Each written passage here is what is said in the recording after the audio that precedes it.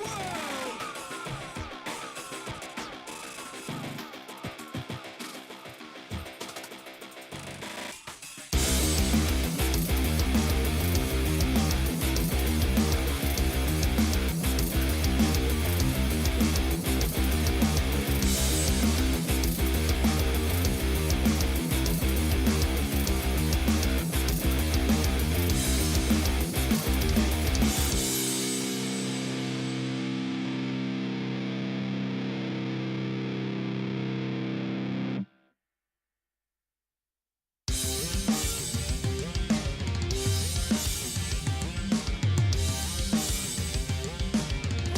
Esports.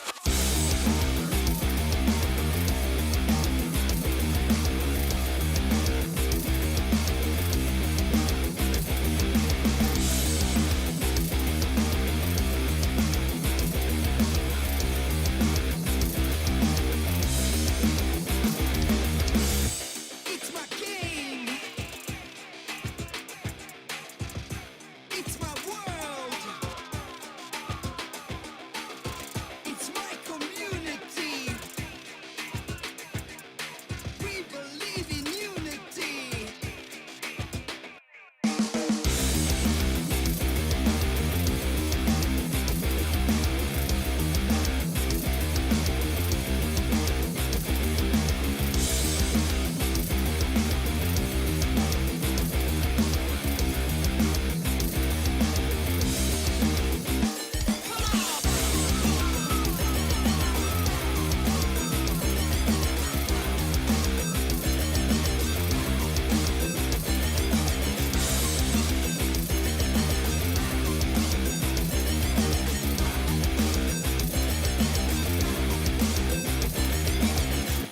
It's my game.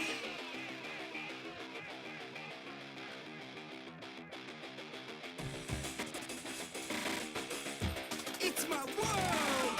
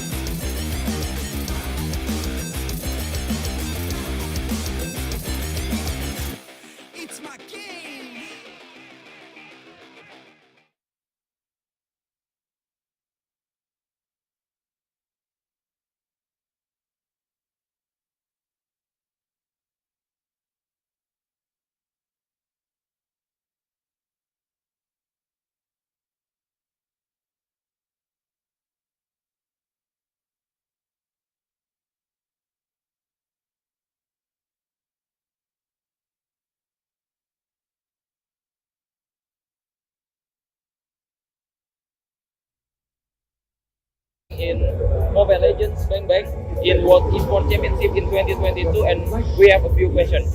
So the first question: are you satisfied with your performance in this match? I think the boys are quite happy, but they are not overconfident because our motive is to go straight into the finals. So for the next question, what is your key factor to help you to win in this match? Menangkan Momo lane, menangkan goal lane dan mid lane. Even you have won this match, do you think that you will improve for your next match? Cakap orang. Dah menang match ni, perlu improve tak untuk next match? Kita nak akan buat lagi the best lah daripada sebelum ni. InsyaAllah kita akan buat lagi power. So you will face other country in your next match, right? Will you use the same strategy on the next game? Maybe tidak. Kita akan gunakan strategi lain lah. Sebab setiap team ada strategi orang, so kita orang ada strategi untuk counter orang. So for the last question, what is your biggest challenge to beat your opponent? What the biggest challenge to beat an opponent? Team mana yang bagi dia? What the big The biggest opponent to beat the opponent is about we studied them. We need to Melayu je. Kita orang nak kena beat diorang daripada segi strategi dengan drafting itu je lah kot. Tadi macam mana? Okay, that's all for my question. Thank you for your time, and I hope the best for your competition. Thank you so much. Thank you.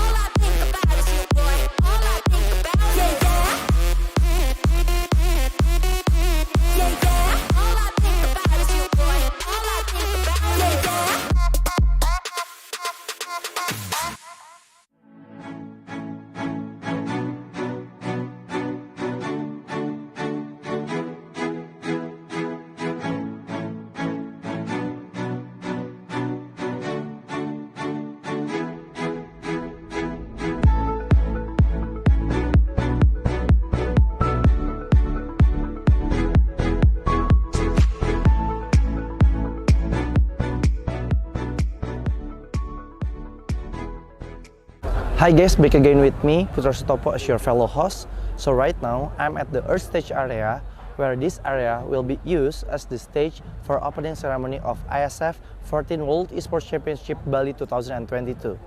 As you can see behind me, they are all practicing for the opening ceremony at 7 o'clock GMT +7. To be honest, I cannot wait to see the opening ceremony because there will be an amazing performance from Alfiref and other performers. So, for those of you who want to watch it, you can watch it through the IESF official channel on Twitch TV. To be honest, you need to watch it, okay? So right now, I want to continue to see their practicing for the opening ceremony. Bye guys.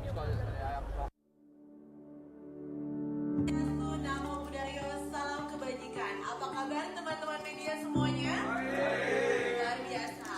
Good afternoon ladies and gentlemen. Berdiri untuk menyanyikan lagu kebangsaan Indonesia Raya yang akan dilanjutkan dengan Mars PB Esports Indonesia. Indonesia tanah airku, tanah tumpah darahku. Di sanalah aku berdiri, jadi pandu ibu.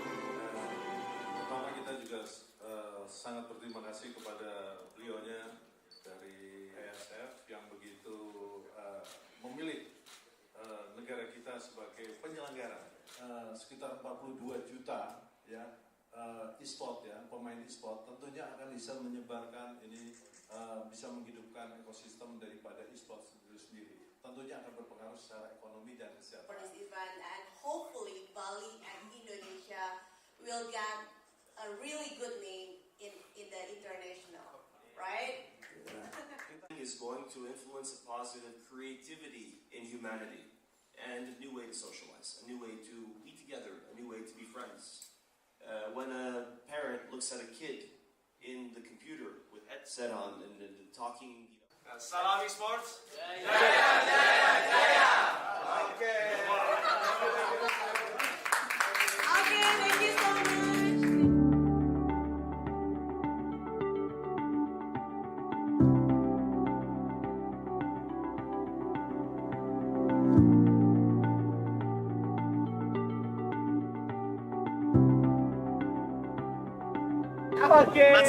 Let's go Bali. Let's go Bali.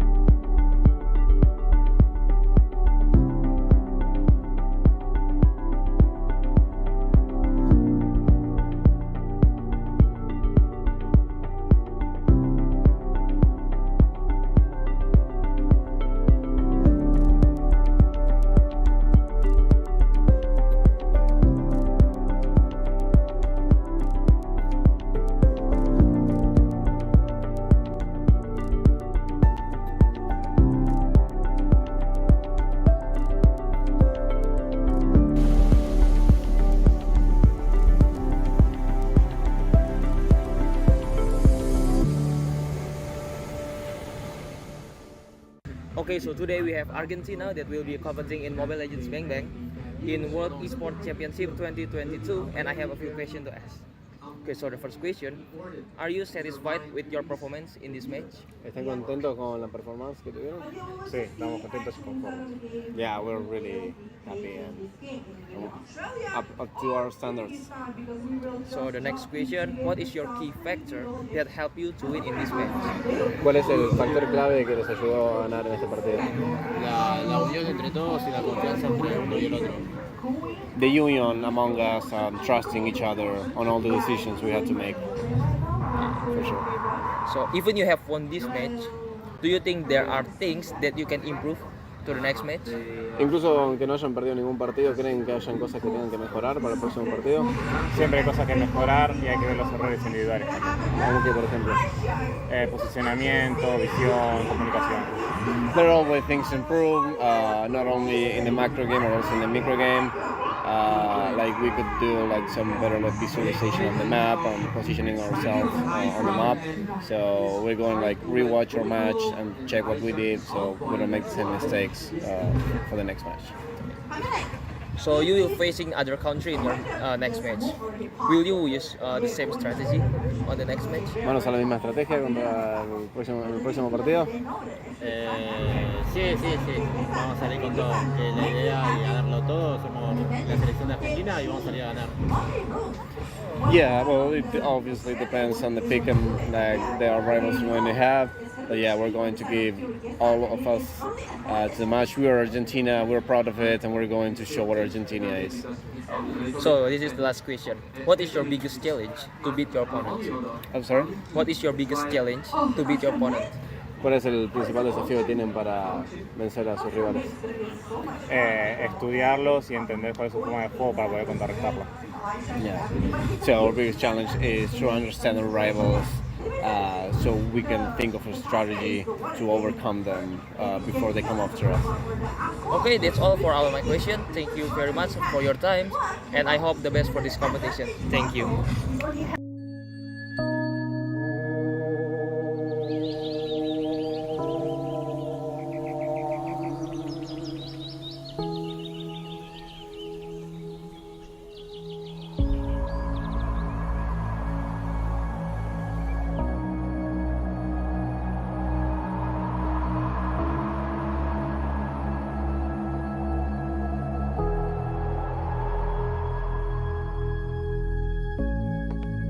Okay, so here we have Gabian for Honest Esports, and I have a few questions to ask.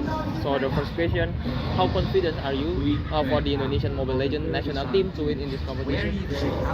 Yang pastinya yakin banget, soalnya kayak aku juga sering lihat kayak beberapa turnamen kayak mereka mainnya gimana, dan yang gak kalah jagonya sama tim-tim negara lain, jadi harus menang.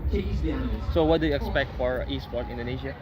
Esports Indonesia sekarang kan udah dibilang lumayan maju juga ya di maksudnya dibanding negara-negara lain selain Filipina.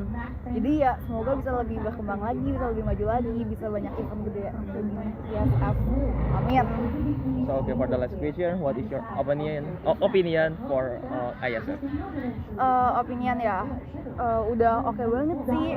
Apalagi tadi aku lihat kayak dari tahun ya, dari 2009 sampai sekarang itu kayak udah hebat banget, tetap pertahanin, dibikin jauh lebih baik lagi. Okay, that's good. So, welcome to the IESF 15th World Esports Championships Bali 2022 with me Sigit as your villa host. So, this is the second day of the IESF 15th World Esports Championship Bali 2022 and we still have a lot of interesting match and games in the game category of eFootball, Tekken 7, CSGO, Dota 2 and also Mobile Legends Bang Bang. You can see full match schedule on our Instagram at the IESF_official and also garudaku.se.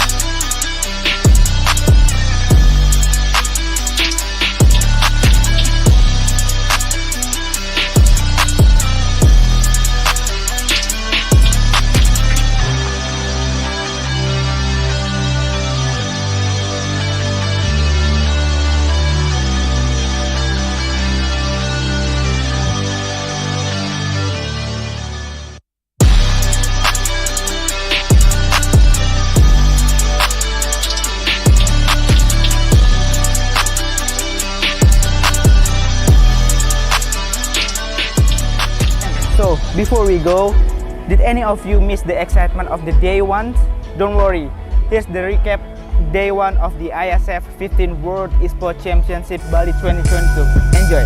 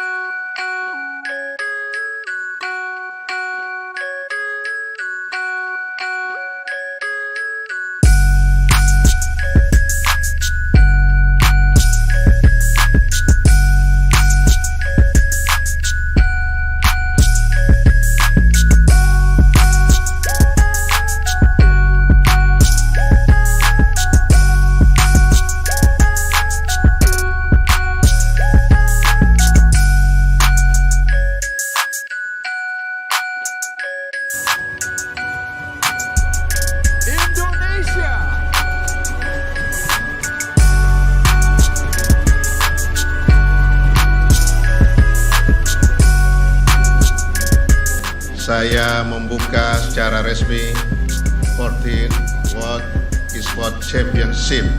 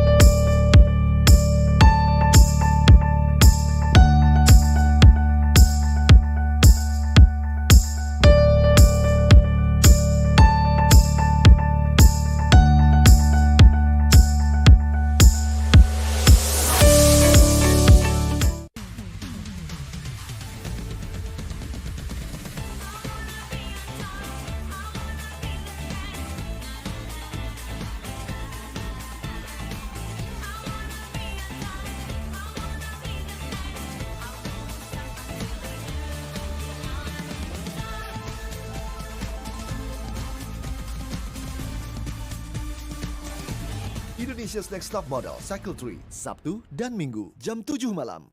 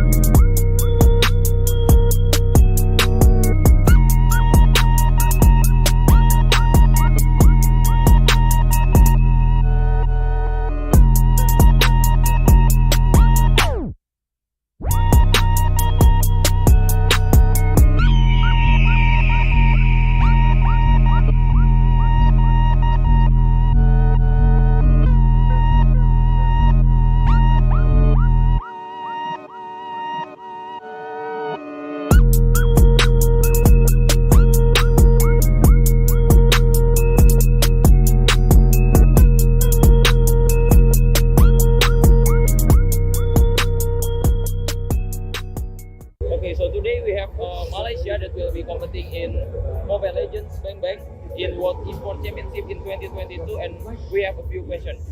So the first question, are you satisfied with your performance in this match? I think the boys are quite happy, but they are not overconfident because our motive is to go straight into the finals. So for the next question, what is your key factor to help you to win in this match? Menangkan Momo lane, menangkan goal lane dan mid lane. Even you have won this match, do you think that you will improve for your next match? Dah menang match ni, perlu improve tak untuk next match? Kita nak akan buat lagi the best lah daripada sebelum ni. InsyaAllah kita akan buat lagi power. So you will face other country in your next match, right? Will you use the same strategy on the next game? Maybe tidak. Kita akan gunakan strategi lain lah. Sebab setiap team ada strategi orang, so kita orang ada strategi untuk counter orang. So for the last question, what is your biggest challenge to beat your opponent? What is the biggest challenge to beat an opponent? Team mana yang bagi dia? What is big? The biggest opponent to beat the opponent is about we studied them. We need to Melayu je. Kita orang nak kena beat diorang daripada segi strategi dengan drafting itu je lah kot. Tadi macam panjang. Okay, that's all for my question. Thank you for your time and I hope the best for the competition. Thank you so much. Thank you.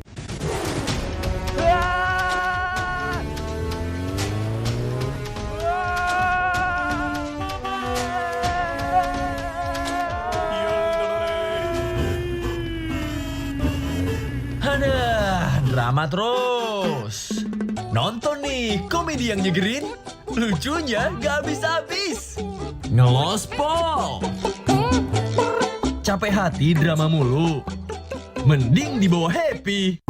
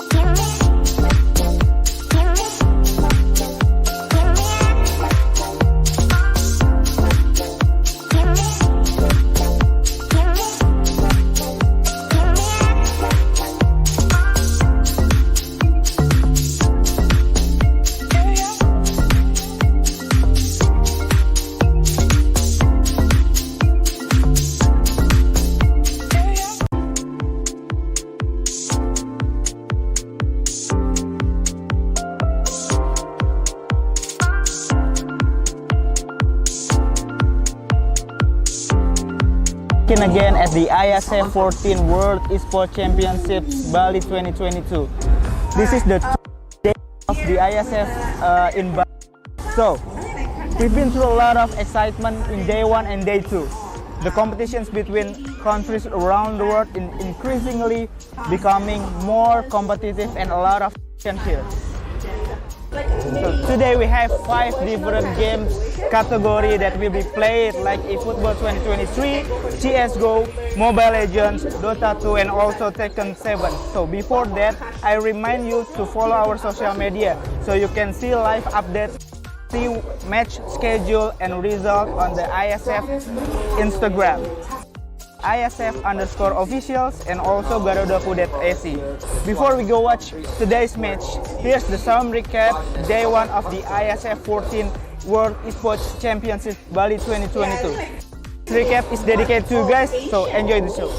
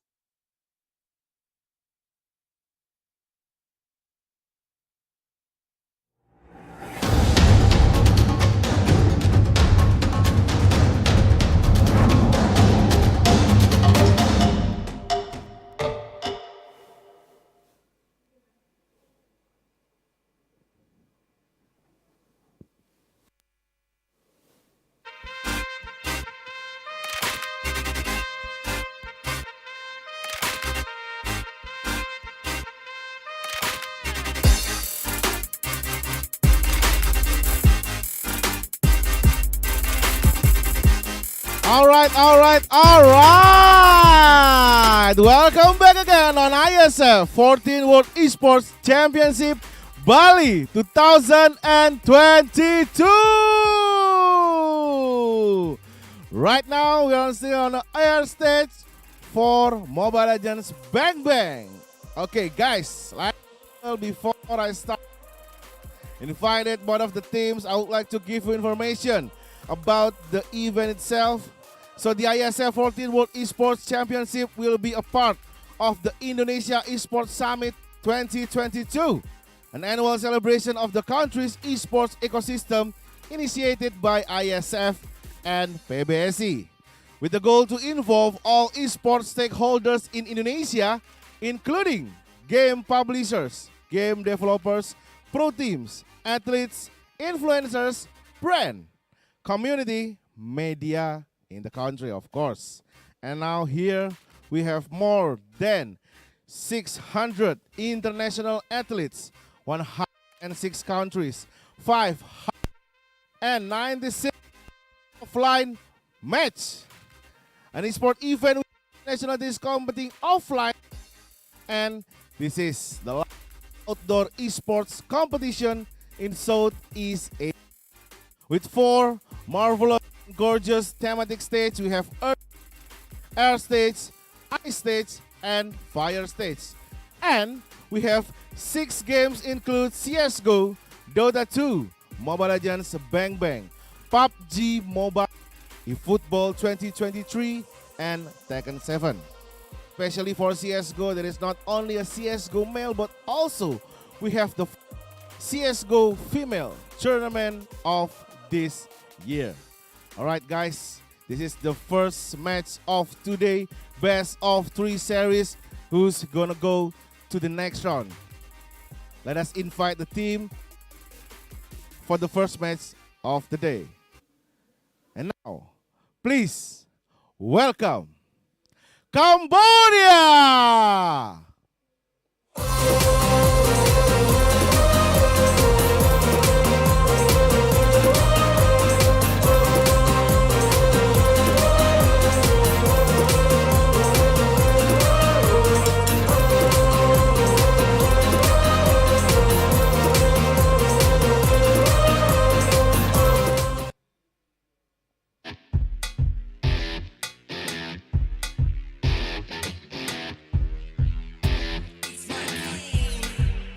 Yes. The boys is coming. Cambodia. All right.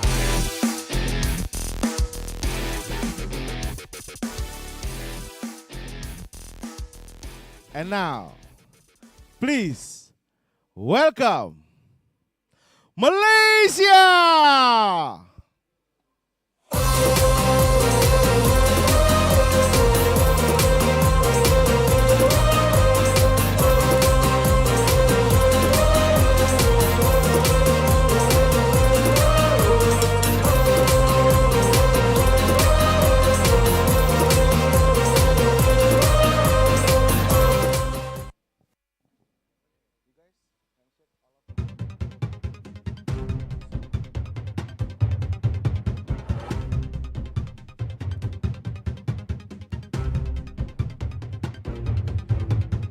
All right, this is pasukan Malaysia.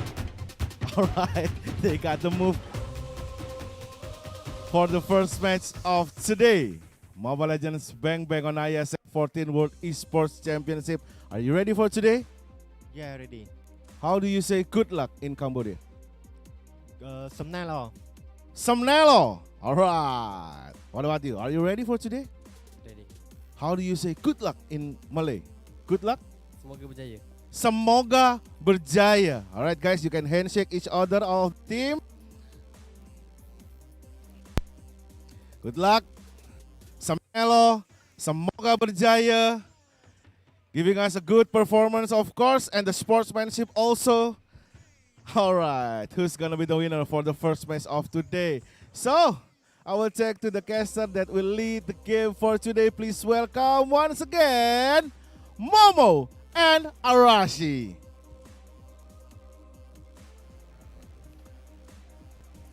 Thank you very much for that amazing welcome. Mr. Uncle Jer. It's your caster speaking. It's Arashi and Momo-chan. Hello, everyone. Put in the combo name in the comments if you want to. But we are back on this beautiful day in Bali for IESF 2022. And it's the first match between Cambodia and Malaysia. Yet another Southeast Asian battle. Yes, it's an upper bracket match for today. But today, like yesterday, we will have 3 matches for today. So please stay tuned until finish because it's gonna be, a long day. It's already been, it's day number 3, right, for today. So I think we already have 2 teams that need to go back and to say goodbye yesterday. Unfortunately, we Namibia and also Slovenia that has to leave this tournament, but we still have another team. They are still competing in this tournament, and now for the first match, Cambodia and also Malaysia. Both of the teams look very strong, especially Cambodia, even though they met Namibia in the first day, but Malaysia actually almost got their first 3 games when they beat Vietnam? No, sorry? Malaysia and Vietnam, right? Vietnam, yes. Vietnam almost turned back the table in the first day when they met Malaysia, right? It's almost their first 3 games for Malaysia, but finally they succeeded to just close it with 2-0. But today, I think Cambodia is totally different than Vietnam. Both of the team look very strong, but I just feel that Vietnam, they always try to give us something new each day, right? Like yesterday they beat Namibia as well, looking very fast. 6 minutes game from Vietnam, but today 6 minutes. 6 minutes yesterday, but today I don't know. We have to see. It's a completely different situation. But before that, the IESF 14th World Esports Championship is supported by wonderful Indonesia, Kemenpora, NOC, and KONI. Yeah. And of course, a big, amazing, massive thanks to all our sponsors: JHL Group, JHL Auto, Nusapay, DAS, Gudang Crypto, Pertamina, Taiwan Excellence, Hydro Coco, IndiHome, Telkomsel, HIN, Episode Hotel, Merusaka Nusa Dua, our amazing venue, of course, Minaski Global, Indonesia Football E-League, ESID, and Lemon ID. Yeah, and thanks for our media sponsor, media partner here. We have Net TV, Trans7, Deticom, Esports ID, Video.com, Dunia Games, and also we have Dance TV and Dance Play, Merah Putih, Bola Score, and also Kami Bijak. This event won't be possible without all the amazing support. So thank you very much. But now, back to business. This match, there's a lot of aggression that you can predict going to happen. Yeah. We saw that Malaysia against Vietnam, it's a bit of a slugfest, but Cambodia sometimes, occasionally, comes out with something completely unexpected. Completely different, What yeah. they can expect, though, is this amazing prize pool, a total of $100,000. Oh yeah, look at Money. that money. For the champion, they will take home 50k US dollar. For the runner-up, they will just take 30k US dollar, and for the third place, they will have to 20k US dollar. And as you can see, the total prize pool is very, very big. This is the World Championship 2022 from the IESF for the tournament format. We already have the 8 teams that will be played in the double elimination system here. But now we only have few left.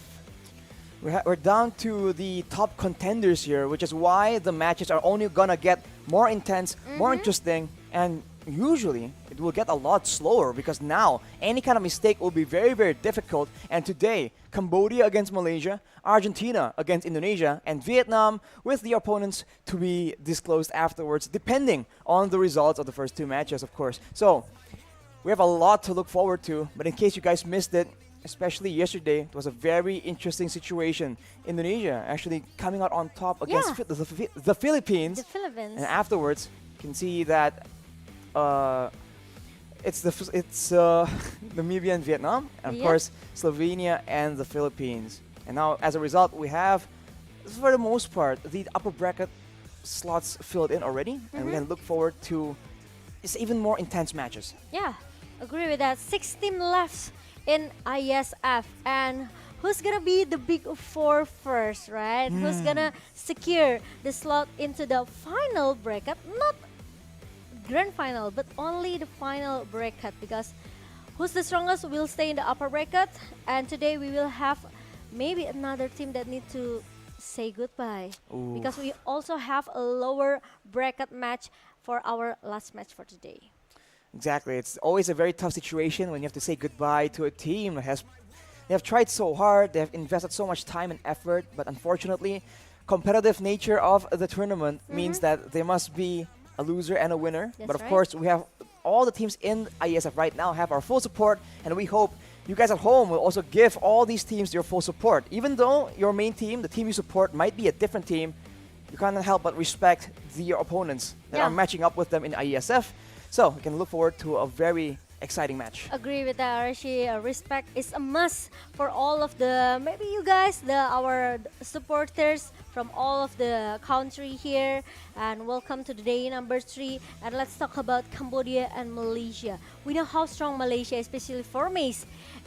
On the first day, he showed us, like an amazing solid performance, because 1 versus 3 for Mace, he's not easy to take down this guy. But before we talk more about Mace, Yams also give us a best performance in the first day when they beat Vietnam, right? Yep, because the Roman position is so impactful right now. Yeah. But on the other side, talking about impact in the gold lane, right? OP and Momo, these are players with so much responsibility, and if you look at the stats, actually, you do see a bit of fluctuation. The kill per game and the kills, it's pretty standard, but the gold per minute is where OP has an edge. But the KDA, though, Momo, has been actually so devastating because his team wants that aggression. So he is relied on a lot more. And when the games get so chaotic, the same way you see every single Malaysian game, you can't help but already come to expect a high amount of kills for either team. Actually, it might just be even back and forth yet again. That's right. If we talk about the gold lane, it's very interesting to talk about this position, because we know how strong the team has to rely on them, right? Especially in the mid to the late game, especially for the very, very, very late game. Especially if you bring an assassin as a jungler, it means you cannot bring that game too late, right? Because some of the assassin, their damage will a little bit fall off in the late game, maybe in the minutes number 16 or number 18, right? You have to really rely on your gold lane here. But the problem is, we've seen that Momo play really well with his Beatrix. And it's gonna be a homework as well for Vietnam because we know Hehe with Cloud yesterday from the Vietnam looking very good as well. Not only Cloud and of course a 1-1, but Malaysia still able to survive and even stay in the upper bracket. And now Cambodia is the next country they have to beat. And now it's the same old game of drafting against the Malaysians, right? You have no idea what's gonna go where, who's gonna play what. And so it begins for Cambodia. The Phobias as a first ban is quite interesting. I don't think we've seen it being prioritized that much. But for Malaysia, that Kaja is just way too flexible, way too useful, and I don't think they want to allow Cambodia to get their hands on such a dynamic, a confusing pick. Along with that though, that's that Diggy being banned away by Cambodia. And this is something that Malaysia usually does. Ban away or pick that Diggy, as we mentioned, and then stack up the crowd control. But already a different situation here. Angela has been banned from Malaysia. And maybe they have some information that we are not aware of. It's interesting because Cambodia, they always ban out these Phobias. The first day when they met Namibia, maybe Namibia not looking very strong in the first day, right? But Phobias always be a prior ban from Cambodia. So there must be something that they don't actually make this their god laner being distracted. There's some guy who can, trying to dive in the back line? Dive going into the back line, especially if he has a big damage there. So no Phobias, no Diggy. Malaysia, they ban out that Angela and also Kaja. I really like how they prior this Kaja because we know how strong Kaja right now. Not only as a roamer, but also as a jungler here. But there's no 1-1 as well from Cambodia. Ooh, a 1-1 ban to ensure that Malaysia, whoever is in the gold lane, because we never really know with Malaysia, will not be able to outplay with that 1-1. And for Cambodia though, it really seems like they want to punish a lack of, almost a lack of counter for mobility because they've banned away the Phobias that can punish dashes, ban away the Diggy as well that can lock people down. So I think they just want to go with something very mobile, something that can go in and out again and again and confuse Malaysia that way. But of course, that is a playstyle that the Malaysians are not foreign to. They like doing that themselves. So we'll have to see. As Momo Chan mentioned, it's a very interesting banting phase, but the Fanny actually will be the final choice for Malaysia. So they will try to contest that Leo Mort and also Wait Joy already can be played because the information that I've got that actually they cannot play this Joy. They cannot play this Joy, right? Yes. So interesting. I think we saw. I think it's gonna remake since there's a I don't know. Vexana and also, oh no, actually it's not a remake. I think because if we'll see. Yeah, we'll see. All right. If is the next pick for Malaysia with Benedetta. Benedetta and the Yves. A lot of mobility, but also a lot of mobility denial. And for Cambodia, what will be their situation here? Now the Phobias ban makes sense because if they want to play that Joy, that is a lot of dashes that can be absolutely punished. So for the side of Malaysia, are they going to go for heroes that can stop that kind of mobility? We'll just have to see. For Cambodia, pairing up this Joy with a lot more crowd control with heroes that can dash alongside that Joy will be very beneficial for those big dives. Yeah, I agree with that. But with the shadow pick towards Bruno, I'm not really agree with that because Malaysia, they have this Benedetta to dive into the back line. But Cambodia need a good lane that can try to maybe at least have enough damage, have an A damage that can hold up the presence of a Benedetta here because we know how aggressive Benedetta with the Phantom Slash and also the Electric Final Blow, right? So I think with Beatrix in the hand of Cambodia for OP, as long as this Beatrix has a good positioning, I think she's fine without have to worry that Benedetta will try to dive and take her down. But yeah, Leo Mort pick from Cambodia, so it's gonna be Joy for mid lane, I think.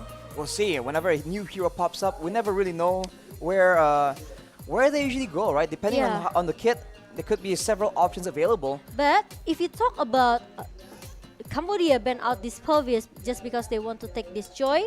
Actually, there's one more counter for Joy. Oh, tell us, Momo-chan. It's Min-sitter. Oh, you're Right. right. It's also a very solid engage tool if the Cambodians or the Malaysians want to opt for that. We'll have to see though. We haven't seen it that much recently. But for the Malaysians, having that Leslie though, that's a lot of burst damage. And that means that they are banking quite a bit in the late game, Yeah. which is a bit uncharacteristic. They have long range from their mage and from their gold laner, and they usually scale well with items. Or So maybe they now- want to pick something else that can have an early damage, such as, maybe Ling from Chiku. Ooh. Or maybe they can play another 2 marksmen like Philippines yesterday.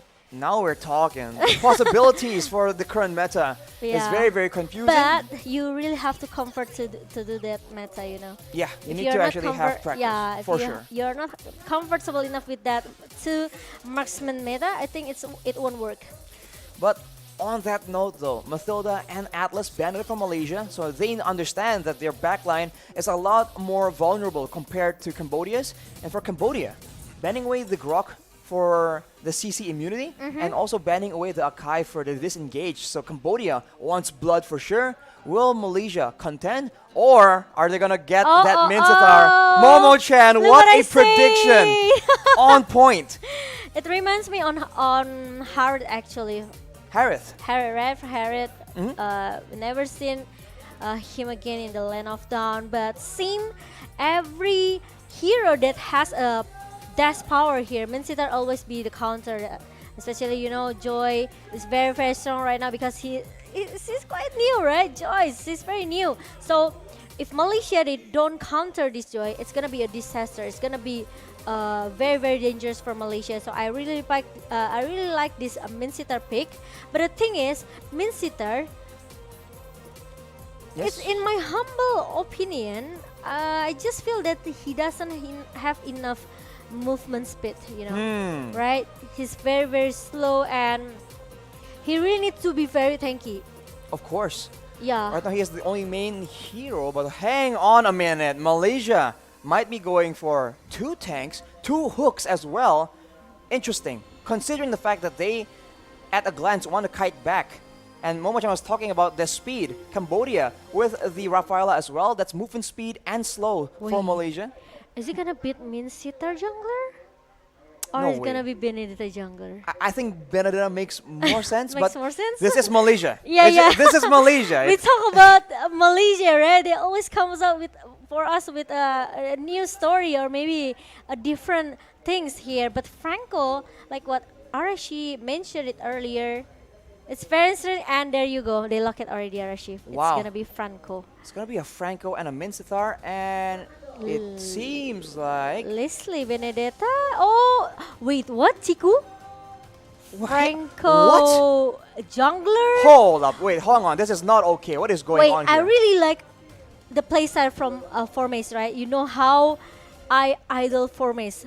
It's been Right. like a long time already. You're a big Formace if fan, you yes? talk about Philippines, I really love Oh My Venus, right? But for Malaysia, I will go for Formace because I know how strong he is, how the capability of him to, trying to manipulate the game. I mean, we saw it We saw it He was yesterday, going the first 1v2, day. 1v3, you And- name it. He does it all, man. I know, right? And he's very, very, I can say maybe amazing player here. But if you talk about Benedetta, yes, I'm agree with you. Maybe it's good for the jungler position, but in the hand of Formace, I have no doubt. We'll about have to it. see. I mean, it's a very strong laner with great wave clear Yeah. as well. But ladies and gentlemen, let's get straight to it. Game number 1 between Oh Cambodia my God. and Malaysia. And as we suspected, it's a Franco in the jungle from Chiku. What in the world is going on? Wow. Wow, okay. I guess with Malaysia, it is what it is. It is what it is. There's no point being surprised anymore. But now, But look at I'm that quite already. surprised, yeah. Ty actually trying to make a bit of a distraction, but he might just get punished. Chiku and Yums going in aggressively, and Ty will be able to dash away on that Rafaela. But unfortunately, it does seem like Yums is going to be attacked by Deja. But everyone backs away. It's just all good. But Ty will be recalling, and that will be Malaysia just having a lot of pressure in the early game. But I think the concern here for Chiku on that Franco is the farming. because with that bounty hunter emblem, he's gambling on actually getting very fewer camps and actually ganking a lot more. It fits the Malaysian playstyle, but we'll have to see if Cambodia has an answer. Yeah, let's see. It's quite, maybe a little bit tricky here because they will bring that Franco jungler. It's new for me, to be honest, but I really like that Min Sitar pick here. So we will see what will Malaysia do with this Franco jungler. But Dija will comes and try to clear the minion as soon as possible. And Formis, I think he can still trying to clear the top lane without any concern that coming from the Cambodia team here. And Boom still able to let the passive playstyle coming from Formis here, because Formis seems need to get the level 4 first. Right, with level 4, Formis becomes a completely different hero. He does have the combo with the Petrify and the Electro Final Blow, but for now, it just seems like it's a very wave management, wave-heavy situation. But look at that fight, Chico guys getting bursted down. First blood picked up by Deja on that new hero, on the Joy, but that will be Moon trading back a kill. The turtle, though, gets stolen in the middle of everything by Lutu, and the Malaysians, they want vengeance. They keep going in, and Yums is chasing down Boom. Boom gets taken down, and then everyone else follows suit. That's a double kill for Yums, and the Malaysians assert their dominance. Wow, and let's see. Malaysia, they still able to get the third kill here, especially for Yums, right? With that 2 kill. This is what I see from Deja. Now, is he still level 1? No, I think he has. Oh, it's level 4. Okay, so it's. Exactly. This hero is just so mobile, and there's so much burst potential. You don't really notice it, but the small amounts of crowd control combined with the dashes, it's just completely annoying to deal with. And in that mid lane, look at that wave clear. That just gives the Cambodians a lot more wave clear to play around with. But of course, against 2 hooks from the Malaysians, it might be a bit too dangerous for them to not watch where they are gonna move. And Yums, I think it's kind of important for his presence, and Momo needs to flick out because he saw 3 members in the bottom lane trying to punish her and giving a pressure since the early game. We talk about this later, right? So the Malaysian composition, actually they are trying to play into the mid until the late game composition because they need sometimes. But meanwhile, we talk about that OP has been, doing his homework. Doing his homework and getting that kill. Momo gets taken out, and the Malaysians are on that back foot. Deja on this Joy. That pressure allows them to actually play so aggressively and secure a turret at the bottom side. Formis has rotated to try and alleviate some of this pressure, but it's clear that the Malaysians are struggling to keep up. It's a tough situation for them for sure, especially because all these very aggressive early game heroes with a lot of wave clear. The Beatrix, the Joy, the Lapu Lapu even. There's a lot of tools in the hands of the Cambodians to manipulate these waves. They only have this Benedetta if they want to play the rhythm in the early game actually. And for me, it's not enough because we know Benedetta still needs some item, maybe on War Axe or maybe some the Bloodlust Axe for the lifesteal here. So need some time as well for Formis. So I think Malaysia, they will try to play a little bit passive here until the minute number 6 or 7, until at least Momo got his Berserker Fury. Or maybe Blade of Despair. Well, we say that they will play passive, but they were the ones who initially got the abundance in kills. So we'll have to see. I think these turtle situations are where things get a bit confusing, because sometimes which team prioritizes the turtle might just get caught off guard, and that seems to be the approach that a lot of these aggressive teams have been taking. You can take the early turtle, but then we'll take 2 or 3 members, and it will still be worth it that way, especially if they can translate that man advantage into a turret objective. But for now, both teams are just waiting around, but Cambodia are the ones that seem to be wanting to orchestrate dives. Okay, and now 2 members in the top lane here. Yum still able to survive. The King's calling up, but OP got a lot of time and space as well. Look at that, the electrifying bits open up from Dija, but the cover up coming from Malaysia. Look at 3 member Chico guys trying to hold up a little bit, and look at the manipulation really on time. In the perfect timing, they got Lutu, but not really, maybe a lot of advantage for Malaysia. They get Lutu, but they lose their top lane turret in the process. Definitely not the result that they would ideally want. They have 2 hooks, but for the most part, Cambodia have no issue at all bringing the fight to them. And now, boom, with the Bloodlust Axe, will be able to sustain even more in the early game fights. And we see that the Malaysians, they are struggling to secure those kills after getting the members of Cambodia low enough in those big fights. Yeah, and now Cambodia, I just feel that they know what they have to do in the early game. They know Malaysia is looking very, very, maybe I can say not strong enough to counter all of the damage that Cambodia have. So they have to play a little bit patient here from Malaysia. They try to make some space for Momo, especially Momo has been taken down once, right? So they need some space for Momo to at least get his item until he's ready for the team fight. Lutu getting poked down by the sniper from Leslie, but Iron Hook lands, and right now the Malaysian trying to strike back with the real manipulation. Chiku picks up 1 kill, but the turtle will be taken by the Cambodians. Is that enough to make it worth it? We'll have to see, because Tai is also being chased down, and Chiku has some plans here. The Iron Hook does not land, but I think the Malaysians might make a play for the purple buff. Aggression all across the board right here. Yeah, and if I'm not mistaken, I think Chiku used his retribution just now. He did. Oh, okay.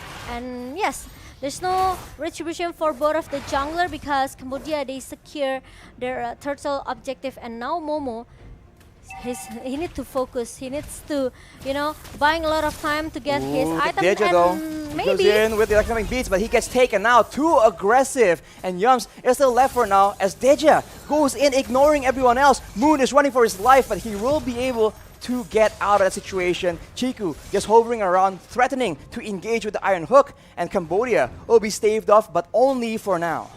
Yeah, only for now. Now, for me, it's 1 versus 4. Petrify for 2 members here. Nan, and electric fire blow pops up, but the damage from OP is just way too strong. And now, boom, dive too much, going into the turret in the mid lane. Oh, but look at that. That was really a good point coming from Cambodia here. Yums down, and Chiku, I think he cannot do that much because Momo, finally with the backups coming from Momo, at least it makes Moon can try to survive a little bit here. What an engage coming in from Boom on the Lapu Lapu, just going in very aggressively and even juking out, surprising the Malaysians with that flicker. That is insane. Also the combo with the Braver Fighter, right? To think that in the beginning, Formace was able to get a huge electro final blow with that Petrify. That really started off the fight in favor of the Malaysians, but the Cambodians, they just counter straight back. I agree with that, and it looks very strong for Cambodia, especially in the first maybe 10 minutes. And OP, he got really a good KDA, 500 with a level 12 right now. If you compare to Momo, there's a 3 level different gap. 3 level difference. It's definitely significant, but of course OP is expected to be winning in this early game. The late game is where Momo is going to take over with that true damage, up to 2k, and against the team of Cambodia, there are 2 fighters, so the true damage will be so useful if they can actually stall the game long enough, because Cambodia is going for the Lord, will be free uncontested, and Malaysia, it seems like they are just trying their best to damage control. They finally secure a turret as well. Yeah, they maybe can try to, do a split plus strategy here for Momo. Especially, they cannot contest the first Lord, but it's only the first Lord. So Malaysia, they still, they should able to just knock it off very fast. But the thing is, I think Cambodia, they don't want to let this Lord become a giveaway Lord. Well, on that note though, Formace very aggressive is here, still trying to make sure that he asserts the dominance. He threads the back line and Yums lands a hook. It's a stun on the Tai, but it won't amount to much. Malaysians are a bit gun-shy right now due to that gold difference. And Deja, as you can see, not a lot of counters available, is moving in and out, and the Iron Hook does not land as the Cambodians will be able to take away 1 more turret from the Malaysians, moving over to the mid side where Formace will be forced to retreat.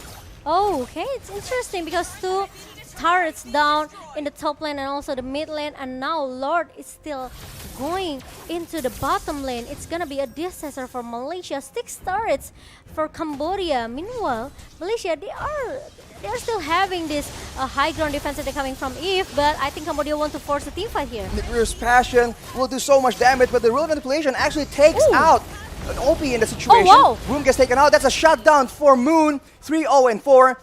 That is a Malaysian striking back with the high ground advantage. Cambodia a bit too overzealous to end the game, losing two very important members in the process.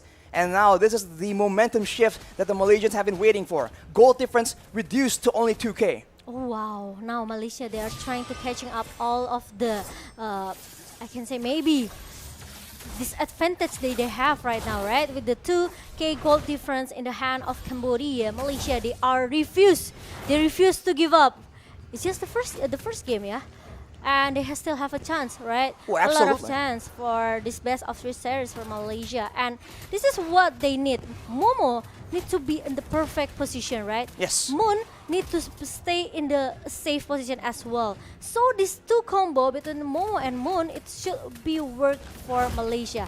If they lose Momo or Moon, I think it's gonna be a disaster because they only have Yams and Chiku as a frontliner. Moon though is being targeted. Iron Hook does not land from Chiku. He is struggling to get the valuable pickups that he needs. The snipe though exposes the Cambodians, but the Malaysians will not be able to find a big fight. On that point, Momo, as you mentioned, when Deja can get into that back line, that is where they get so much Agree. more benefit because Moon as well as Momo just can't have the space to operate to deal out that damage. Yeah, Malaysian really need to cover this Moon because we know how strong the real world manipulation. It's only a suppress ability that can shut the ultimate down, right?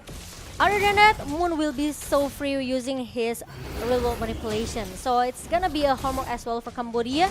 But I think the second Lord, Malaysia want to try to take a chance to just contest it. Four has rotated, but look at that. That's an in-game for the Cambodians. But the look from the Lord actually benefits the Malaysians. Electric final blow in the back line from 4 mains, and Moon does a lot of damage. But oh no, OP is still alive, doing a lot of damage, and that will be the Malaysians dropping one by one. Momo, the only one left as the Cambodians claim victory in that massive team fight. Now Momo really needs to recall because look at that. The minion is going into the base of Malaysia. Momo needs to clear as soon as possible because the 3 member from Cambodia seems they want to focus on the base. 0 seconds jumps will spawn and the waves will not reach the base in time. Now the Malaysians have a chance, but look at that damage onto Momo. Bandit's Rage, that's just a lot of damage in the hands of OP that they cannot ignore. The Malaysians are able to survive, but that's for now. The Lord is marching down in the bottom lane as well. The Cambodians definitely want to make use of this huge momentum shift, and they might just be able to do it. But of course, the Malaysians are in their base. They have a chance here. Yeah, especially you bring this joy into the late game composition. I think conceal. it's not good for Malaysia. That's a concealed play from the Cambodians. They are trying to get a decisive fight, but they won't be able to find it as the Malaysians zone away. Real manipulation is too far back in the back, and we can see that Yums gets taken out, and it's still a really back and forth situation, but the Cambodians are able to take out Yums, so there's no engage, no front line for the side of the Malaysians. Yeah, the ultimate snipe pops up going into the hand of OP, and now Cambodia, they are trying to force themselves going into the top lane here, trying to take the best turret of Malaysia, and they succeed. And now it's gonna be the next mid turret here, and it's gonna be the left base turret for Malaysia. So I think it's gonna be a disaster. Look at that, the Phantom Saint pop up. Moon trying to survive here with a good positioning. The Rumo manipulation pop up. I think Cambodia, they will take the game number 1 RSG without any doubt at all. I could say Joy is very, very strong in this game. Insane amounts of damage coming out so fast from the side of Cambodians. And the Malaysians, they're usually at home in those fast-paced situations. Unfortunately, they are forced to accept defeat in game number 1. Yeah. And Cambodia, against all odds, against the Malaysians, they have prevailed. Yeah, they try so hard actually because they have this high ground defensive that coming from Eve with the remote manipulation. But the thing is, it's not gonna stay that too long, right? After the remote manipulation being popped up, there must be like some suppress ability. Just need to knock up him and try to cancel the ultimate, right? But the problem is Cambodia, they already have a lot of damage here. They already have a massive damage coming from OP with this Beatrix. So they don't need the suppress ability. They just need to dive in and trying to make this Moon very, very low. And this is what makes Moon actually kind of maybe have a war really comfort for him. I mean, the best crowd control is death as a lot of people say. Agree. If you take a look in the early game, it does It's- seem like the Malaysians have some momentum, but then the Cambodians, they just take over. They got the first momentum actually with the 3-1 trade kill point here. But the problem is once Momo down, it's just like a snowballing moment for Cambodia. It's really a good petro fighter coming from Mace. But after that, Cambodia just answered it with the flicker and also the braver fighter that come from Boom, and it changed everything. Yam's down, but the problem is, look at that, Moon. He's being punished. He got a lot of poke damage coming from OP. That's the problem. Malaysia, they don't have anyone can dive going into the backline comfortably because they only have 4 mates. It means 4 mates need to be very, very tanky and have a massive damage at the same time. And it's not easy for Benedetta when it comes to the hybrid Priority. build, right? Hybrid build, yes. Right? Yes, and hybrid priority as well. Because we know that 4 mates, he also realized these Yams and Chiku guys cannot be a true frontliner, cannot be really a proper tank, in my humble opinion, because we know that Chiku, once the Iron Hook miss, he cannot do anything. He needs to reset it again. He needs to wait until the cooldown for the Iron Hook comes back. And Yams, with the King's Calling, that's the only way how they stop Joy with the Rhythm of Joy. So I think once Yams done, it means nothing for Malaysia. Deja is definitely one of the main issues here, but the match MVP will be OP. 0, 1, and 2. Oh, sorry, 8, 1, and 2. With a 900 GPM, he was doing a lot of damage from relative safety. We can see that there's only one fight where Moon was able to actually target him using the real-world manipulation. Other times, not even close. Deja here, the mid laner, with a 2, 0, and 5 score. He was doing a lot of damage, and that is just crazy. The mobility. It's like it's Agree. Harith on steroids, man. He can just go in all the way in the back, and you can see that despite having the King's Calling, despite having a Franco that can suppress these mobile heroes, he is Agree. able to just go in, and there's no solution at all from the Malaysians. Actually, the mid-sitter pick is very, very a smart move from Malaysia because it's only here that maybe effectively counter this Joy, right? But the problem is they bring a Leslie. That's the only problem. Leslie need really some time to farm and at least get his 2 items here for Momo, right? Yep. Meanwhile, Cambodia, they have a lot of composition in the early game. They have a Batrick, they have Ravila especially, right, with the Holy Healing. They need some Dominance Eyes or maybe a lot of items that can try to stop or maybe lower the lifesteal coming from this Ravila. Deja, with the Rhythm of Joy, it makes Malaysia, they just need to punish the Yams as a frontliner. Once there's no King Callings, the Joy will be very glad maybe with all the ability that he has. With his Rhythm of Joy, with the electrifying beats, we know if Joy hit the beats perfectly, it means a lot of massive damage that he can has.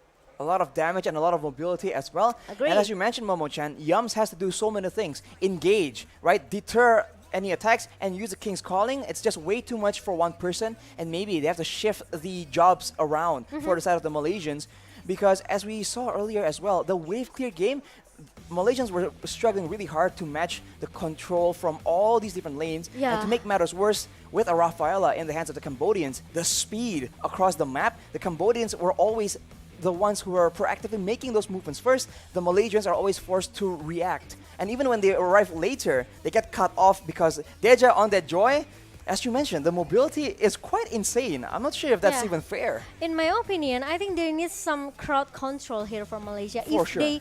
If they bring Clean or maybe bring Brody with the stun, with the corrosive strike, I think that's much effective for Malaysia to at least hold Cambodia in the early minutes, right? In the first maybe 6 until 8 minutes, I think Brody's still able to do that.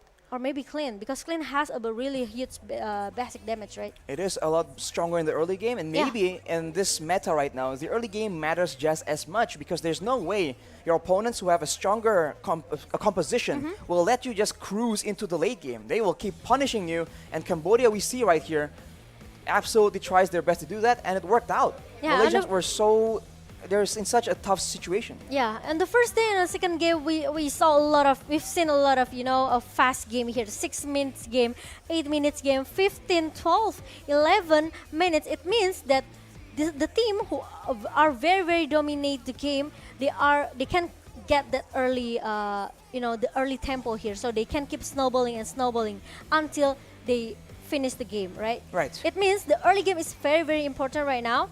And the composition for the draft, it has to be very fair, I can say. So they can have the balance, yes, balance. So they have the early composition, maybe from the assassin, trying to make some time for the marksman, especially in the gold lane here, to get some item.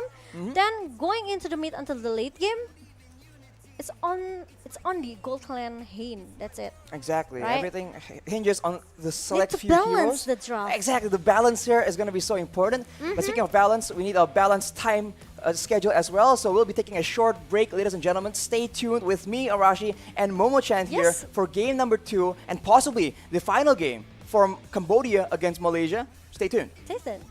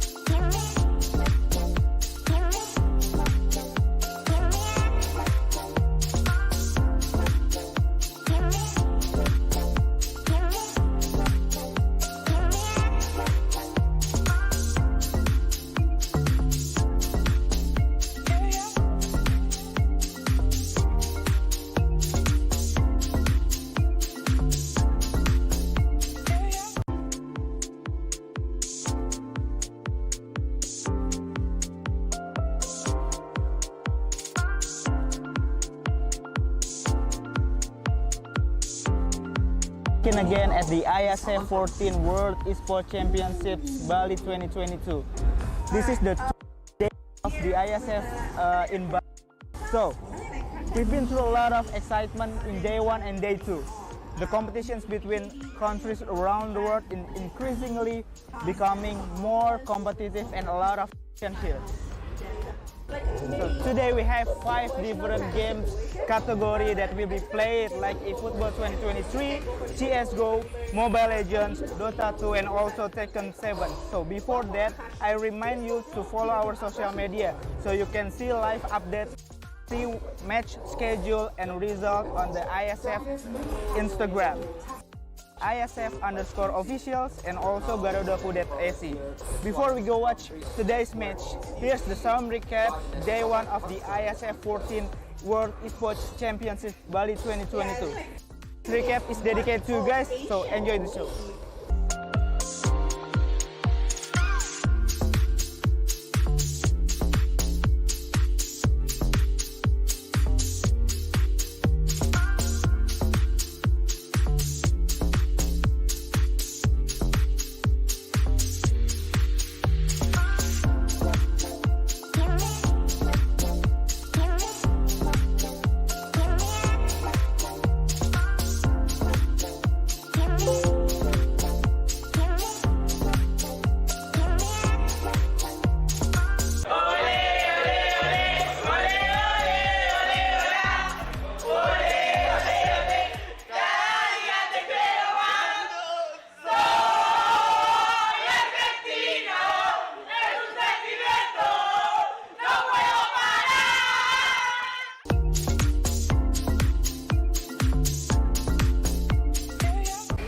Nah, setelah hari ini kita bahas berbagai macam match, mulai dari match yang ada di Ice Stage ataupun yang ada di Fire Stage.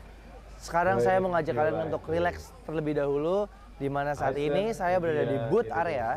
Di sini banyak banget berbagai macam activation yang disediakan oleh booth-booth, baik itu booth dari sponsor ataupun booth-booth dari partner-partner PBSI dan IESF. Seperti yang ada di belakang saya, ini ada Garudaku Zone, di mana seperti yang kalian lihat, di sini banyak banget area-area permainan, ada racing simulator, ada juga mesin capit yang bisa mendapatkan hadiah item-item Dota, atau di sekelilingnya banyak sekali game-game atau booth-booth dari developer lokal. Nah sekarang saya mengajak kalian untuk kita keliling-keliling di area booth. Mungkin buat kalian yang mau nonton dan mau datang ke acara IESF World Championship ini, kalian bisa tahu nih, kalian mau ke booth mana dan mau menikmati activation di booth mana aja. So, ayo gue ajak kalian untuk keliling-keliling lebih dahulu.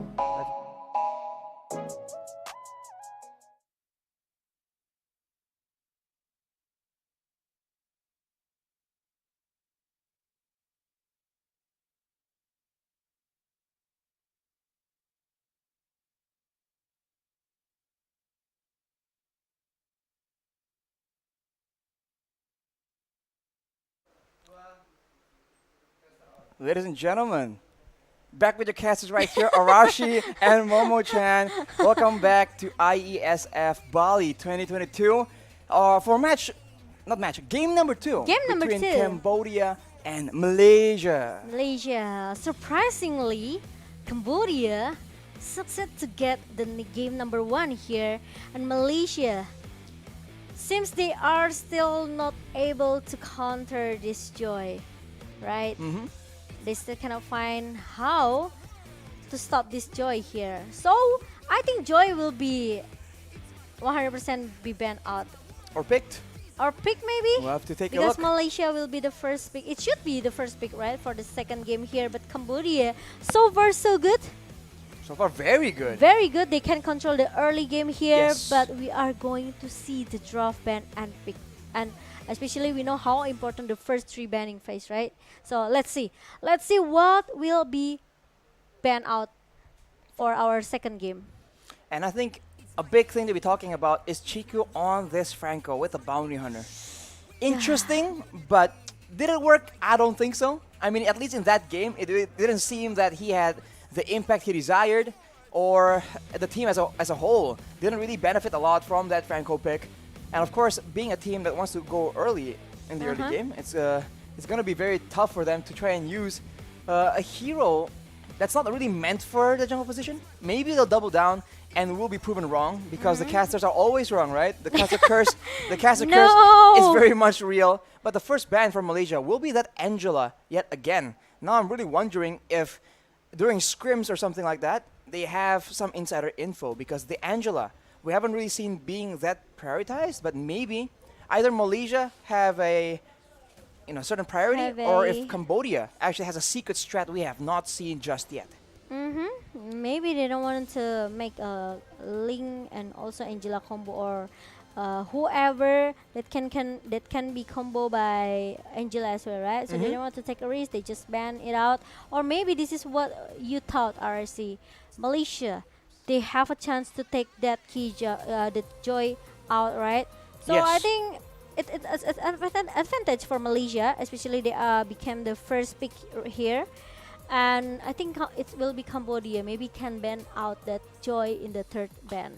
The Joy. Will Cambodia have a solution ready? Joy. Will they, I don't know, will they think it's that dangerous or will they, having used it already, have a counter prepared in mind?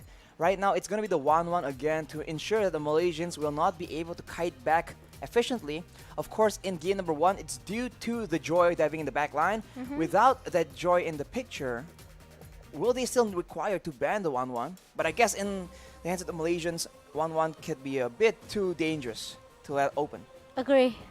No 1-1, no Kaja as well, because we know how strong Kaja is with the Divine Judgment here. It cannot be cancelled, and there's no Digi as well. Maybe Malaysia, they want to take this Atlas. No Digi. Maybe there's a lot of crowd control that can be picked by Malaysia for our second game, at least trying to force this game going into the third game. That certainly is the usual idea, especially for the Malaysians. This crowd control like Atlas and Digi dynamic definitely is something to think about. For Cambodia though, they have this Kaja banned out, so will they go for yet another dynamic high mobility team composition? Because the Phobias will be banned away from Malaysia as well.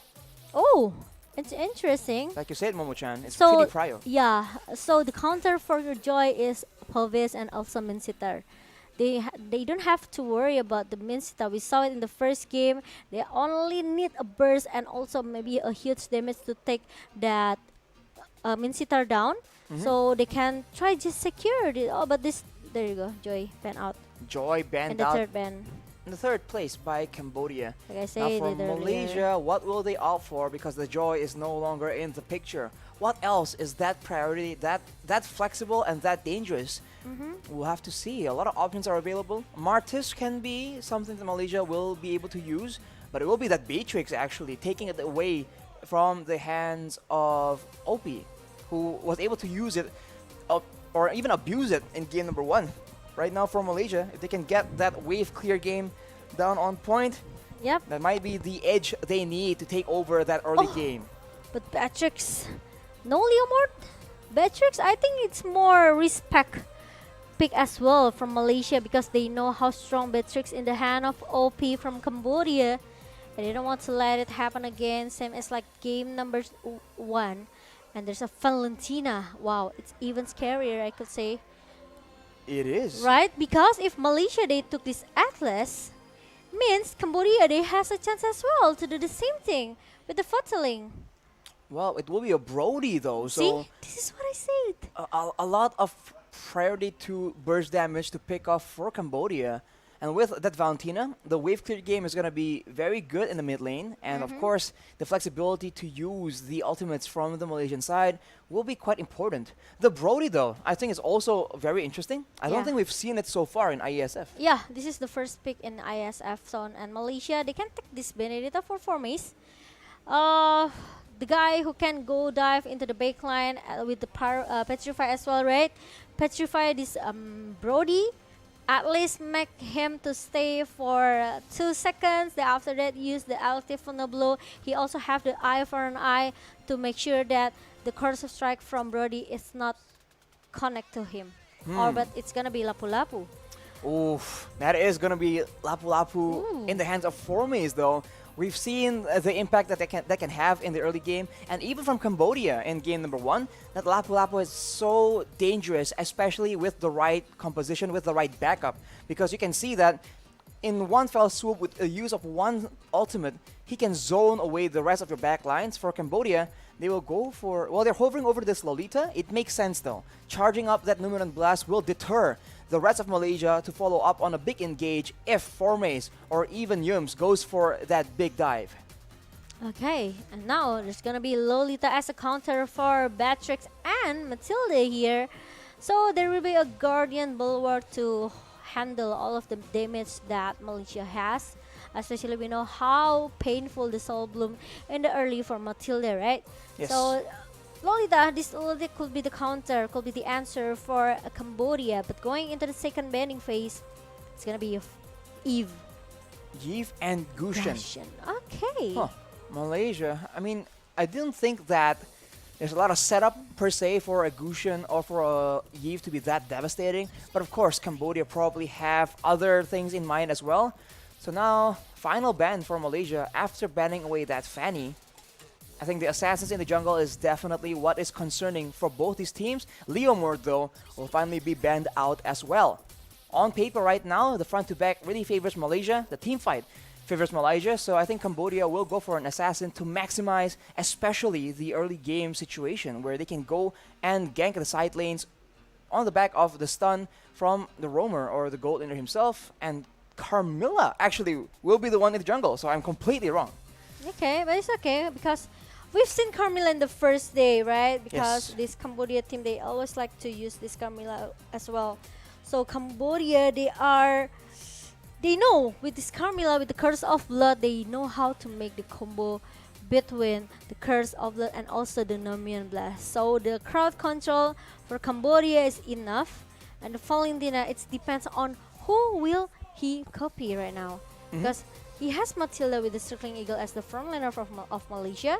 He can copy that, but now Shadow pick to Akai with the heavy spin. It's gonna be another option as well for Valentina in the hand of Cambodia. Right, so a lot of crowd control already, but the damage Kagura? is gonna be what is concerning here. Oh my god. Valentina can provide enough with the Shadow Strike and the Cane Shift, but for Malaysia, having a Kagura right now, a bit of security, outplay potential, and of course a huge burst follow-up depending on who engages that fight. But for Cambodia, are they going to go and select that Cho? I think- It will not be for now. They keep us guessing way too much, man. I was gonna say maybe they can try to pick this Yuzong, right, for Ooh. going into the backline. But I think they don't have to worry about the backline from Malaysia because they are going into the dive, trying to break the frontliner of Malaysia here with the direct Shadow pick, but it changed again into Paquito. The Paquito actually gets locked in by Paquito. Cambodia. All right, so a lot of burst damage, a lot of utility NCC in the hands of Cambodia. It will be on Malaysia to try and survive in the early game. Bring it to those big team fights where the AoE from the Lapu-Lapu, from the Kagura and the Beatrix can be very important, and using that Akai to secure the neutral objectives in the meantime. Solid game plan for both these teams. It all comes down to execution. Yep. But I must say, Malaysia, usually being the aggressors, I think will have a bit of a read on how Cambodia wants to approach these situations. Yeah, I thought that they will pick another else here, but seems Boom with the Paquito is enough for Cambodia at least, trying to steal someone from the backline here, from the composition from the Malaysia. Meanwhile, we know that Kagura has an escape capability and also the non-immune, right, with the umbrella here. So I think Exactly. if Kagura still able to survive from the Paquito, I think Malaysia is still able to get this game number 2. Let's find out if will it be the final game here, or will it be an equalizer for Malaysia? Ladies and gentlemen, game number 2 between Malaysia and Cambodia. We'll have to see. Let's get straight into it, Momo-chan, as in the early game, the junglers, of course, are starting on their buffs. The rotations will be very important in this game. Okay, we'll see. But the thing, there will be not an aggressive play coming from Cambodia, even though they have this Valentina, they have this Lolita. even have this Luto with the Carmilla, right? Yep. They're still need to waiting until level 4, especially with the Carmilla with the Curse of Blood. It will be very, very flexible for the team fight here. Meanwhile, Momo got a lot of poke damage from OP with his Brody. This is what I said in the first game. If Malaysia, they bring at least Melissa or maybe Brody, it could be a different story though. Oof, Thai being very aggressive on the Lolita though.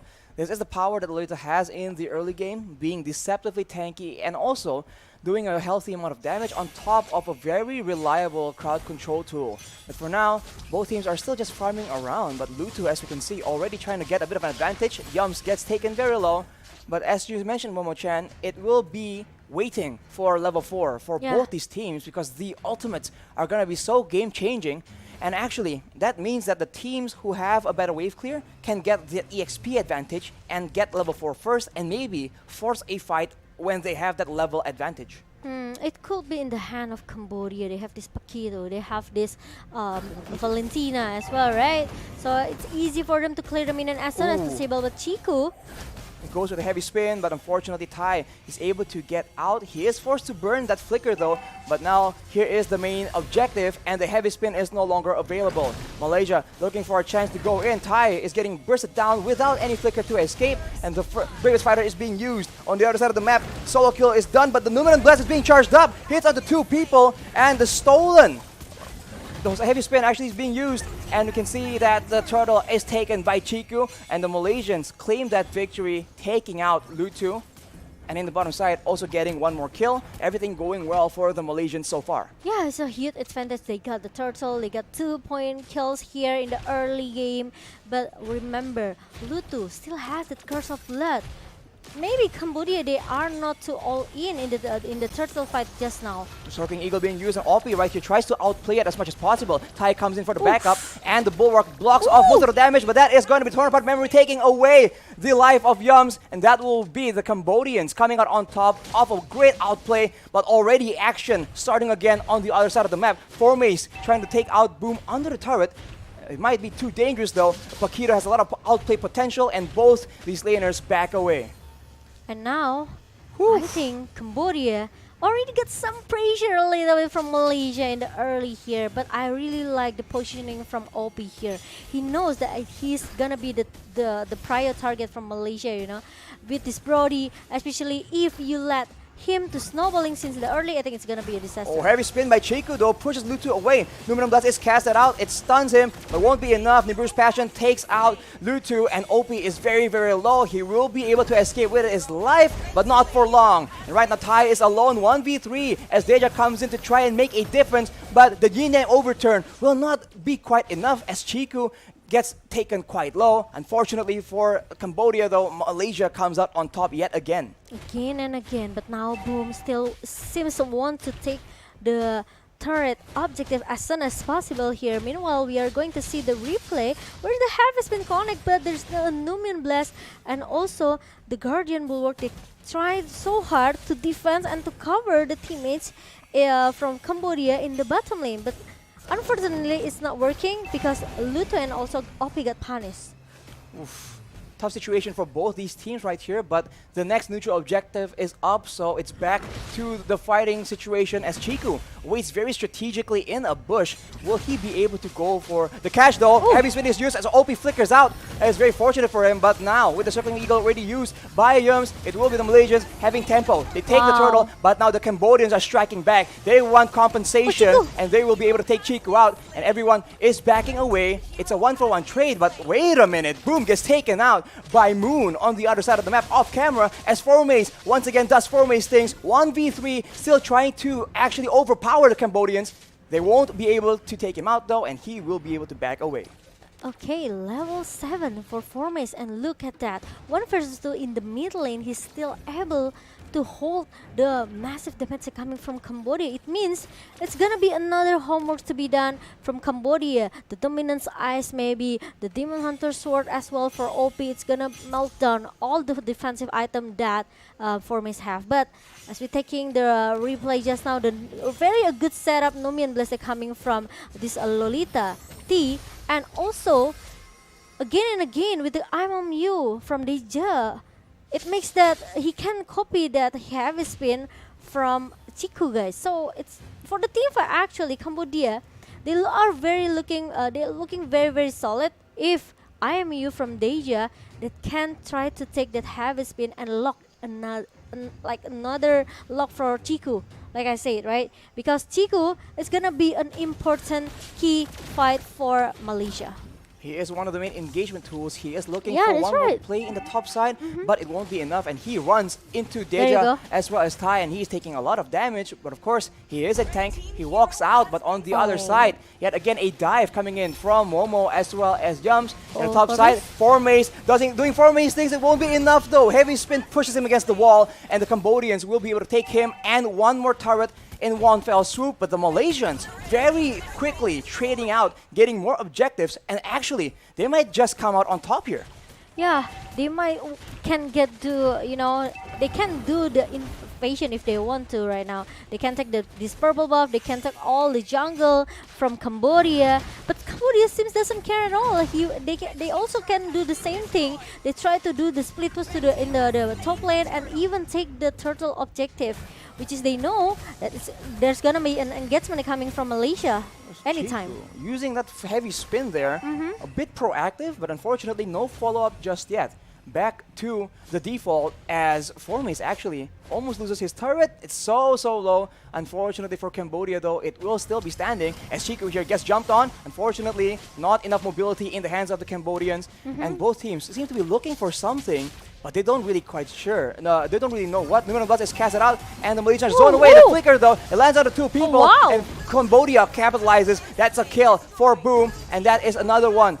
Chiku and Yums gets taken out, but look at that Formace. Again with the Formace things, 1v3. It will not be enough though. Oh, there it is. OP will be able to take him out, but that was very, very close, and Cambodia has eventually taken something back from Malaysia. There you go. This is what I said. The crowd control from Cambodia. They are very, very strong. They have this stun ability coming from OP with the corrosive strike. Let's take a look to the replay just now. The good setup from the Numian Blast coming from T. It changed everything.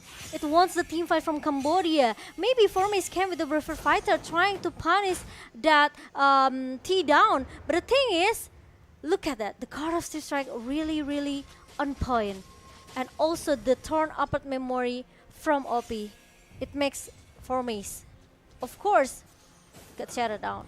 That's a shutdown for OP, and I think it's in great hands because OP can definitely do a lot of damage. But here's a circling eagle being used as Tai gets pinned against the wall with the heavy spin. But no, they turn around to Lutu. But Tai looks for a Numen Blast. It does not land, however. Nimbu's passion from Momo will zone everyone from Cambodia away. But look at Formace. He's looking for a play. Bravest Fighter being used right now, but he is kited away again and again. But the Cambodians, they're looking for a flank of their own. Boom's in the backside, trying to go for the priority members in the back line. It will be Youngs for now, but both teams escape with no casualties. Yes, both of the team disengaged for the team from the team fight just now.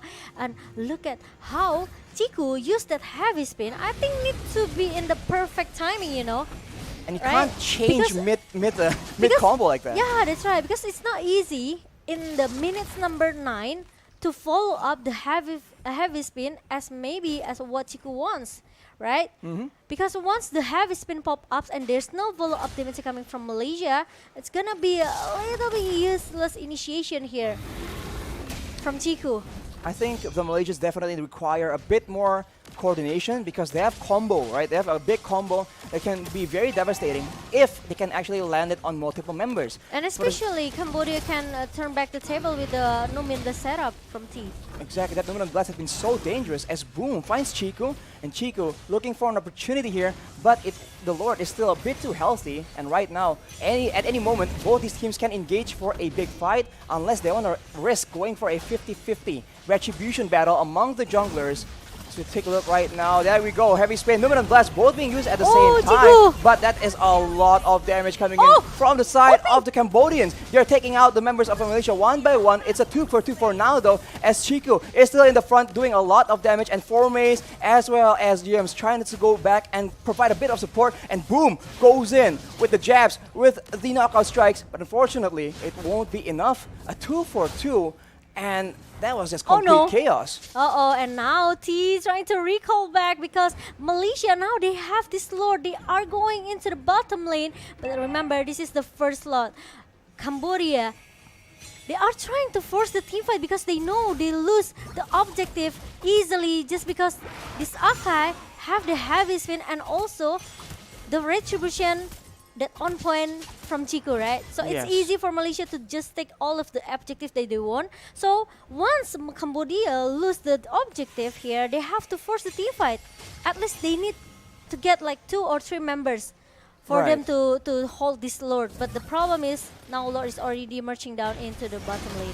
Malaysia's waiting for an opportunity here, but watch Boom, because Boom is one of the main problems here, able to flank around and do a lot of damage onto Moon as well as Momo. That is what happened in the previous fight, but the Malaysians very smartly rotate away. They take the first turret, but look at Tai going alone in the front line. That will be a mistake. He has the Immortal, but right now, heavy spin being stolen by Deja as well. Numen and Blast being popped, and the Malaysians actually maintain their composure. They keep going for this fight, but Formace going in and out. The Cambodians have no idea what exactly is his game plan right here. They're trying to adjust, and it's still no casualties due to that Immortal, but that will be that Immortal cooldown in the hands of Tai.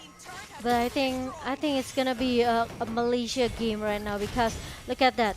I think OP needs a little bit more damage here because with the turnaround memory pop up just now, he hasn't give a damage that actually Malaysia needs here. Let's take a look for the item. He has that Blade of Heptasis and also the Malefic Roar for the attack penetration and Blade of Despair. So there's still no Demon Hunter Sword that can melt down all of the defensive hero that Malaysia has, such as its Akai and also Lapu Lapu. The Dominance Ice in the hand of T and also Boom. So I think it's enough.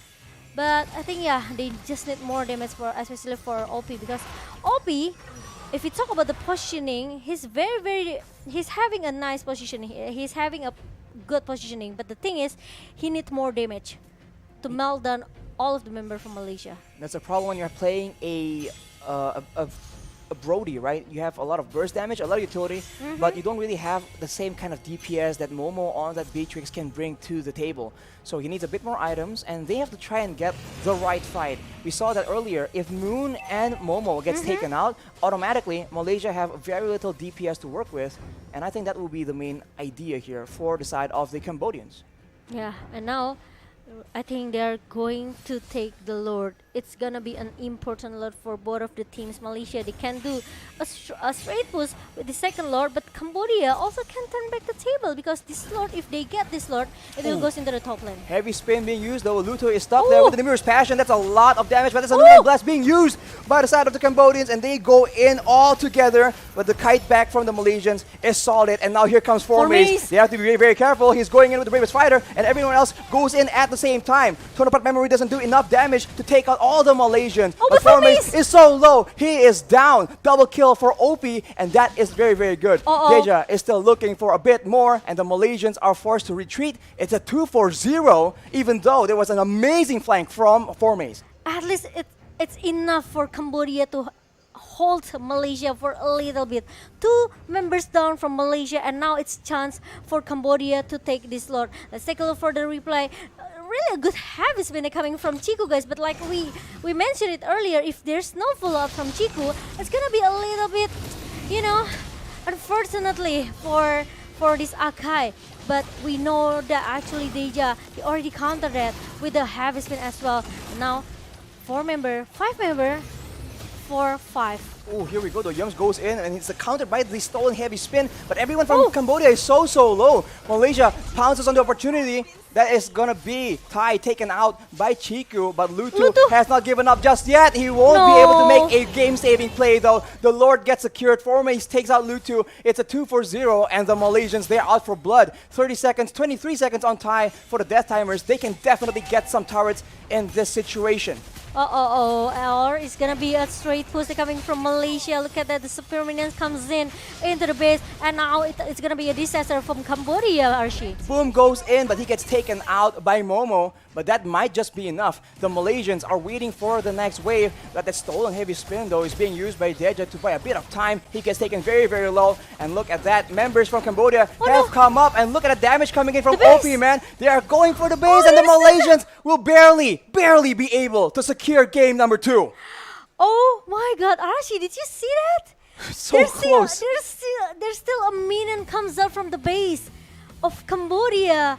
But unfortunately, Malaysia, they are just so focused to force this game going into game number 3. They are no strangers to these high-stakes moments, man. This is how they like to play. Everything hanging on the edge. At any moment, it could be a victory or a defeat. That is the Malaysia we've come to know and love.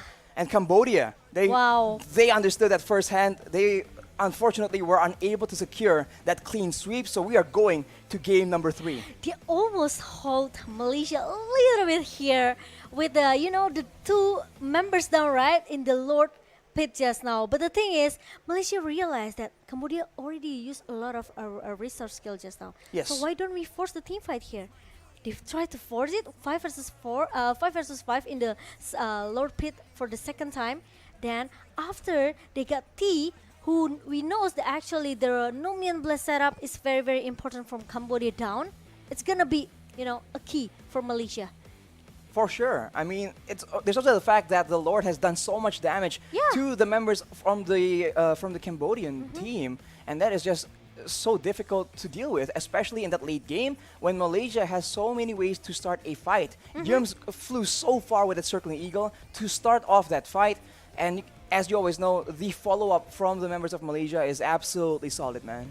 Solid, absolutely solid. And how tanky this Chiku and also Formace, right? It's not easy to take these 2 men down because they have a lot of defensive items. Especially we know this Akai with the heavy spin and also the jungler position. It means he has an opportunity to take the objective easily if you compare to Cambodia. I think that it's part of their game plan, having utility. And heavy spin with the retribution, that combo has been around, but Malaysia brings it back. It's a bit of a throwback almost. But there's so many moments here where it's just so intense. You saw that Formace was going in so aggressively, almost making it happen, but not quite. And on the other side, there's times where OP just went out of control and starts taking out members from Malaysia one by one. So it just makes for such a high adrenaline game. Yeah, agree with that. And look at that, Cambodia, they almost did it, right? Look at this. This is the first team fight. Malaysia, they took the Lord actually, but they can take the Lord. But Cambodia, they know they have enough damage from OP, right, with the cursive strike and also the turn up at memory. But the thing is, they don't have enough front laner to hold the damage coming from Malaysia.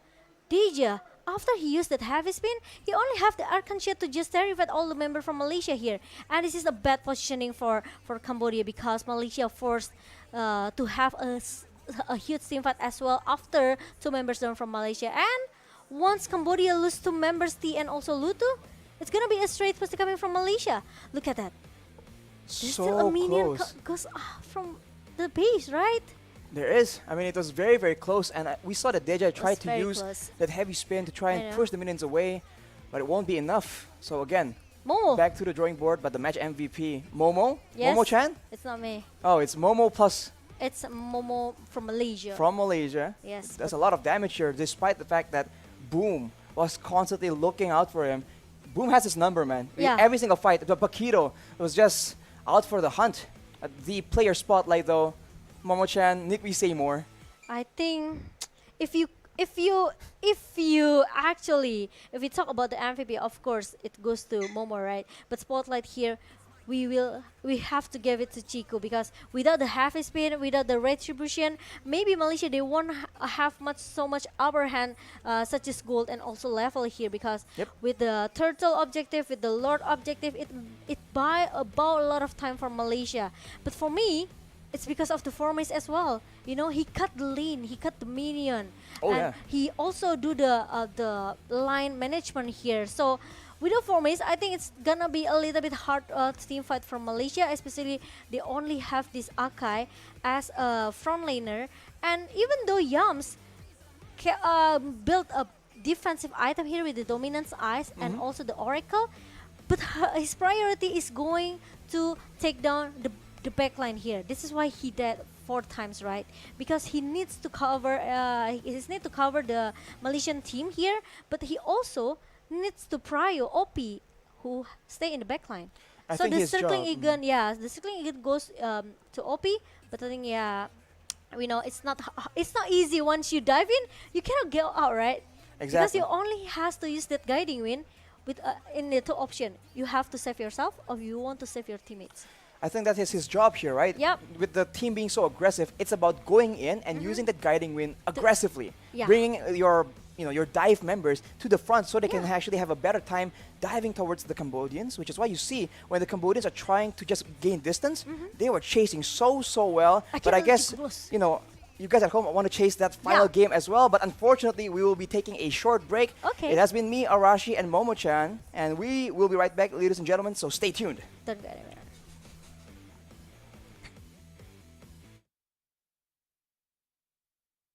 That will be competing in Mobile Legends Bang Bang in World Esports Championship 2022, and I have a few questions to ask. So the first question, are you all satisfied with the performance in this match? Saya kau jawab. Yeah.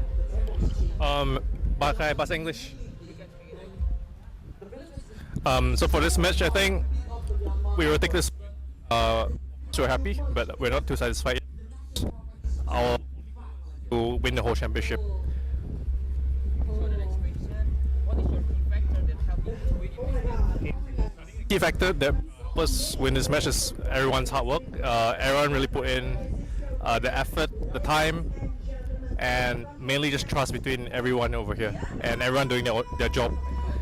Because without everyone's contribution, we wouldn't have been able to do it.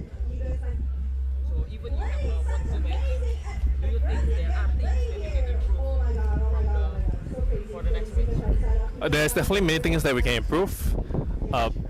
There was a lot of mistakes that we made as well in both games, so we will look through our games and fix our errors. Okay, so you will be facing other country in your next match, right? Yeah.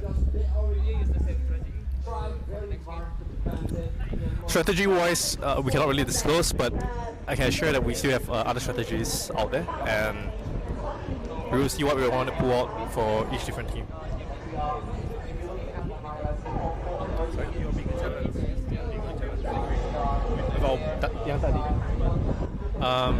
The biggest challenge was because I think Philippines is the favorites, and there's a lot of pressure because our players are all new, and this is our first time representing Indonesia itself. So I feel like the biggest challenge is just the pressure itself.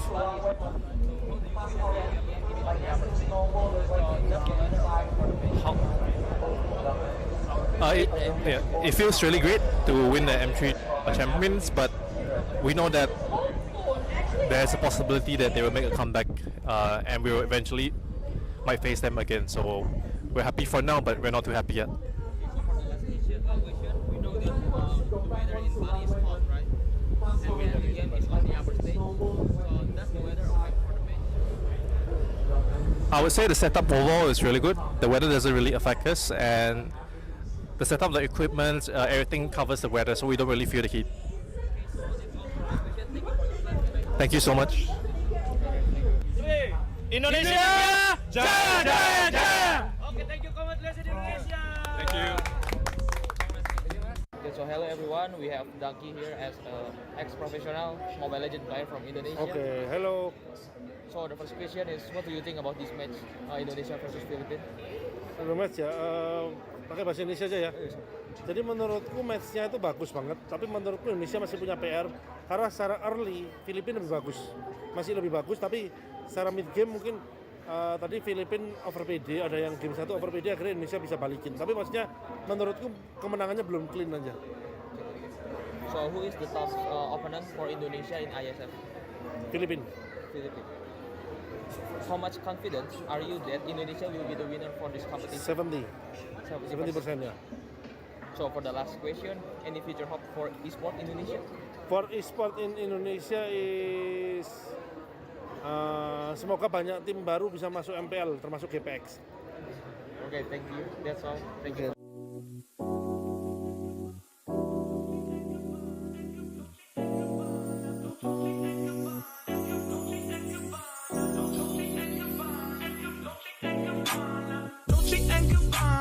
Fendi and Adana, Karen, they be sharing all their money, got me wearing fly. Girl, but I ain't asking. They say they love my ass and 7 G's to religion. I say no, but they keep giving, so I keep on taking. And no, I ain't taking. We can keep on taking. I keep on demonstrating my love, my love, my love, my love.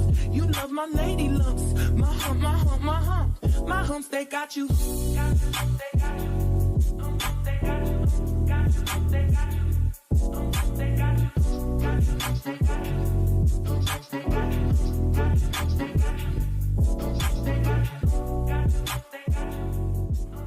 Dolce and Gabbana, Fendi and Adana, Karen, they be sharing all their money, got me wearing fly. Girl, but I ain't asking. They say they love my ass and 7 G's to religion. I say no, but they keep giving, so I keep on taking. And no, I ain't taking. We can keep on taking. I keep on demonstrating my love, my love, my love, my love. You love my lady lumps.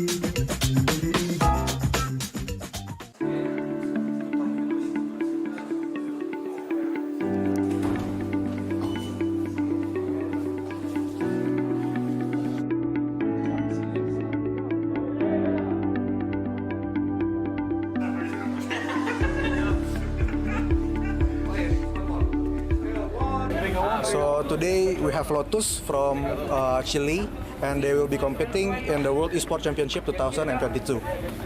So Lotus, how was your trip from Chile to Bali, and what is your impression of the place? Was a very long trip. We came from Chile. We have 3 connection flights: Chile, Houston, Houston, Tokyo, Tokyo, Indonesia, Jakarta, Jakarta, Bali. So it was a very long trip, 2 days in a row, but it was a lot of fun. We have a lot of fun too. Totally worth it. Bali is a very beautiful place, so we are so happy to be here.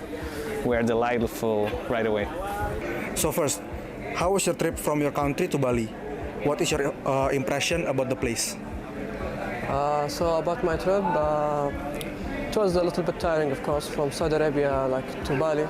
Very long journey, but in the end, it worked out. Everything was fine. And my impression was very great. The place here is wonderful, amazing, beautiful place. And yeah. So about the competition, how do you guys prepare for this championship? Well, we are a stack from Mexico, of course. Everyone has their own team, but we kind of practice with scrims a little bit 2 weeks ago. Okay. So for this tournament, which team or participant do you think will be your biggest rival? So I think our biggest rival will be from our same region, Philippines. We're in the same group. I think they're pretty strong, and I'm hoping we can have a good match. So you've traveled so far from Maldives to Bali, Indonesia. What is your target in this competition? Actually.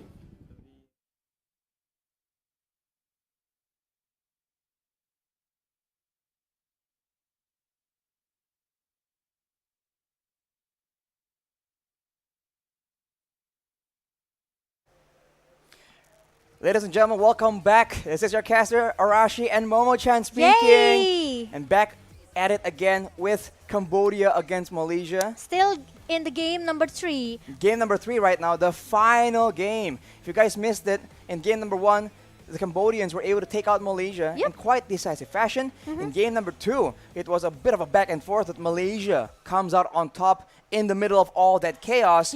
And now we're in the unpredictable game number 3. But it's still in the upper bracket match. So whoever loses in this match, they still have to continue to play again later in the third match, right? For today, it will against Vietnam, if I'm not mistaken.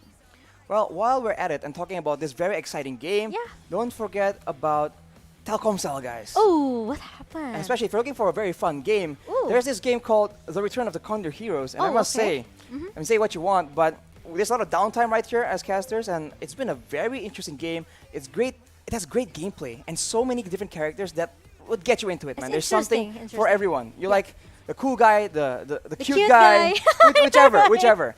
So you can make your favorite warrior, be the strongest warrior in that world, and of course you can make a clan with your buddies. And then get to be the #1 unbeatable clan. So download it on Google Play Store or the App Store if you prefer those. And for more information, you can visit the website at condorheroes.duniagames.co.id. So don't miss out. Get in on the fun, guys. Let's go. And other than that, for you guys who's staying in Bali, maybe you have to come to Merusakan Nusa Dua because we have our booth Telkomsel here. You can redeem your point, you can trade your point. Maybe if you log in daily, you have some point, right? If you credit your if you credit your phone, you will get some point as well. So make sure you check your Telkomsel apps here. Once you already have enough points, you can trade it with the amazing merchandise. You can get the free drinks as well. Free drinks? Free drinks. If you want to join to play fun games in the booth, it's also you can do everything actually in the booth Telkomsel. So make sure if you are staying in Bali, don't forget to visit us in the Merusakan Nusa Dua. Right, and use your Telkomsel points, man. You gotta use and get that value, man. Yeah, that advantage, man, as a member of Telkomsel, you know. You also can get smartphone at a point auction. Wow. Really? A smartphone? Yeah. Maybe you can get the Samsung Galaxy A35 5G. 5G. Wow. Oh my god. Anyways. Okay. Now that got all the fun stuff out of the way, we are gonna go to the drafting phase quite soon. To the tough game. The tough. In the final game is always gonna be the most high stakes, and the drafting phase, man. We saw game 1, game 2, quite a stark contrast. And I think it's always such a headache for the coaches for sure, thinking, okay, what do we do here? How do we deal with what exactly caused, even in the first place, identifying what caused the defeats in game number 1 or game number 2, and then how do we change that? How do we solve these problems? I think problem solving is just such an underrated skill. But we're back at it again, Momo-chan. One thing for sure, Arashi Hoshi. Yes. Joy needs to be banned out. Yes. Right? No question. I think so. And Malaysia has a chance to do that because Cambodia is gonna be the first pick for our game number 3. The first pick here is gonna be Cambodia, so I think they're gonna force that Joy ban, like you mentioned, Momo-chan. The Phobius will be a prio ban for Cambodia. Funny enough, it's always a prio ban for the first pick team, I think. If I recall the pattern correctly. Yes. Angela, though, is being banned by Malaysia again. So maybe, right, now that I'm looking at things, maybe Malaysia thinks that Cambodia likes the, what do you want to call it? They like relying on OP to be the main damage dealer. We see it again and again. In game number 1, huge damage. In game number 2, on that Brody even, OP was just making the plays left and right. So maybe they're afraid that Cambodia is going to funnel all the protection, all the utility onto OP, and he will take over the game. So denying the Angela, I think it's going to be a... I think that's the main idea if we try and predict and look into the minds of the coaches. But along with that, it's going to be the Kaja. It's gonna be a Kaja for sure, and Malaysia, they have a chance to ban out this Joy for sure. They don't want to deal with Joy like the game number 1. So I think it should be Joy, right? Because if not Joy, I think it's gonna be a disaster because we've seen in the game number 1, Min Sitar is not enough. Or maybe Malaysia wants to try again. They'll let Cambodia pick this Joy. Oh, they ban out the Atlas. Oh, okay. Oh, this is what I say. They let this Joy into the hand of Cambodia, and Malaysia can take again that Minsitar as the counter, or maybe they don't want to bring a tank jungler for Chico. They can bring something else. They can bring another damage dealer jungler, such as maybe Ling, right? Or maybe Hayabusa for Chico. So many options for the man known as Chiku, guys. But like clockwork, Cambodia has picked up that joy, so Malaysia definitely needs some kind of solution. Absolutely. Lockdown, mobility. Obviously. Well, Beatrix will be one of the main choices here. Of course, the wave management is what's important. What makes that joy so obnoxious is the fact that he can clear the wave so fast. So if Malaysia can match the clear, maybe it will be pretty manageable. We'll have to see. Yeah, but Beatrix and maybe Lapu-Lapu could be the prior for Malaysia, because we've seen as well Lapu-Lapu in the hand of Boom, right? It's not really a prior target for Malaysia, because Boom as an XP laner, he just need to clear the wave? The wave as soon as possible, right? And the problem from the XP laner is they always like to play, the cutting strategies. So it makes you won't realize that actually there's someone can try to attack you from the blind spot. That's the only problem when you try to face the EXP laner here. Right, these EXP laners, they just have so many ways to try and roam around and translate their lane advantage.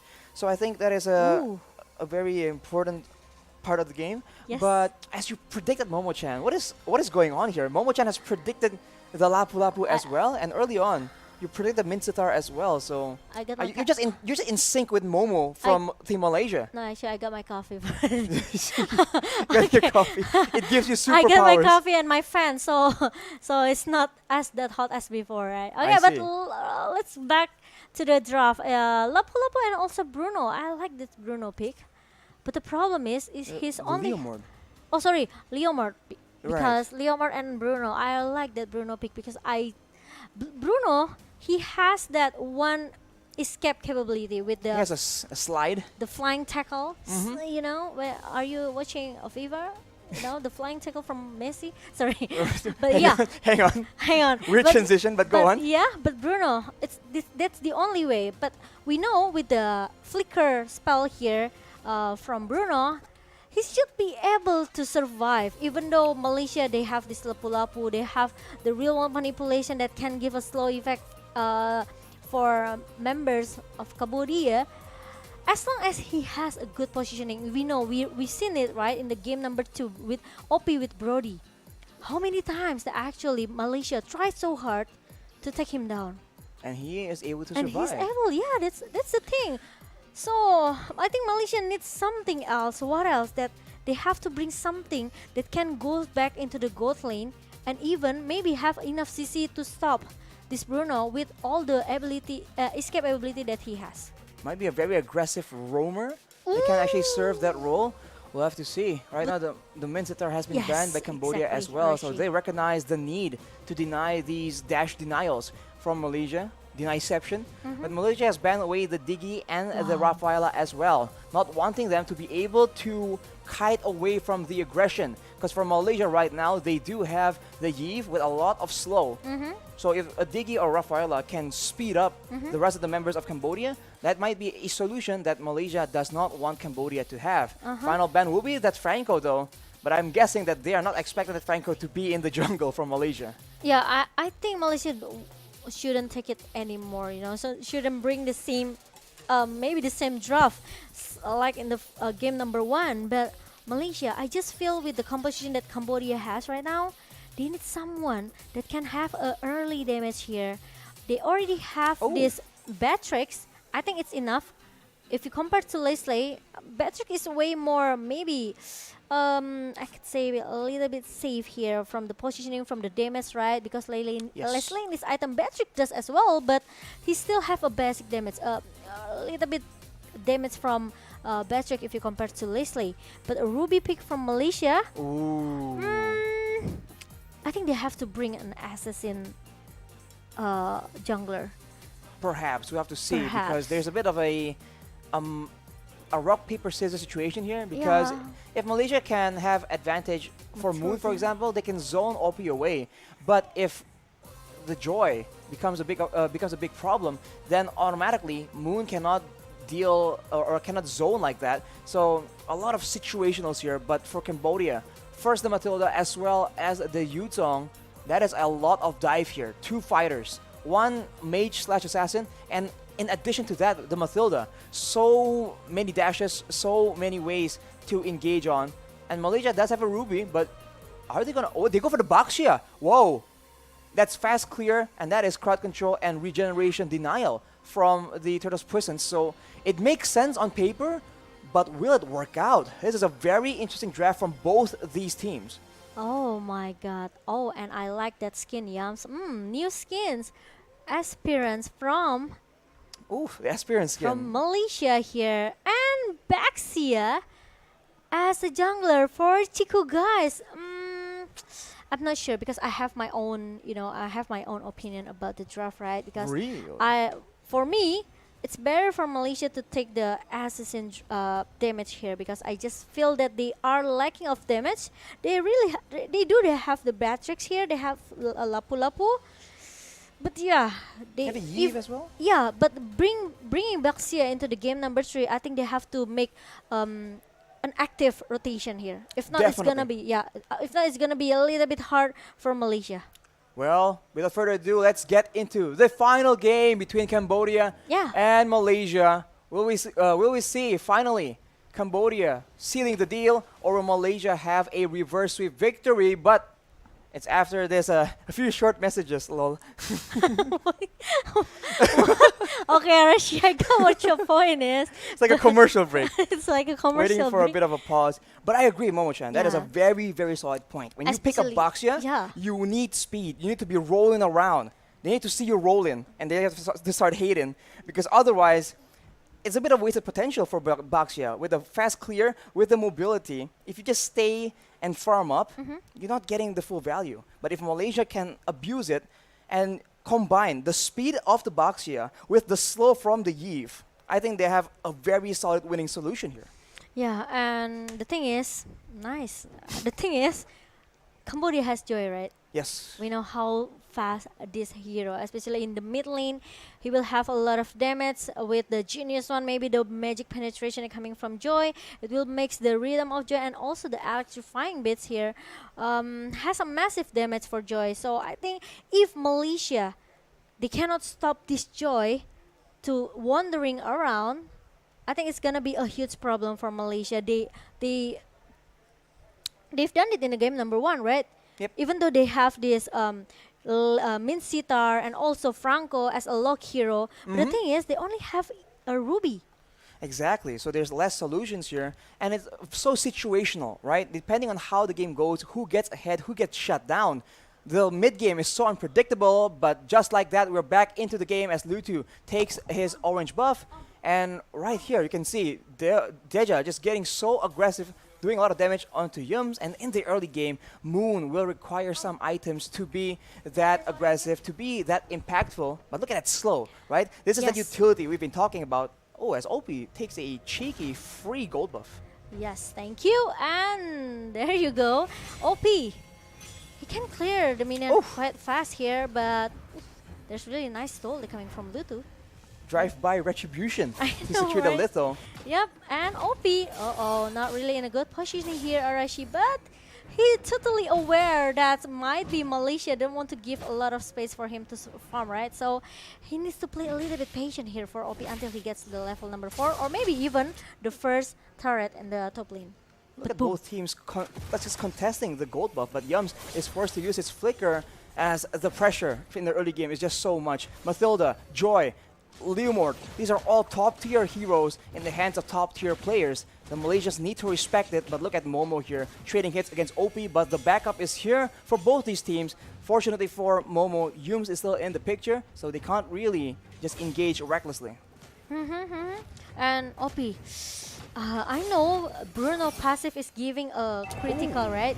Oh, but the really nice stall coming from Yams. Meanwhile, in the bottom lane, Lutu is very, very low, and Chiku almost takes him out. Formaze actually goes for the play, takes away his life. But look at Moon, he's getting jumped around. He's kiting away with the sprint, but it won't be enough. But Formaze doing Formaze things with a double kill, going for more. He is trying to actually excel in his 1v2 confrontation. The Petrify Furious Dive combo comes in, and unfortunately, he is taken down. Yums will be trying to trade it back, but Boom will be able to survive as Chiku, in the midst of everything, yoinks away that turtle. yeah, and look at that.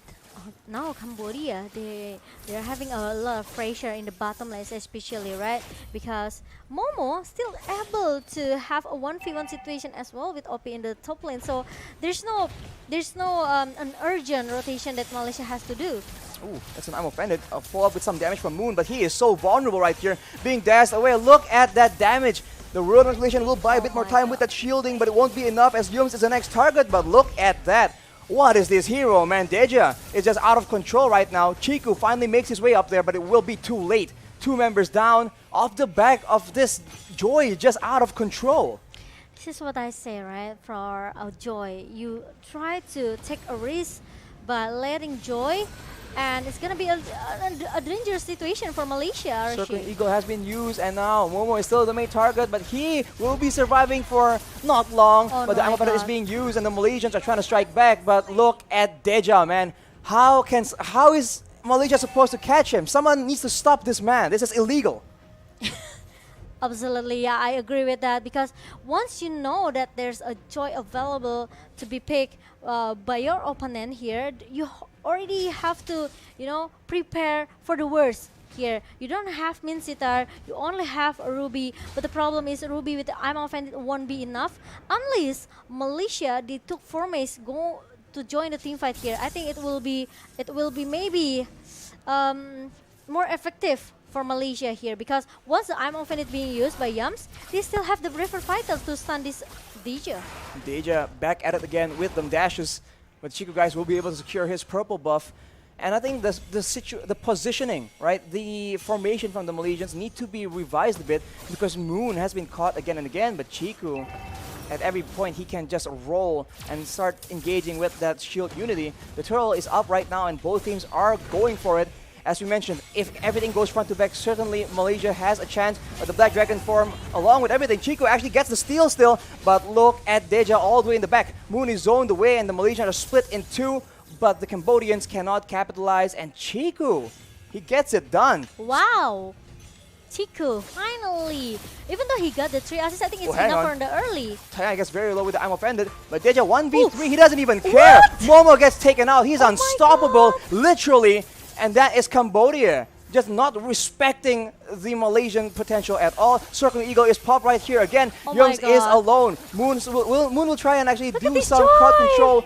But look at Joy, not even taken low in the middle of all this. And Chico will not be able to protect his top side turret. He will be jumped on right here. Very, very tanky. Probably the Prickle's Poisons to do a bit of damage, but he will be taken out as well. The power in the early game by the Cambodians, absolutely insane. And especially, they bring this Matilda, right? So the additional shield and also how the guiding winds work perfectly for Cambodia, it makes them very, very confident in all the skirmish and teamfight that Joy has, right? The electrifying beats, it's immune all of the CC that actually Malaysia have. So the I'm offended from Yams or maybe slow effect from Moon, it won't affect this Joy at all. Right? They require damage. Maybe damage is the only crowd control that can work. Yeah, and he also has the additional movement speed from the electrifying beats. And it's when you meet Cambodia, please just ban this Joy. I mean, in general, I think this Joy is just so obnoxious and there's no real easy solution. Not yet, at least. But Formace now has the Bloodlust Axe, so he has a lot more sustain. Chiku actually has the Blade Armor, so gonna be a bit more tanky. But look at Deja. He's just so... He doesn't really have any care in how he positions and how he moves. He just goes in and out, and it doesn't matter. There's nothing Malaysia can do until maybe later on the damage coming in from Momo can maybe burst him down. The turtle is now spawning and both teams are looking for it. Malaysia was able to steal it before, but now Cambodia has a lot more control. They might just go and try and take Chiku out before trying to secure the turtle though. Retribution battle being won by Chiku yet again, but look at the dive. Cambodia is all over the back line. The Petrify hits 2 people. Chiku, but he gets taken out. The knockup now takes out Yums, and Cambodians actually are falling back. That's some DPS coming in from Chiku and Moon. Yes, but Boom is gonna be the threat for Malaysia. Meanwhile, Momo is just focusing to get the objective in the top lane as soon as possible. And did you realize, Arashi, Deja, he brings the Vengeance spell. So he will have more damage, deals 50 points damage here, plus 25% of the damage as magic damage to the enemy. So extra damage, and we talked about this. He is so mobile, and Yes. he has so much damage. There's no real requirement, and of course the damage reduction. Yeah. We said that the only real counter right now, the only real crowd control might be death, might be just damage and burst damage. So with the Vengeance, that just counters that option as well. So it's a very intelligent choice by Deja on the side of Cambodia. Yeah. He got the speed, he got the magic damage here, he got the magic reduction from the Vengeance. I think it's enough for Deja. This is what are you looking at, Arashi? You are looking for the answer, right? Why he's very, very strong because of the spell as well. Well, but he won't be in the bot side, and Boom will get ganked. And the Malaysians will take away a turret, but look at Deja already on the way on a mission. Unfortunately though, it will be a bit too late as Chiku goes in. He actually doesn't really care, walks around, and the crowd control, the poke damage. You can see the itemization, the power spikes for the Malaysians is starting to come through. And if the game goes long enough, it might be dangerous as Momo. You cannot stand alone, and I guess it's a tough situation because even if you try and babysit and guard Momo against this Joy, it's almost pointless. I know, exactly, Arashi, I agree with that. But Unreal. An legendary for Deja, it means that he's 8-0, Momo-chan. This is why, you know, maybe like you said it earlier, Arashi, this Joy, maybe we haven't found the counter yet, right? Okay, maybe if we talk about Minsita, it's not easy to use Minsita as well because it has a little movement speed here. But as the fight comes in the Lord Pit, Archie, Chiku goes in for more plays, but Yums is also trying to do a lot of crowd control. Chiku will be too low to attempt to steal. The Black Dragon form has been used, and Chiku will not be there to steal that Lord. Lord is taken by OP, but it's still all right. The Malaysians are trying to get compensation. Lutu will be the only one they can take out. It's a 2-for-1, and they have lost the Lord to Cambodia. Malaysia need to try and make something happen. Yeah, because as we've seen for the replay here, Chiku, he comes in with the Baxia Shield unity, try to break everyone, actually, especially the frontliner of Cambodia, right? But the problem is, once the Black Dragon form pop up coming from Malaysia, the thing is they don't have enough damage to follow up Chiku and also Boom here, because Boom he wants to take someone at the backline, especially it's Moonred and also Momo. So the problem is once the Black Dragon form pops up from Cambodia, Malaysia, they have to back off a little bit here. They don't want to take off they want to force the team fight because they know the Furious Death can knock them out. Now the Cambodians are going for the turret, but the Malaysians are able to actually stave off that aggression, losing relatively low amounts of turret HP. And for the most part, the Cambodians did not go for the 3-wave push at the same time. So I think they missed out on a lot of utility using the empowered minion waves. But right now, the Malaysians are still on the back foot for sure. They lose a turret despite all that, but the middle turret, one of the more important ones, is still standing. Not for long though, as I think the Cambodians will try and do something. Yeah. And what will they do actually, especially for Malaysia, right? Because now Cambodia, look at that Boom with the Black Dragon form trying to eat Momo's down in the Petrify though. Momo gets taken low and he gets taken out. Lutu will be the one picking up that kill, but now the Malaysians trying to strike back. Look at Formays doing damage, but look at Deja! In and out. Look at the regeneration. That is unreal. He is legendary right now with 9 kills. And what is that? He is regenerating so much. There's no chance for Malaysia to strike back. 3 members down. It's a 3-for-2, but it's just looking very bleak for Malaysia. Where is the counterplay? It reminds me of Bronze yesterday. Did you remember? Right, the amount of sustain is insane. The lifesteal, and look at to the replay just now. The team fight actually is already, been set up by Cambodia, right? With the Black Dragon family coming from Boom. Boom was down, but the thing is, Momo down at the first line here. So when Deja comes with the electrifying beats and also the rhythm of joy, no one can stop him down because all of the ability is already being used when they want to shut down Boom with the Black Dragon form. He goes in, he regenerates HP instead of losing it. What is going on? That can't be legal, man. And especially they bring this Matilda, right? So it's easy for Cambodia to just go in and go out whenever they want. They can try to avoid the team fight from Malaysia. Oh, big combo here with the Nibiru's Passion. That will be Boom taken out. That's already a very solid pick, but the Malaysians need to be very careful. Joy, Deja on that Joy is just way too strong right now, but they can have advantage here in numbers when they're trying to contest for this next Lord. Maze and Moon already trying to deal some damage, deal some poke damage, but the Lord will be taken very low. It will be secured by Chiku, but the Cambodians want blood. They go in and Momo gets taken out almost instantly, and Deja is not done just yet. Chiku is the next target. The real manipulation is popped up, but it won't even matter. Maze tries to make a play happen on the backside. He does a lot of damage, but it won't be enough. Right now, he's not done. But I think Deja goes in for a big flank here. Very, very interesting. Unfortunately, without any waves, it won't be enough just yet. Malaysia needs some damage items. Deja cannot keep getting away with this. I know. The dominance as won't work anymore, I think, for Malaysia. But look at that. Another team fight, Arishi. Yums with the I'm offended. It won't be enough. He is getting jumped on by both Boom as well as Deja. That is Deja legendary. And he is still not waiting. Boom will take away Moon's life as well. Maze is the only one that's durable enough to survive in these situations. But the Cambodians just keep ignoring him. They're just walking away. I know, right? And now the Lord is matching down into the top lane. It's gonna be a distraction for Cambodia. They have to clear this Lord first before if they want to continue to join. But look at the electrifying bits pop up from DJ trying to shoo Maze away. Don't disturb Cambodia because they want to clear the Lord as soon as possible. Once after that, they're going to reset it again and they're going back into the business, Archie.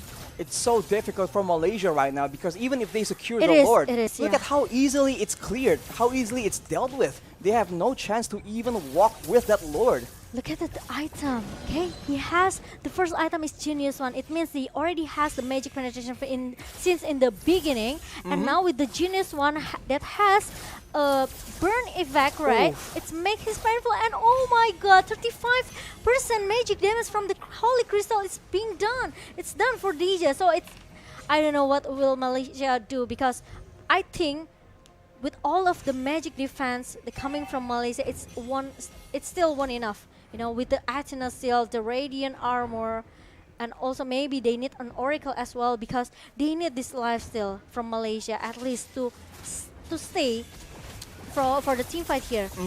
Speaking of the glowing wand though, Moon has one as well. So the power spikes is coming up for the Malaysians. We are at 15 minutes. You can consider this slightly towards the late game.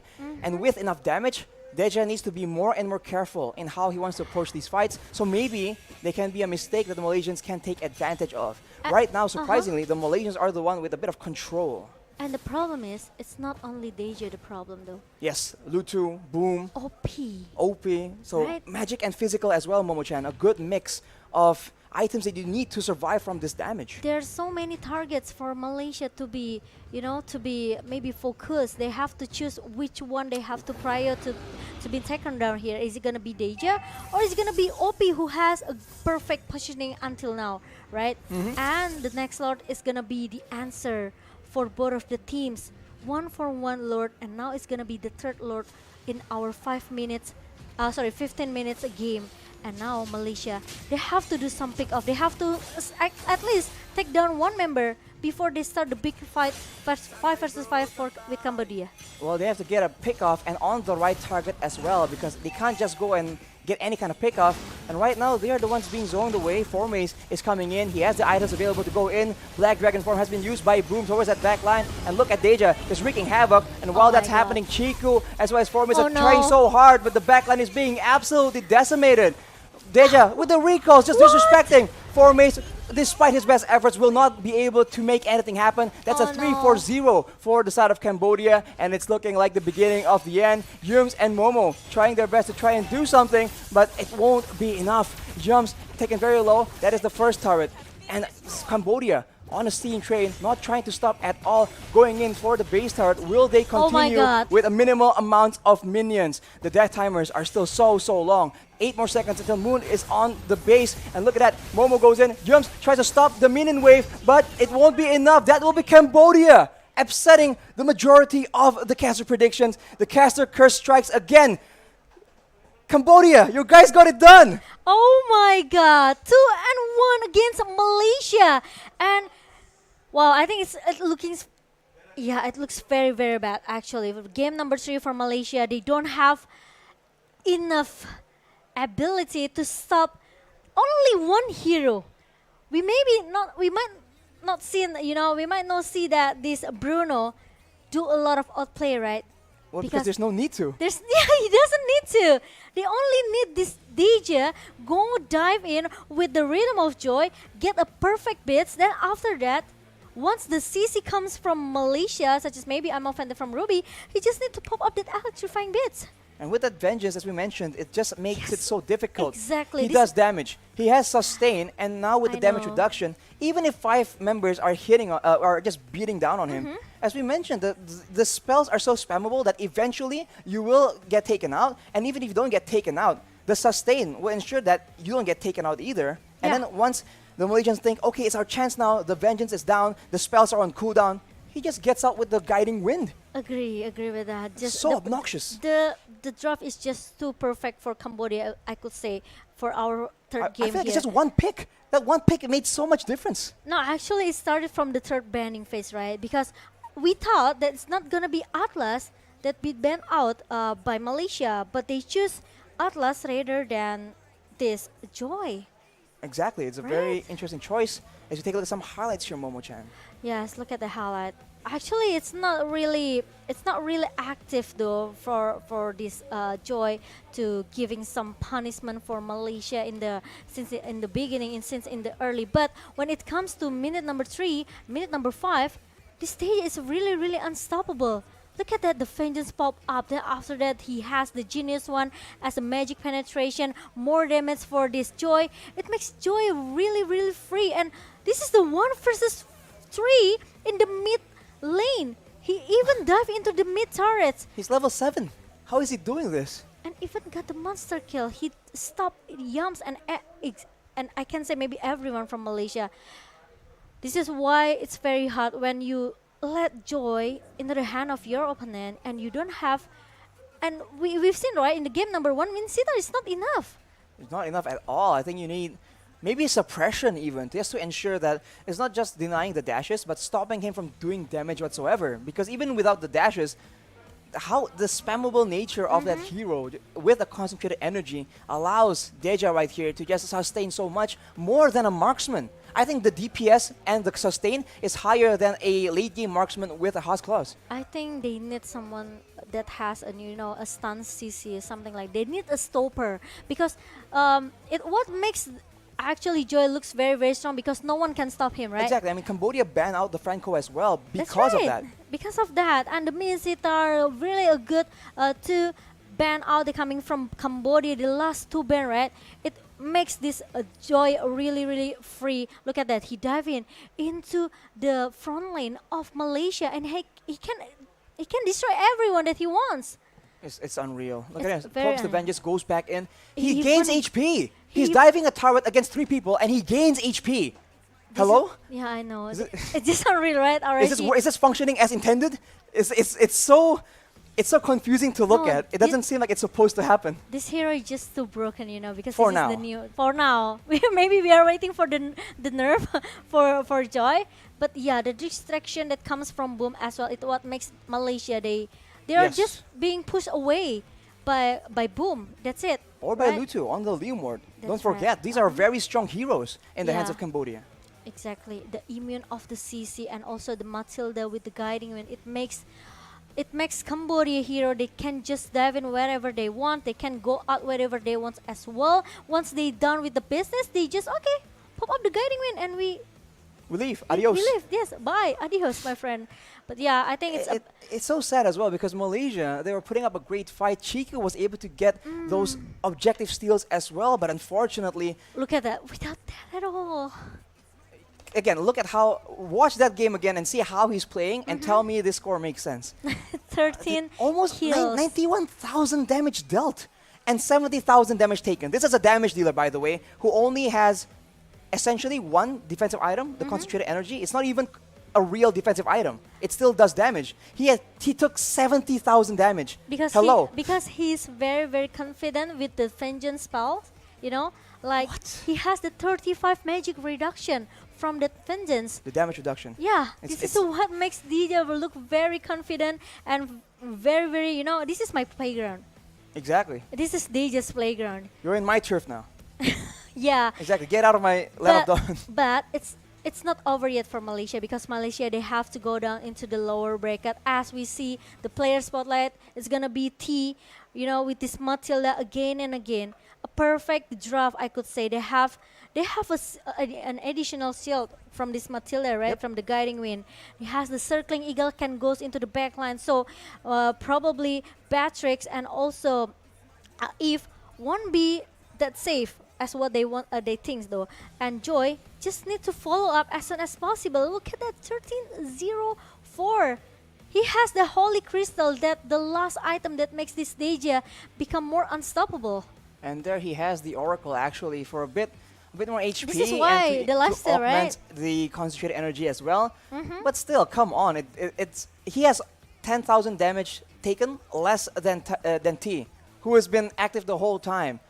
You know, it doesn't really seem fair. If you look at the items here, and it's not like Malaysia didn't itemize properly. Radiant armors on 3 members, right? They were thinking about what to build, how to counter it, and they tried to, they made efforts towards that goal, but it didn't even matter. Yeah, for me, I think because Eve is already being nerfed already, right? Because they make the real manipulation slower than before.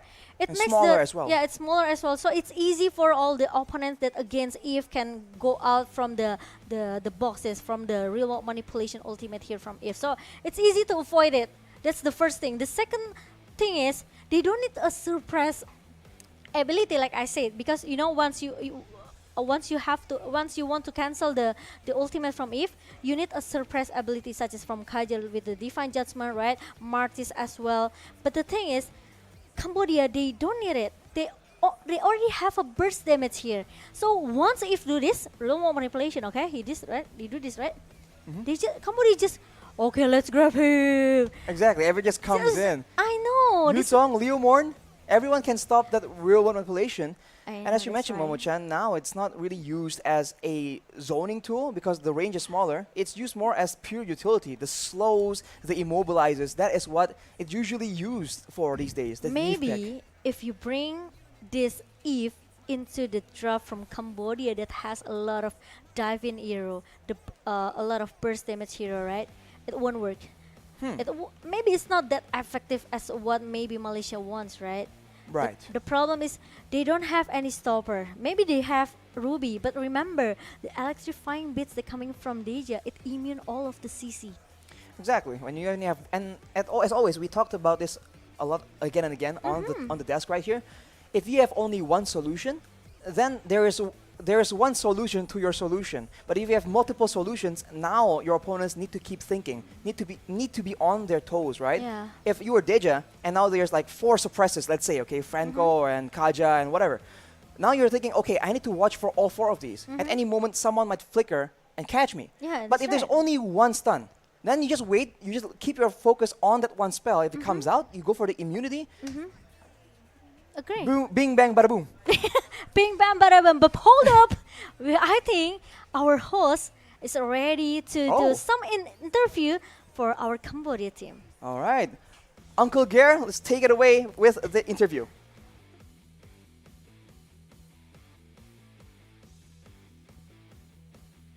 Thank you once again, Momo and Arashi, and congratulations to Cambodia. And I will take a short interview with one of the players. So congratulations once again, bro. Good job. Good game, and I would like to ask you about what is your first impression about Bali? It feels great to be here. Yes. Is that good? Have you found like your favorite food in Indonesia? Yeah. Already try? What kind of food? Fried rice. Fried rice. Okay. The second one is, what do you think about Joy? When you guys got Joy like 100% win rate, how do you think? It's my confident hero, and it's so overpowered. Yes, that's it. Okay, so Joy is so overpowered that he thinks that that was one of your signature, and he's so confident when you use Joy as a main hero of the game, and they beat Malaysia 2-1. So guys, after this, we will have the second match, another big match for today on Mobile Legends Bang Bang IESF 14th World Esports Championship, Indonesia versus Argentina. So it will be Bambang Pamungkas versus Lionel Messi. But we'll have a short break after this. Still on IESF 14th World Esports Championship 2022, Bali.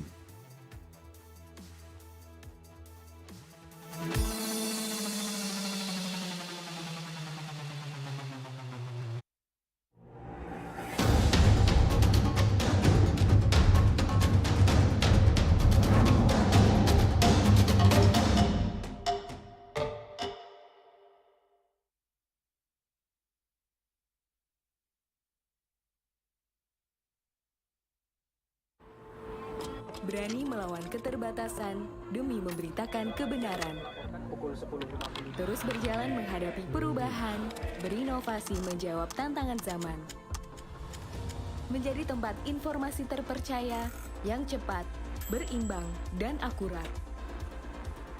Tak sekadar memberi wawasan, namun juga membuka pikiran. Orang cerdas, membaca tuntas, hanya di detik.com.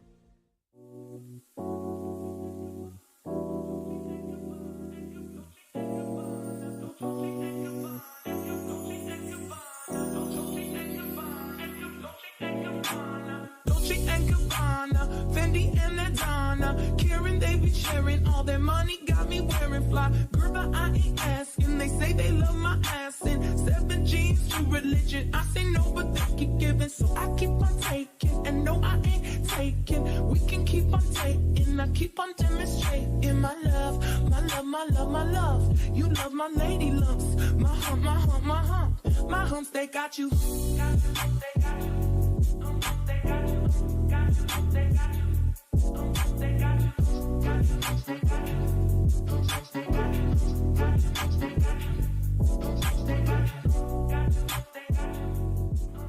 Dolce and Gabbana, Fendi and Adana, Karen, they be sharing all their money got me wearing fly. Girl, by IES, and they say they love my ass. And 7 G's to religion. I say no, but they keep giving, so I keep on taking. And no, I ain't taking. We can keep on taking. I keep on demonstrating my love, my love, my love, my love. You love my lady lumps.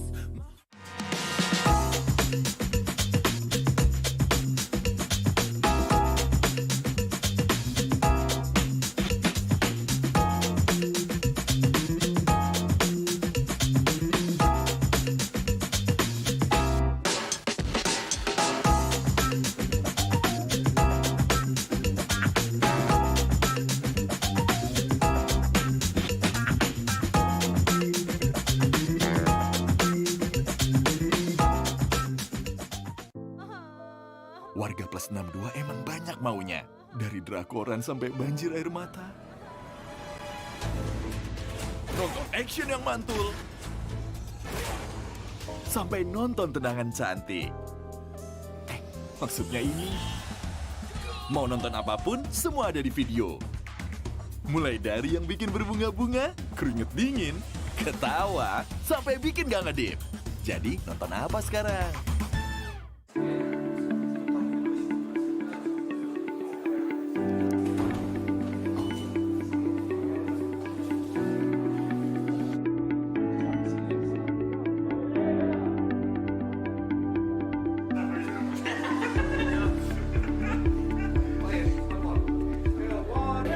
So today we have Lotus from Chile and they will be competing in the World Esports Championship 2022. So, Lotus, how was your trip from Chile to Bali, and what is your impression of the place? Was a very long trip. We came from Chile. We have 3 connection flights: Chile, Houston, Tokyo, Indonesia, Jakarta, Bali. So was a very long trip, 2 days in a row. But it was a lot of fun. We have a lot of fun too. Totally worth it. Bali is a very beautiful place. So we are so happy to be here. We are delightful right away. So first, how was your trip from your country to Bali? What is your impression about the place? So about my trip, it was a little bit tiring, of course, from Saudi Arabia to Bali. Very long journey, but in the end, it worked out. Everything was fine. And my impression was very great. The place here is wonderful, amazing, beautiful place. And yeah. So about the competition, how do you guys prepare for this championship? Well, we are a stack from Mexico, of course. Everyone has their own team, but we kind of practice with scrims a little bit 2 weeks ago. Okay. So for this tournament, which team or participant do you think will be your biggest rival? So I think our biggest rival will be from our same region, Philippines. We're in the same group. I think they're pretty strong, and I'm hoping we can have a good match. So you've traveled so far from Maldives to Bali, Indonesia. What is your target in this competition? Actually, we look forward to be in the top 1 or 2. As we know, this is the biggest esports tournament in the world. Do you have any pressure on your shoulder, and how do you deal with them? Actually, obviously it's a tournament, right? There'll be a lot of pressures, but then I think we'll be good in handling it. Okay. So you already been through several stages of IESF qualification. What is the key of success for you in order to qualify for this tournament? Well, the key is practice a lot, have fun again.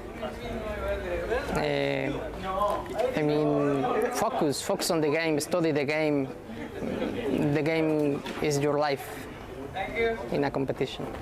We also know that there have been a significant growth of the esports industry for the past few years, and there are many esports fans that want to represent their country, just like you. Yeah. Do you have any advice or tips for them so they can achieve that dream? So I think we should all remember it's a team game, so we should solely not only focus on ourselves, but we should maybe focus on the team and how to grow as a team together, and sticking together through the thick and thin. I think that would be the greatest tip I can give. Okay, so that's all for my questions. Thank you. Thank you for your time, and I hope you the best. Thank you for this tournament. I hope the best for Mexico team. Thank you so much. We hope that too. Thanks to you, Pong. Thank you so much. Thank you.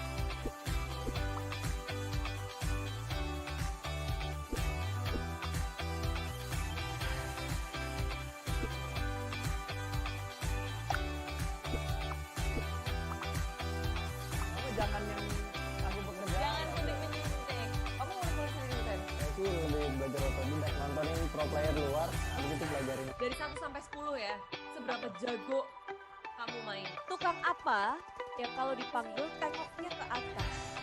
Langsung main di bawah. Satu, buah apa yang durhaka? Aku bang. FF. Kalian keras nih bos. Itu sih masih pemanasan sih di MPL season yang ke-8. Juga ya. Siapa sih guys yang pernah gitu ya? Kita salah satu pro player. Baik juga, jadi kayak share hal-hal yang positif juga. Disitulah kayak kita cari poin plus minusnya kita buat paling itu. Dia nggak coba dicari lagi. Kali ini masih belum ada ilmu terlebih dahulu, berhasil. Untung dari tim Ararjo nggak ada third party di sini, nggak ada tim lain yang akan bersih-bersihin mereka dari sisi lain. Kita main lagi. Ada banyak banget ya di pertarungan berkualitas dan aksi tim. Hi guys, back again with me, Putra Sutopo as your fellow host. So right now, I'm at the Earth Stage area, where this area will be used as the stage for opening ceremony of IESF 14th World Esports Championship Bali 2022. As you can see behind me, they are all practicing for the opening ceremony at 7 o'clock GMT+7. To be honest, I cannot wait to see the opening ceremony because there will be an amazing performance from Alfiref and other performers. So, for those of you who want to watch it, you can watch it through the IESF official channel on Twitch TV. To be honest, you need to watch it, okay? So right now, I want to continue to see their practicing for the opening ceremony. Bye guys.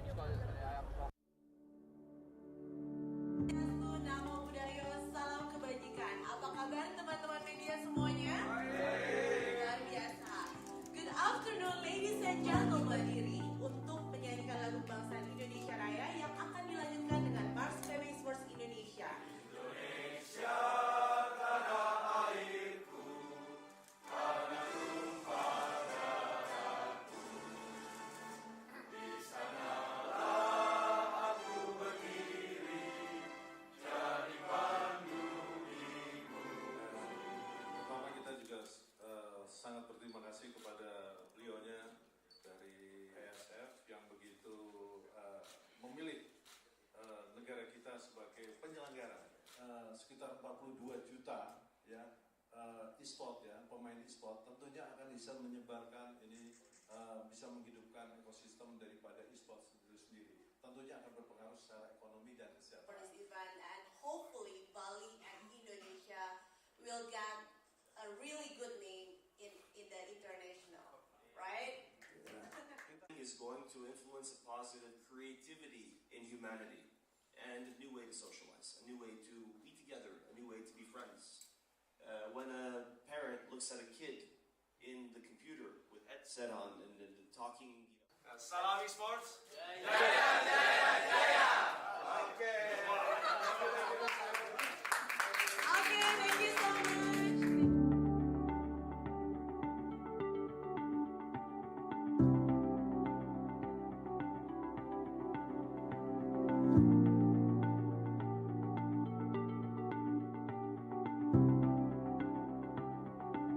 Okay. Let's go Bali. Let's go Bali.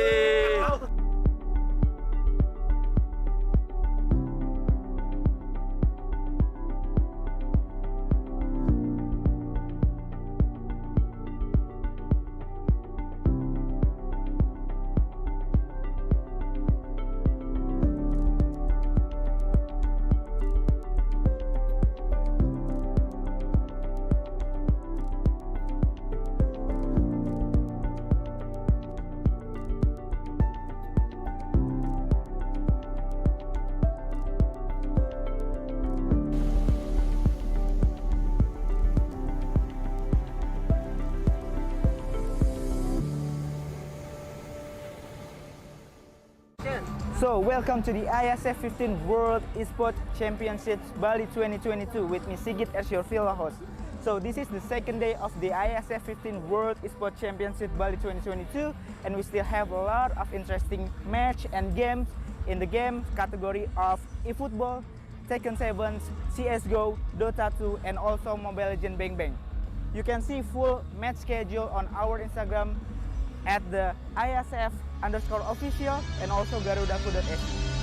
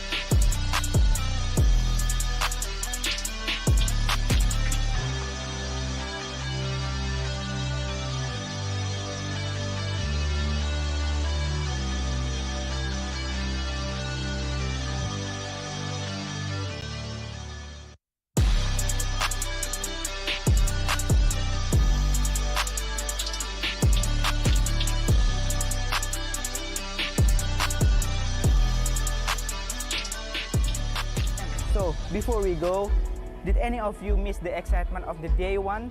Don't worry, here's the recap day one of the IESF 15th World Esports Championship Bali 2022. Enjoy!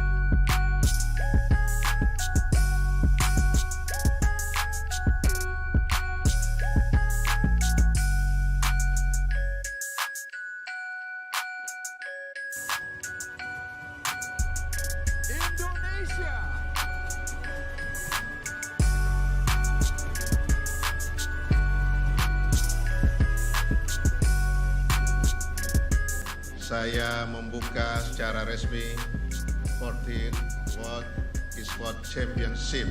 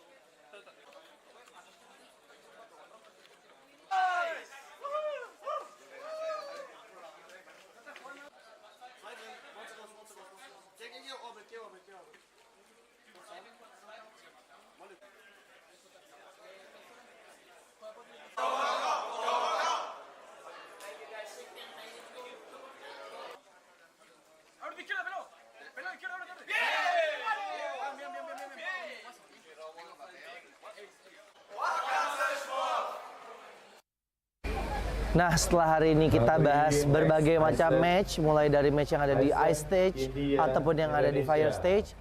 Sekarang saya mau ngajak kalian untuk relax terlebih dahulu, di mana saat ini saya berada di booth area.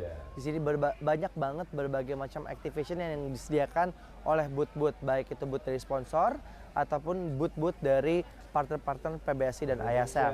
Seperti yang ada di belakang saya, ini ada Garuda Zone, di mana seperti yang kalian lihat, di sini banyak banget area-area permainan, ada racing simulator, ada juga mesin capit yang bisa mendapatkan hadiah item-item Dota, atau di sekelilingnya banyak sekali game-game atau booth-booth dari developer lokal. Nah, sekarang saya mau ngajak kalian untuk kita keliling-keliling di area booth. Mungkin buat kalian yang mau nonton dan mau datang ke acara IESF World Championship ini, kalian bisa tahu nih, kalian mau ke booth mana dan mau menikmati activation di booth mana aja. So, ayo gue ajak kalian untuk keliling-keliling lebih dahulu.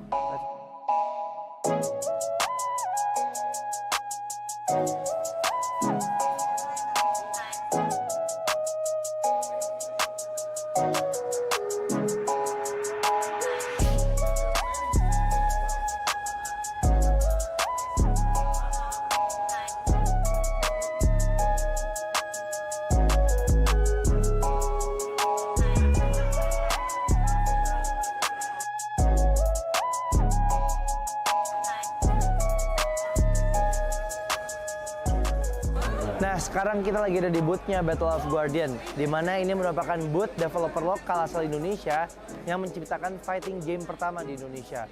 Nah, keseruannya nih di sini kayaknya kita bisa main game nih. Kita bisa mencoba trial untuk main game Battle of Guardian.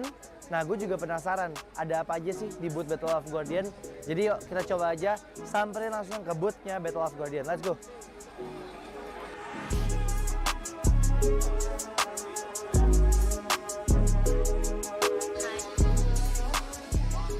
Nah, aku sekarang udah sama Kak Jenny selaku strategisnya ya Mbak ya, strategisnya dari Battle of Guardian. Nah Mbak, aku mau nanya-nanya nih sedikit tentang apa sih sebenarnya Battle of Guardian itu. Mungkin teman-teman di sana masih banyak yang belum tahu, mungkin boleh tolong dijelasin Mbak. Oke, Battle of Guardian sendiri adalah game fighting pertama dari Indonesia yang kita mengusung konsepnya Web3 nih. Oke. Jadi kita mengusung pakainya itu sistemnya blockchain gitu dari beberapa karakter. Nah, beberapa karakter kita itu juga terinspirasi nih dari beberapa legenda dan story-story lokal. Seperti kita juga ada kalau yang macan putih. Macan putih itu adalah dari Prabu Siliwangi atau Cindaku. Oke. Lalu juga kita ada yang perempuan itu ada namanya Sofia. Sofia itu kita juga terinspirasi dari Nyi Roro Kidul. Oke. Lalu juga kita ada Aling Dharma atau kalau misalnya di dalam in-game kita namanya Mata. Oke. Gitu. Kalau di dalam in-game-nya sendiri kan aku lihat ini ada banyak fighter ya Mbak. Yeah. Nah, sebenarnya apakah ini ada jenis-jenis fighternya gitu nggak sih? Apa semuanya tuh kategorinya sama gitu? Ada, kita ada 3 kategori fighters di game kita. Ada dari Guardians, ada dari Demon, dan juga dari Human. Tapi kalau Human di sini adalah ceritanya tuh udah cyborg, jadi setengah human, setengah robot. Oh, gitu. Jadi mereka memiliki special skill sendiri nih. Oke. Kira-kira total ada berapa karakter sih Mbak yang udah ada sekarang atau yang mungkin rencananya bakalan ada nih di Battle of Guardian? Sekarang ini untuk in-game kita udah keluarin 40 plus karakter. Oke. Tapi kita juga akan tetap develop sih. Kita ada beberapa yang masih kita on hold gitu. Oke. Nah, ini nih guys, seru banget. Berarti ini bisa dimainin di mana Mbak nih?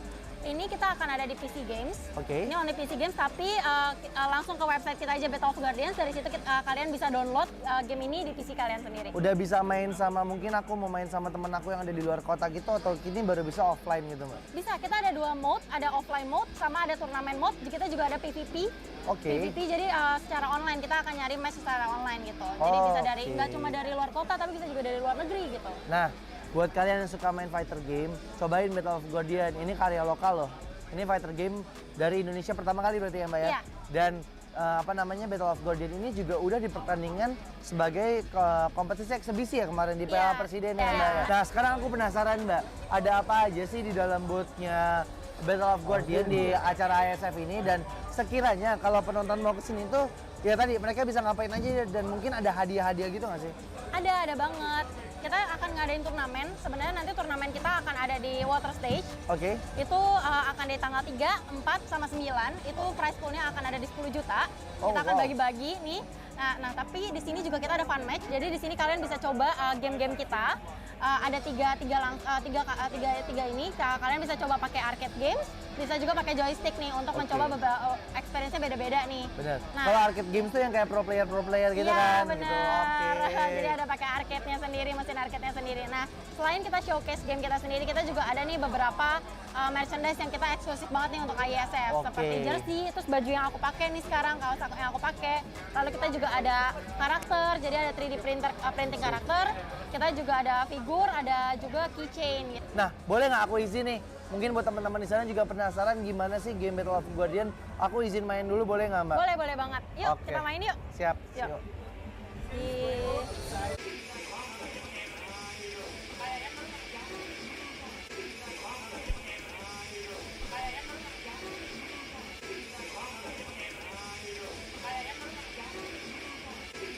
Mbak Jen, thank you banget udah ngasih kesempatan aku untuk main Battle of Guardian. Gamenya seru banget. Ini sih buat kalian yang suka main fight game bakal ketagihan banget ya Mbak ya. Oke kalau kayak gitu. Mbak Jen, aku pamit. Thank you ya Mbak Jen ya. Thank you. Okay.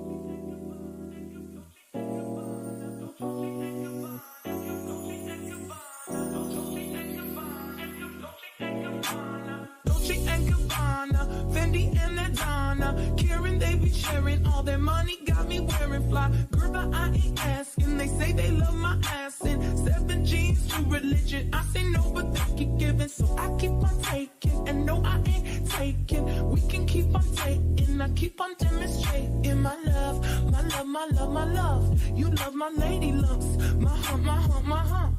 My humps, they got you. Got you, they got you. They got you, got you, they got you. They got you.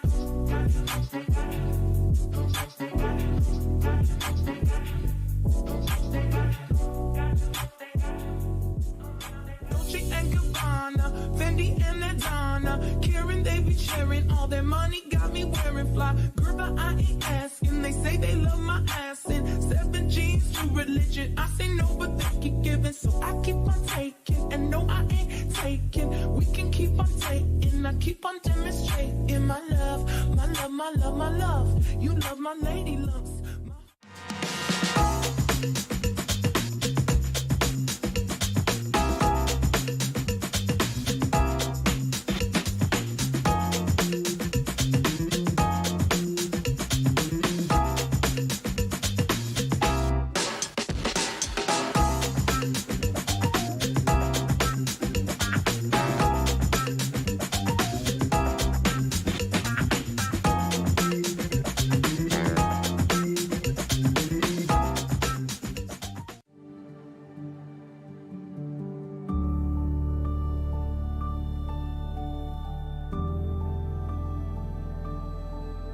All it takes is one dream.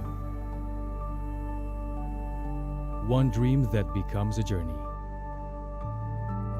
To drive an ambition. Believing in yourself. Persevering challenges.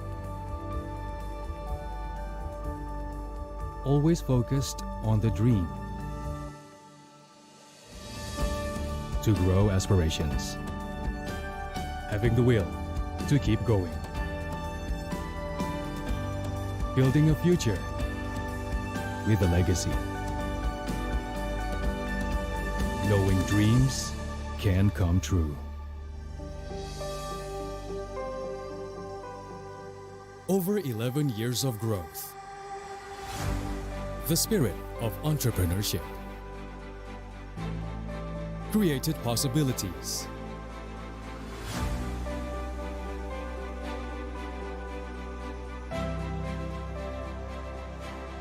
Realized new potentials.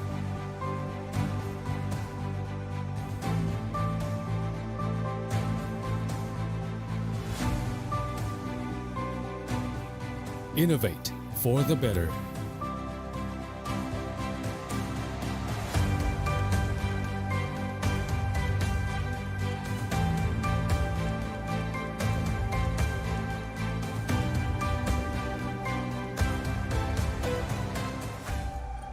Expand horizons.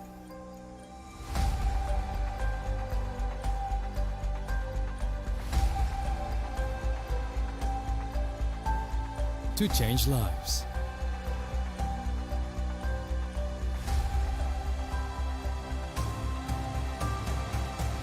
To connect new ideas. To explore new grounds.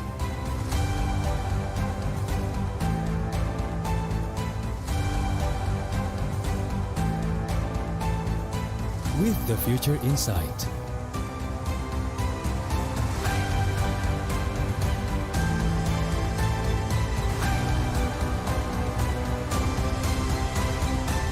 Together.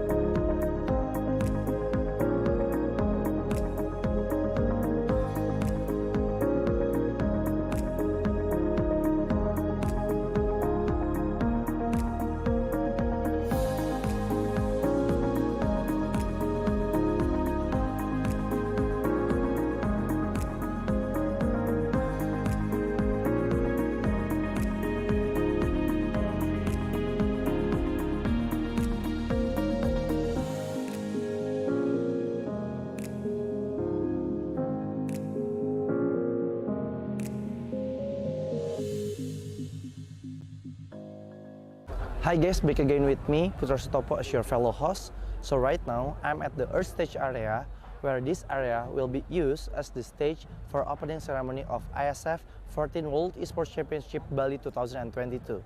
As you can see behind me, they are all practicing for the opening ceremony at 7 o'clock GMT plus 7.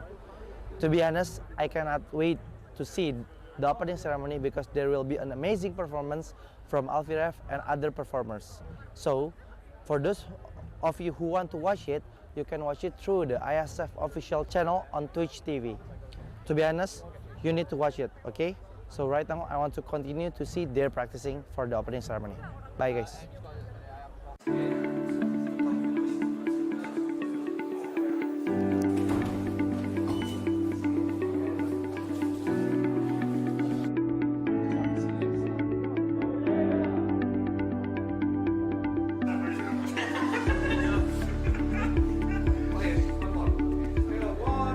So today we have Lotus from Chile, and they will be competing in the World Esports Championship 2022.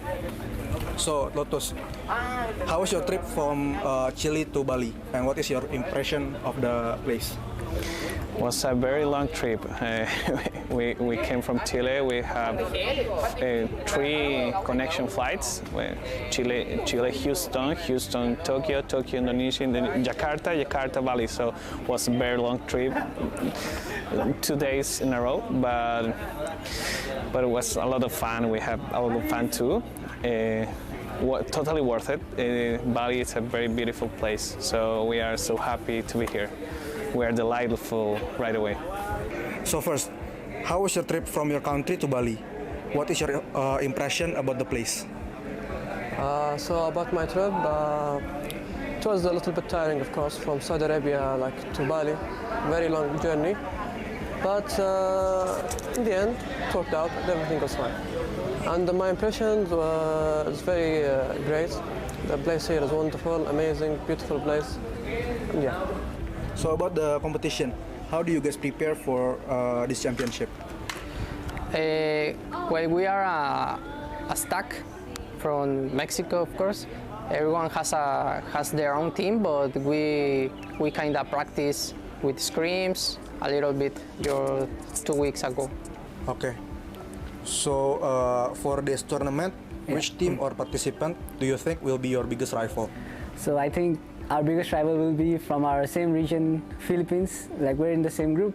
I think they're pretty strong, and I'm hoping we can have a good match. So you've traveled so far from Maldives to Bali, Indonesia. What is your target in this competition? Actually, we look forward to be in the top 1 or 2.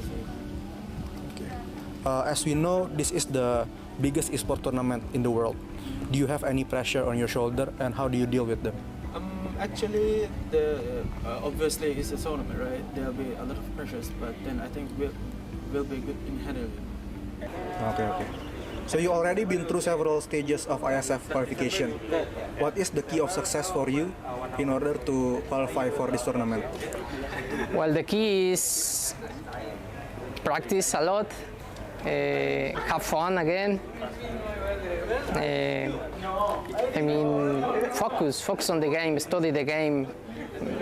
The game is your life in a competition. We also know that there have been a significant growth of the esports industry for the past few years, and there are many esports fans that want to represent their country just like you. Yeah. Do you have any advice or tips for them so they can achieve that dream? So I think we should all remember it's a team game, so we should solely not only focus on ourselves, and we should maybe focus on the team and how to grow as a team together and sticking together through the thick and thin. I think that would be the greatest tip I can give. Okay. So that's all for my questions. Thank you. Thank you for your time, and I hope you the best for this tournament. I hope the best for Mexico team. Thank you so much. We hope that too. Thanks to you, Pong. Thank you so much. Thank you.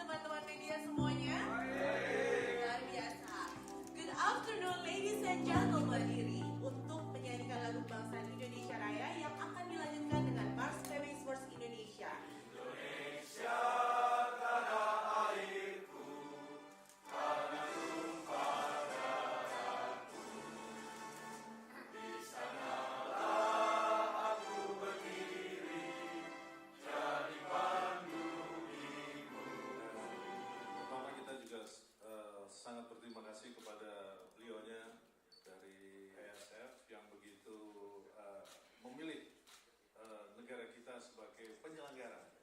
sekitar 42 juta ya e-sport ya, pemain e-sport, tentunya akan bisa menyebarkan ini, bisa menghidupkan ekosistem daripada e-sport itu sendiri. Tentunya akan berpengaruh secara ekonomi dan kesehatan. For this event, and hopefully Bali and Indonesia will get a really good name in the international, right? Is going to influence a positive creativity in humanity and a new way to socialize, a new way to be together, a new way to be friends. When a parent looks at a kid in the computer with headset on and talking. Salam Esports. Okay,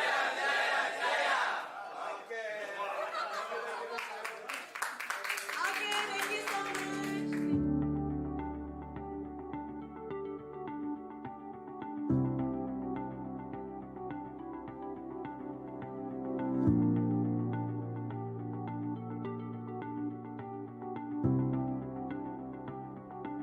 Okay. Let's go Bali. Let's go Bali.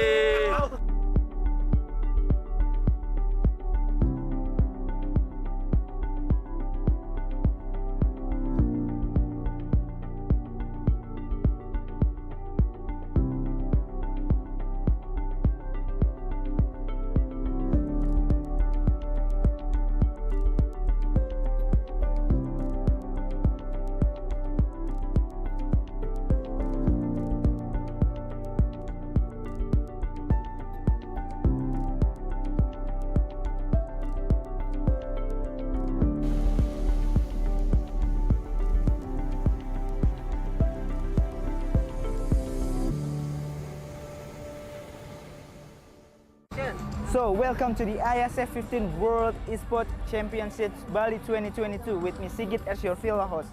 So, this is the second day of the IESF 15th World Esports Championship Bali 2022 and we still have a lot of interesting match and games in the game category of eFootball, Tekken 7, CSGO, Dota 2 and also Mobile Legends Bang Bang. You can see full match schedule on our Instagram at the IESF_official and also garudaku.sg.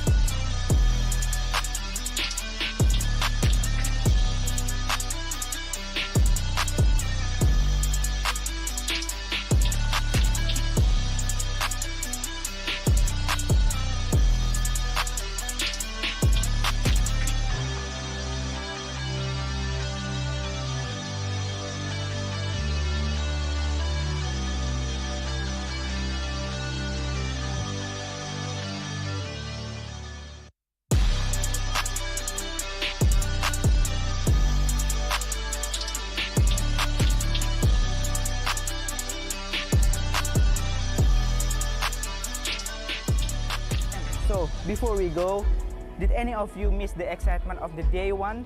Don't worry, here's the recap day one of the IESF 15th World Esports Championship Bali 2022. Enjoy!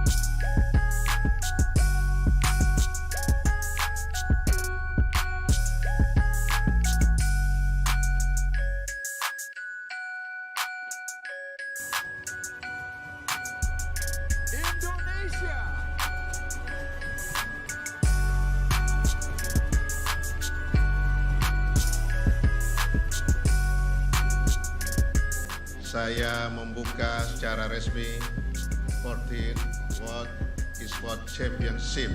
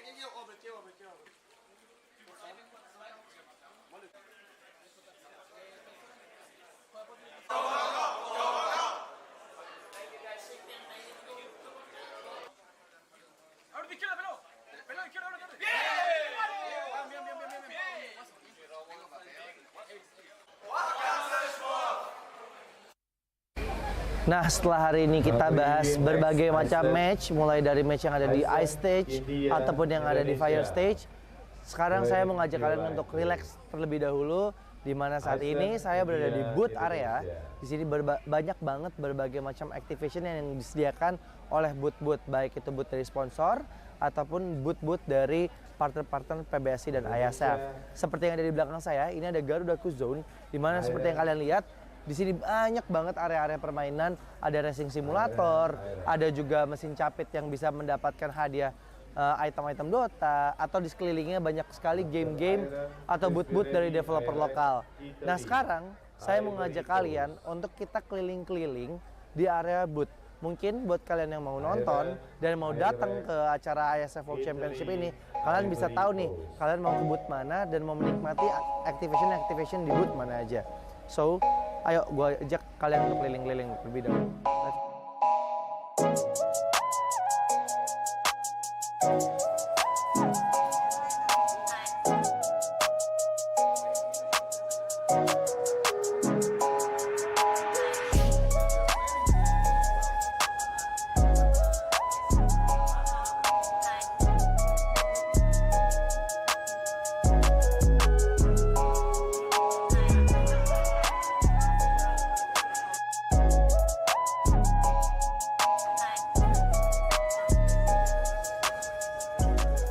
Nah, sekarang kita lagi ada di booth-nya Battle of Guardian, di mana ini merupakan booth developer lokal asal Indonesia yang menciptakan fighting game pertama di Indonesia.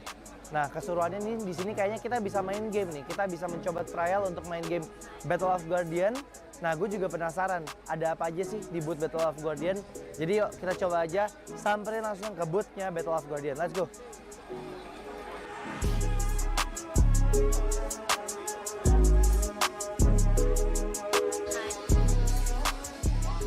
Nah, aku sekarang udah sama Kak Jenny selaku strategisnya ya Mbak ya. Strategisnya dari Battle of Guardian. Nah Mbak, aku mau nanya-nanya nih sedikit tentang apa sih sebenarnya Battle of Guardian itu. Mungkin teman-teman di sana masih banyak yang belum tahu. Mungkin boleh tolong dijelasin Mbak. Oke, Battle of Guardian sendiri adalah game fighting pertama dari Indonesia yang kita mengusung konsepnya Web3 nih. Oke. Jadi kita mengusung pakainya itu sistemnya blockchain gitu dari beberapa karakter. Nah, beberapa karakter kita itu juga terinspirasi nih dari beberapa legenda dan story-story lokal. Seperti kita juga ada kalau yang Macan Putih. Macan Putih itu adalah dari Prabu Siliwangi atau Cindaku. Oke. Lalu juga kita ada yang perempuan itu ada namanya Sofia. Sofia itu kita juga terinspirasi dari Nyi Roro Kidul. Oke. Lalu juga kita ada Aling Dharma atau kalau misalnya di dalam in-game kita namanya Mata. Oke. Gitu.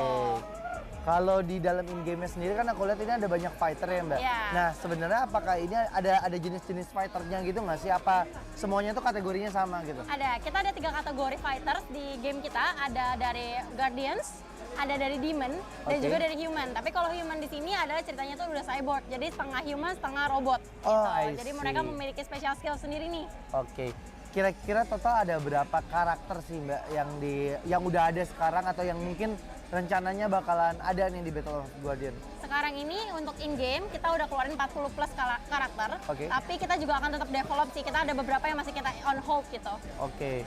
Nah, ini nih guys, seru banget. Berarti ini bisa dimainin di mana Mbak nih? Ini kita akan ada di PC Games. Oke. Ini only PC Games, tapi langsung ke website kita aja Battle of Guardians. Dari situ kalian bisa download game ini di PC kalian sendiri. Udah bisa main sama, mungkin aku mau main sama temen aku yang ada di luar kota gitu, atau ini baru bisa offline gitu Mbak? Bisa, kita ada 2 mode, ada offline mode sama ada turnamen mode. Kita juga ada PVP. Oke. PVP jadi secara online, kita akan nyari match secara online gitu. Jadi bisa dari nggak cuma dari luar kota, tapi bisa juga dari luar negeri gitu. Nah, buat kalian yang suka main fighter game, cobain Battle of Guardian. Ini karya lokal loh. Ini fighter game dari Indonesia pertama kali berarti ya Mbak ya? Iya. Dan Battle of Guardian ini juga udah dipertandingkan sebagai kompetisi eksibisi ya kemarin di Piala Presiden ya Mbak ya? Nah, sekarang aku penasaran Mbak, ada apa aja sih di dalam booth-nya Battle of Guardian di acara IESF ini, dan sekiranya kalau penonton mau kesini tuh ya tadi mereka bisa ngapain aja dan mungkin ada hadiah-hadiah gitu nggak sih? Ada banget. Kita akan ngadain turnamen. Sebenarnya nanti turnamen kita akan ada di water stage. Oke. Itu akan di tanggal 3, 4, sama 9. Itu prize pool-nya akan ada di 10 juta. Kita akan bagi-bagi nih. Nah, tapi di sini juga kita ada fun match. Jadi di sini kalian bisa coba game-game kita. Ada tiga ini. Kalian bisa coba pakai arcade games, bisa juga pakai joystick nih untuk mencoba beberapa experience-nya beda-beda nih. Bener. Nah, Kalau arcade games tuh yang kayak pro player gitu kan. bener. Gitu. Oke. Jadi ada pakai arcade-nya sendiri, mesin arcade-nya sendiri. Nah, selain kita showcase game kita sendiri, kita juga ada nih beberapa merchandise yang kita eksklusif banget nih untuk IESF. Seperti jersey, terus baju yang aku pakai nih sekarang, kaos yang aku pakai. Lalu kita juga ada karakter, jadi ada 3D printing karakter. Kita juga ada figur, ada juga keychain. Nah, boleh nggak aku izin nih? Mungkin buat teman-teman di sana juga penasaran gimana sih game Battle of Guardian. Aku izin main dulu, boleh nggak Mbak? Boleh, boleh banget. Yuk, kita main yuk. Siap. Yuk.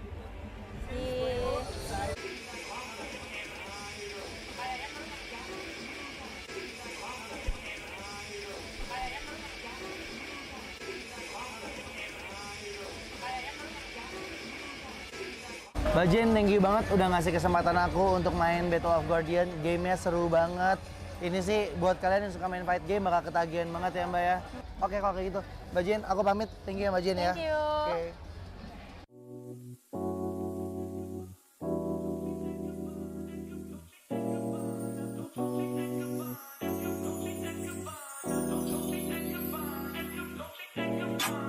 Dolce and Gabbana, Fendi and Adana, Karen, they be sharing all their money, got me wearing fly. Girl, but I ain't asking. They say they love my ass and 7 jeans to religion. I say no, but they keep giving, so I keep on taking. And no, I ain't taking. We can keep on taking. I keep on demonstrating my love, my love, my love, my love.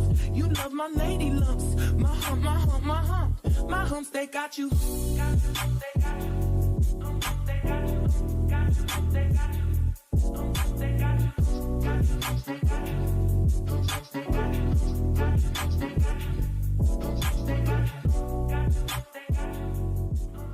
Dolce and Gabbana, Fendi and Adana, Karen, they be sharing all their money, got me wearing fly. Girl, but I ain't asking. They say they love my ass and 7 jeans to religion. I say no, but they keep giving, so I keep on taking. And no, I ain't taking. We can keep on taking. I keep on demonstrating my love, my love, my love, my love. You love my lady lumps.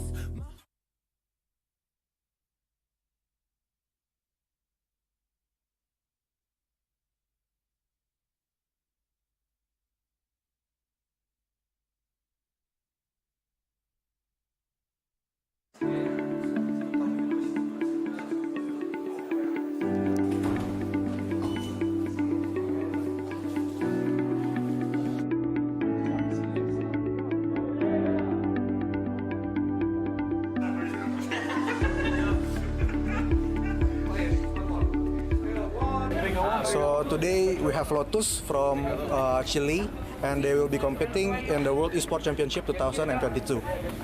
So Lotus, how was your trip from Chile to Bali, and what is your impression of the place? It was a very long trip. We came from Chile. We have 3 connection flights: Chile, Houston, Tokyo, Indonesia, and then Jakarta, Bali. So it was a very long trip, 2 days in a row, but it was a lot of fun. We had a lot of fun too. Totally worth it. Bali is a very beautiful place, so we are so happy to be here. We are delightful right away. So first, how was your trip from your country to Bali? What is your impression about the place? So about my trip, it was a little bit tiring, of course, from Saudi Arabia to Bali. Very long journey, but in the end, it worked out. Everything was fine, and my impressions is very great. The place here is wonderful, amazing, beautiful place. And yeah. So about the competition, how do you guys prepare for this championship? Well, we are a stack from Mexico, of course. Everyone has their own team, but we kind of practice with scrims a little bit 2 weeks ago. Okay. So for this tournament, which team or participant do you think will be your biggest rival? So I think our biggest rival will be from our same region, Philippines. We're in the same group. I think they're pretty strong, and I'm hoping we can have a good match. So you've traveled so far from Maldives to Bali, Indonesia. What is your target in this competition? Actually, we look forward to be in the top 1 or 2. As we know, this is the biggest esport tournament in the world. Do you have any pressure on your shoulder, and how do you deal with them?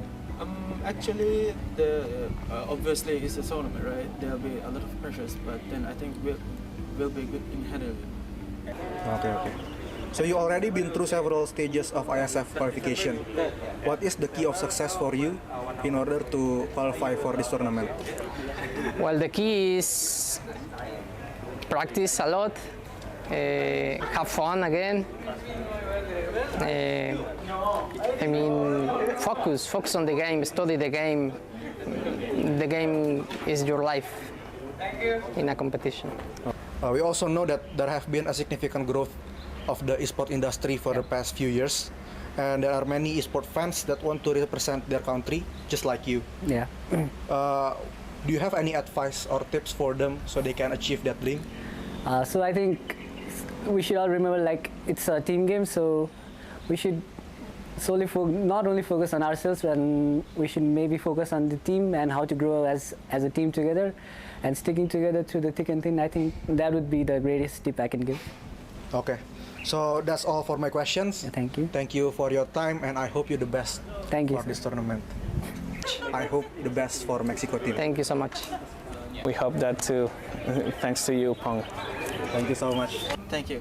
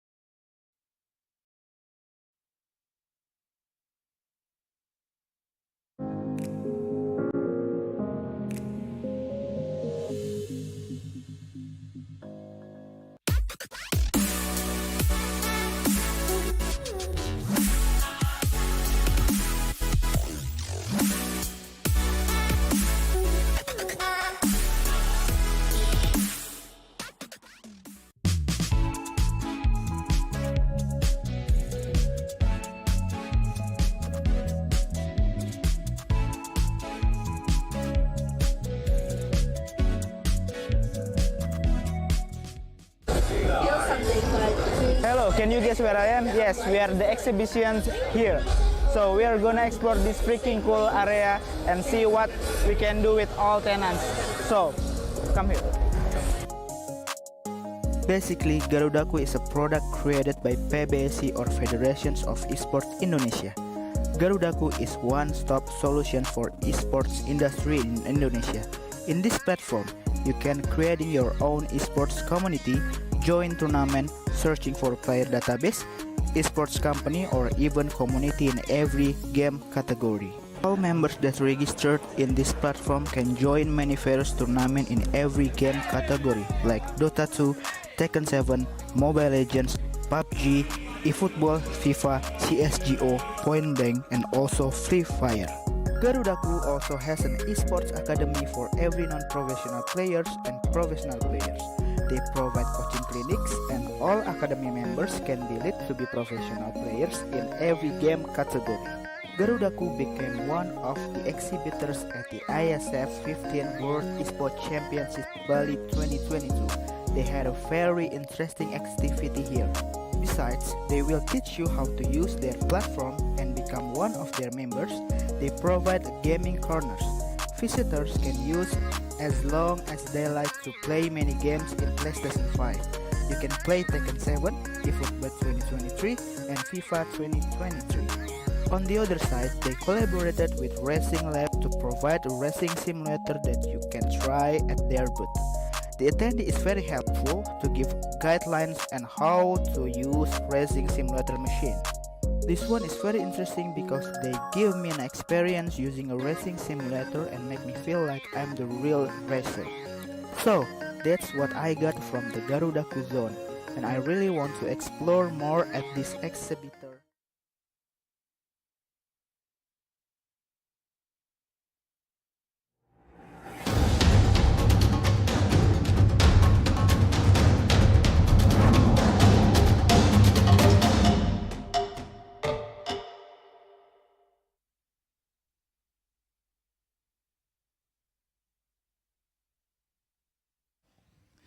All right. Welcome back again with me, Gary Eka, on IESF 14th World Esports Championship 2022 Bali. And like you said before, we are still on the air stage.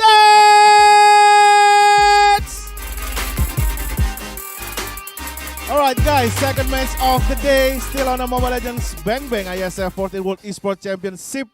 We have another big match for today on upper bracket. But before we go into the match, I would like to give you another information about IESF 14th World Esports Championship. Here we have more than 600 international athletes, 106 countries, and more than 596 offline matches. This is make the IESF 14th World Esports Championship as the esport event with the most nationality competing offline and the largest outdoor esports competition in Southeast Asia with 6 games including CSGO, Dota 2, Mobile Legends Bang Bang, PUBG Mobile, eFootball 2023, and Tekken 7. And especially for the CSGO, there's not only a CSGO male, but we also have the first CSGO female tournament of the year. Alright guys, let us invite both of the team who will be competing on the second match for today. The first, please welcome the home of the Paulo Dybala, Lionel Messi, Argentina!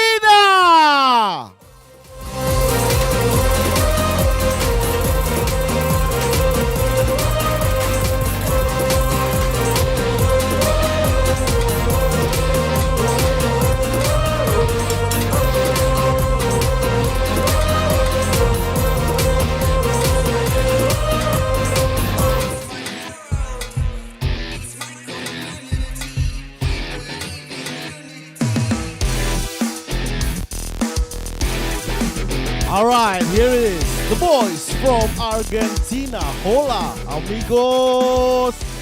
Let's go. They are very ready for the second match of today. And, of course, the second team, the home team, Please welcome Indonesia!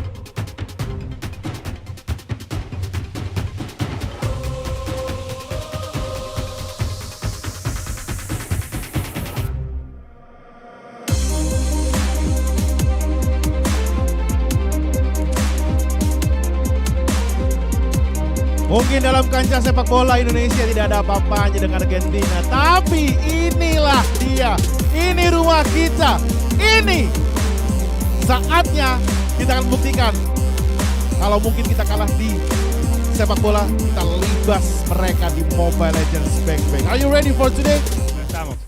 Los estamos. How you say good luck in Argentina? Buena suerte. Buena suerte ya teman-teman ya. Oke, ready? Hari ini gimana? Ready. Ready. Alright. This is the second match of Mobile Legends Bang Bang. IESF 14th World Esports Championship between Argentina versus Indonesia. You guys can handshake each other.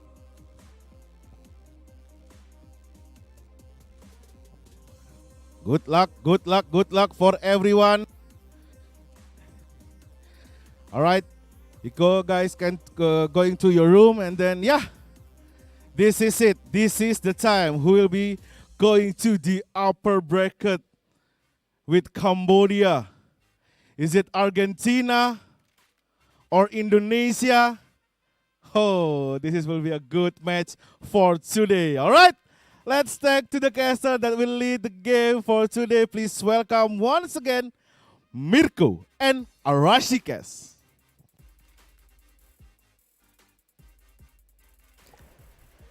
Thank you so much, Musgare, for the wonderful introduction as we are here on the caster desk for day number 3, Arashi. It's just going on super fast because of all the crazy matches. And hey, we got another one for you. Argentina versus Indonesia with Mirko, Arashi, and a whole lot of fun.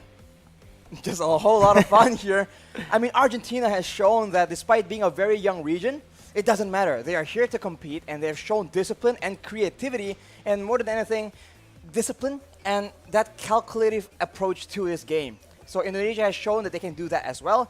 Now the question is, can Argentina adjust better or even more dynamically than Indonesia can? Because we saw that they were able to take down the favorites of the tournament, actually. Philippines was actually knocked down to the lower brackets by Team Indonesia. But obviously Argentina here coming in as, like you mentioned, a young region will still have a lot to prove. Sure, they did get a victory up against Slovenia, but now they're up against Indonesia. So I think it's kind of safe to say that currently, with Indonesia beating Philippines, they are the tournament favorites now. In a way, right? You got to beat the man to be the man, so Indonesia has done exactly that. And everyone else will have a chance to actually do the exact same thing. That is why the competition is just getting hotter and hotter right now. And it's a hot day as well in Bali, so the players must be feeling this competitive heat. For sure, right? That kind of pushes them, actually, to go even further, honestly, in this performance in the day as well, up against one another. Argentina, like you mentioned, a very young team, a very young country in MLBB. In terms of MLBB, but so far, we've seen that discipline. I really want to highlight the discipline here coming in from Argentina because that's something we don't usually see from a region that is still so new to MLBB. We usually see that younger countries, in terms of the development of MLBB, they tend to go for more team fights, more micro-heavy gameplay. But yesterday, we saw an Argentina that focused primarily on outclassing their opponents via macro, via rotations. I was about to say the exact same thing. This is why it's so impressive. And it shows, again, if you come in later into the stage, yes, you have less time essentially on the air of experience, but at the same time, you have seen and you have learned from all the mistakes and experiences that the other older teams have done. So, with out of nowhere, they showed very competent macro skills, which usually comes later on after the initial team fights, mechanics, etc. Before we get deeper into the matchup though, Arashi, IESF 14th World Esports Championships is supported by wonderful Indonesia, Kemenpora, NOC, and Connie. And we would love to give our special thanks to the sponsors right here with JHL Group, JHL Auto, Nusa Pay, DAS, Gudang Crypto, Pertamina, Taiwan Excellence, Hydro Coco, not forgetting obviously IndiHome, Telkomsel, HIN, Episode Hotel. We also have our beautiful venue right here, which we're having all the events on. Merusaka Nusa Dua, Mineski Global, Indonesia Football E-League, ESID, and Lemon ID. And of course, our media partners who have led so much support to the event. We have Net TV, we have Trans7, we have Detikcom, we have Esport ID, we have Video.com, we have Dunia Games, Dance TV, Dance Play, Merah Putih, Bola Score, and Kami Bijak. Well, there you have it, ladies and gentlemen. Everyone here to help IESF to be as great as it is currently. And we've seen some crazy games. We've seen some upsets. Indonesia winning 2-0 over Philippines. And just earlier today, Malaysia, one of the tournament favorites as well, falling to Cambodia 2-1. You can see it here, the official recap for day 1 and day 2. And one match from today. And it's looking really hot, like you mentioned. Cambodia will be progressing to the next stage in the upper brackets, to the upper bracket finals. And this match currently, Argentina versus Indonesia, will determine who's going to go up and face Cambodia up there as well. It's the first 2-1 in the tournament right here, if you can see, at the playoff brackets. And of course, we'll see if Argentina and Indonesia will be as close, because these are two teams that are very, very competent. And they absolutely have what it takes to beat each other. And that is what makes it so worrying for any supporter of Argentina or Indonesia. And also, you know, if you're a team here, Indonesia, Argentina, with Papa Dog and Dreams, as you can see, the team versus screen, we need to talk a little bit about how dangerous it is for them if they do lose, right? Because obviously, they will still have another chance in the lower brackets. The big question is, well, not the big question, the big statement here is, for me, I don't think any of these teams want to go to the lower brackets because they will be facing Philippines, right? So here we are also going to take a look at the player head-to-head for Civ and Brands, two goal laners who have shown incredible class in both day 1 and day 2 so far of the tournament. Higher GPM for Civ, but the higher KDA for Brands. Maybe it highlights the difference, right? We talked about the difference of playstyles, macro versus micro. So far, the Indonesian team has had a more aggressive approach, whereas for the Argentinians, they are perfectly content just outmaneuvering, outsmarting their opponents. And that doesn't mean that they're necessarily afraid of fights, but it does show in the statistics. It does. GPM, actually, higher for Civ. As we all know, Brands in Indonesia, one of, if not the best farmers in the gold lane, gets that gold super high to get those items. But in this tournament so far, we've actually seen that Civ is a bit more efficient when it comes down to laning and farming, whereas Brands has been super active around the map, rotating and helping around the neutral objective fights. Well, that's a concern for Argentina. If Indonesia goes for that heavy-handed early game approach, can they still maintain that macro play? Because when it's easy to do if everything is going as planned, but when the going gets tough, when you get hit in the face, that's where your adjustments need to be on point and on the fly as well. So if Indonesia can push the pressure, right, make it very difficult for Argentina to adjust, that might mean the early game might be dominated by Indonesia. Oof. We'll see. I think both teams have shown that they can compete for that early game from their previous games here, but we are going to get ready to jump in to the draft right now, as we are going to see the faces as well of both of the country's representatives. Argentina on the blue side in the first game's draft, Indonesia on the red, and this hero, Joy, I just want to get this over with instantly. We're not going to see it anymore. The Cambodia-Malaysia match, that's the only time we'll ever see Joy in this tournament. I think that has to be the case, man. Any team that watched that game needs to understand how absurd this hero is at the current point in time.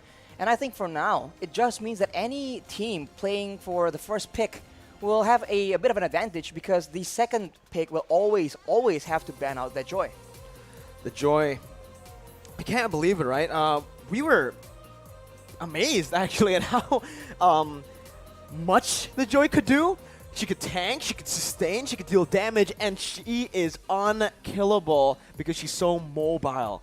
That, I think, is the most important one to highlight here. The most important thing to highlight when you're talking about Joy, because it doesn't really matter how tanky you are. If you're able to dodge everything with those dashes that reset, and if you're able to play with the rhythm properly, that passive, it's almost like it's 100% win guaranteed.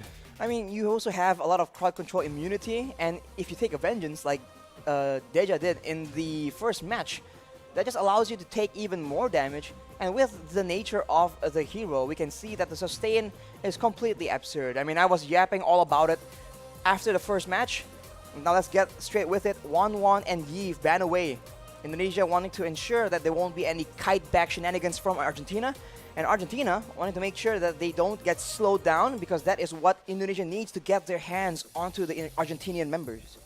Argentina so far in their match up against Slovenia, we've only seen them play early game compositions, right? We haven't seen them get taken to that later stage, like you mentioned. So maybe this might be it for Indonesia. They might actually want to prolong the game. Played a bit passively here up against Argentina, who is definitely a threat now for everyone. They are, I believe, the dark horses here. None of the teams in the upper brackets and even in the lower brackets currently can be overlooked, as we are going to see the final ban from Team Indonesia. 1-1, Joy, but Leomord, Martis, both still up for grabs. And I think it should be amongst those two, maybe even the Valentina if they want to just throw it out there. But it's actually going to be the Diggy here that's banned out by Indonesia. The Kaja is still available for both teams to pick up as well. It'll all hinge on the last ban from Argentina and the first pick, because it seems like there's a lot of very good heroes available, and I think that in a way gives Indonesia a bit of an advantage. So now, what they ban will for sure decide what they pick up as well. Are they going to go for the obnoxious early game to enable the rotations and the gameplay, or are they going to go for something a bit more aggressive, and it's going to be an Atlas first pick? Whoa. It does seem like Argentina have missed their third ban. I'm looking at it right now. Only 2 bans from Team Argentina, so we'll get this sorted out. I don't know if this is a mistake, but we will give you information right as we get it. Diggy was the final ban for Team Indonesia right now, as we are going to see the second pick come off, or the first pick from Indonesia on that red side. With the Atlas pick, Indonesia can just safely pick up the Yakai. We know that the Yakai has just been a solid counter towards these Atlas compositions. It can also be flexed over to the XP lane and the jungle. But another hero that's open, a signature pick for Taz, the Fanny, and Dreams, who was able to really pop off on the Kaja. He gets a comfort pick as well.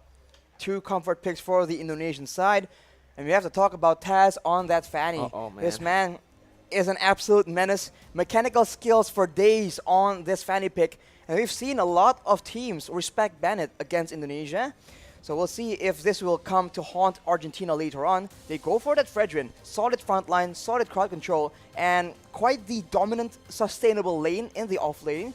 So already a difference in priorities for both these teams. But you can see that the Roamer pick is so important. It sets the tone for the early game, and it's the main tool you rely on when you need to get information, when you need to catch people off guard. And as we talk about utility, Faramis pops up. Man, this is a team fight composition that we have seen yesterday as well from Argentina. We saw that when Erwin gets his hands on the Atlas, those flashy plays do come through. With the addition of the Faramis to provide utility with that Cult Altar and a bit more sustainability to the team, it's pretty solid. The thing is, though, you gotta take a look at Indonesia's composition here with the Fanny that kind of nullifies that clumped up style of play that Argentina are looking to go for. Indonesia can definitely now look for more pick-off heroes, more stronger laners in general to find the winning lane, and to maybe snowball from the get-go. We mentioned late game. Maybe Indonesia wants to go for that, but so far in their draft, it feels completely early game. We want to get it rolling from the start. And with the Beatrix pick here, that's another hero with a lot of AoE damage that can really nullify this Cult Altar. Aside from just the AoE damage, you have to talk about the wave clear. Right now, Kaja, Fanny, Beatrix, that's a lot of wave clear for Argentina to contend with. And we talked about it again and again, as always. But when you want to have good macro game, you need to have good wave clear to establish your lane dominance, your lane pressure. Otherwise, you are stuck watching for those minion waves, and you cannot rotate as efficiently. For Argentina, Faramits and Fredrin, they're okay, but I don't think so far their composition can even compare to the amount of wave clear that Indonesia has. And I think that is going to be completely abused unless Argentina picks something up for themselves. Well, we'll have to see how it plays out, Arashi, as we are going to see the Hayabusa get banned out for Indonesia here. They actually opted to go for that, knowing that yesterday Jotun was able to have such an amazing performance, juking Team Slovenia out with that Hayabusa on that quad shadow. But now it's a respect ban towards Saikots, who is also a menace on that Yuzong. Good respect bans coming in from Argentina and Indonesia in the second phase, and you can kind of expect Indonesia now to start narrowing down the jungle. Just keep going down, or maybe just try to take away the heroes that can lock the Fanny down. Because right now, what Argentina are lacking is that single target lockdown that can really stop the Fanny. And if you look at the options available, not really much. I mean, the Franco could be an option, but Argentina have way too many heroes that would actually make it to the roamer position. And now Brody has also been banned by Indonesia. That's some good crowd control. Usually another option we see is the Moskov, I was about to say, with a knockback, with the stun as well, and the mobility. All solid choices, unless Indonesia can come up with something to deter that completely, although Argentina will ban away that Benedetta as well. We haven't seen a whole lot of the Paquito here, but it is Saikots' comfort hero back when he was in the MDL. In the MPL, it was banned from him completely. But here he does have a chance to actually pick that up. Go for the Paquito in the XP lane. And for the mid lane, Hijume usually likes to go for just the Lilias, the Yves, that right now has been banned out. So the option for Hijume is most probably the Lilia, the Farsa. Lilia makes sense, a bit more survivability, a lot of AoE damage in the big fights, and just as we say that, it does get locked in. And now for Argentina, what could it be, man? They need some DPS for sure. And this is the problem. When you're in the current meta, anything can be played in the jungle almost. It can be a utility tank, it can be marksman-ish, it can be assassin-orientated. And considering that they're against Fanny, I think a fighter makes sense. But then they'll be very, very locked into a front-to-back situation. And Indonesia, the flanks we saw from Saikots have been very, very dangerous. So they go for the Karina, can be used as a tank as well, and they have that Melissa to deter all these dive potential. There you go. That's the answer we were waiting for, right? Up against a team like Indonesia with the Fanny, with someone that can just dive into that back line, you need someone to be able to cover. And looking at Team Argentina's composition before they picked the Melissa, wait a minute. Brands is hovering over the Roger currently. Grr, yeah, absolutely. But we'll see. Arashi. No way. Is this going to be, are they trying to pull off the double retribution strat? I'll have to say that so many teams have been doing this to the casters. Can you please stop? This is not okay, man. You're giving us a lot of false hope here. And I don't think it's going to be that Roger. Unfortunately, they are hovering on the Lapu Lapu. Yet another dive hero. A good engage and crowd control. More than anything, crowd control has been so critical in ensuring that your team gets that slight edge, especially when both teams are positioning, are maneuvering so well in that mid to late game. Zace, he just loves it, man. He loves playing with the casters there, with hover over the Roger. Zace. Come on, Zace. Don't give us hope. Pick it up, man. Come on, man. Maybe next time we'll see it. Do it. Maybe they're saving it for later, but here, up against Argentina with Karina, picked up by Jotun and Civ. I do want to finish what I started earlier, that statement. With the Melissa's go away, that provides easy cover, and she can be quite independent in that gold lane, where usually, again, Team Argentina can play and look towards that XP lane to get that winning lane. Exactly. I think we need to figure out, well, both teams need to figure out which lane are they attempting to actually get ahead? Because if it's the gold lane, cool. You have a solid mid game and you have solid advantage in the late game. But if you leave that EXP lane untouched, the macro game, the wave gameplay, the 1 and 4 split push strategy can be utilized to its utmost potential. And with Saikots, for example, in the XP lane, going up against Papdog as well, that is something that you do not want happening. Welcome to the land of Dawn, ladies and gentlemen. Team Indonesia here with Taz starting on the purple buff and Jotun on that Karina on the orange buff. Let's see here, Taz.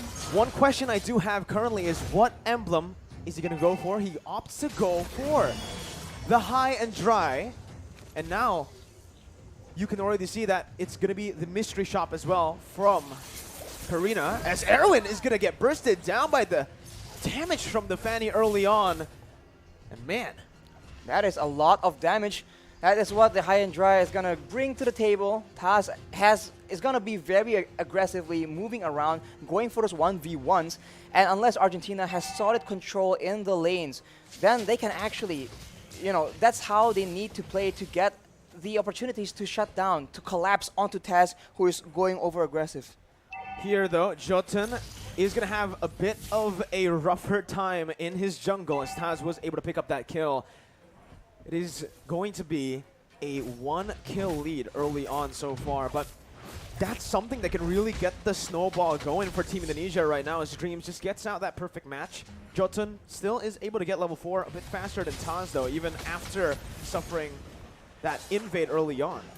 Have to watch that there's no real counter to the engage coming in from Erwin with the Flicker Fatal Links combo.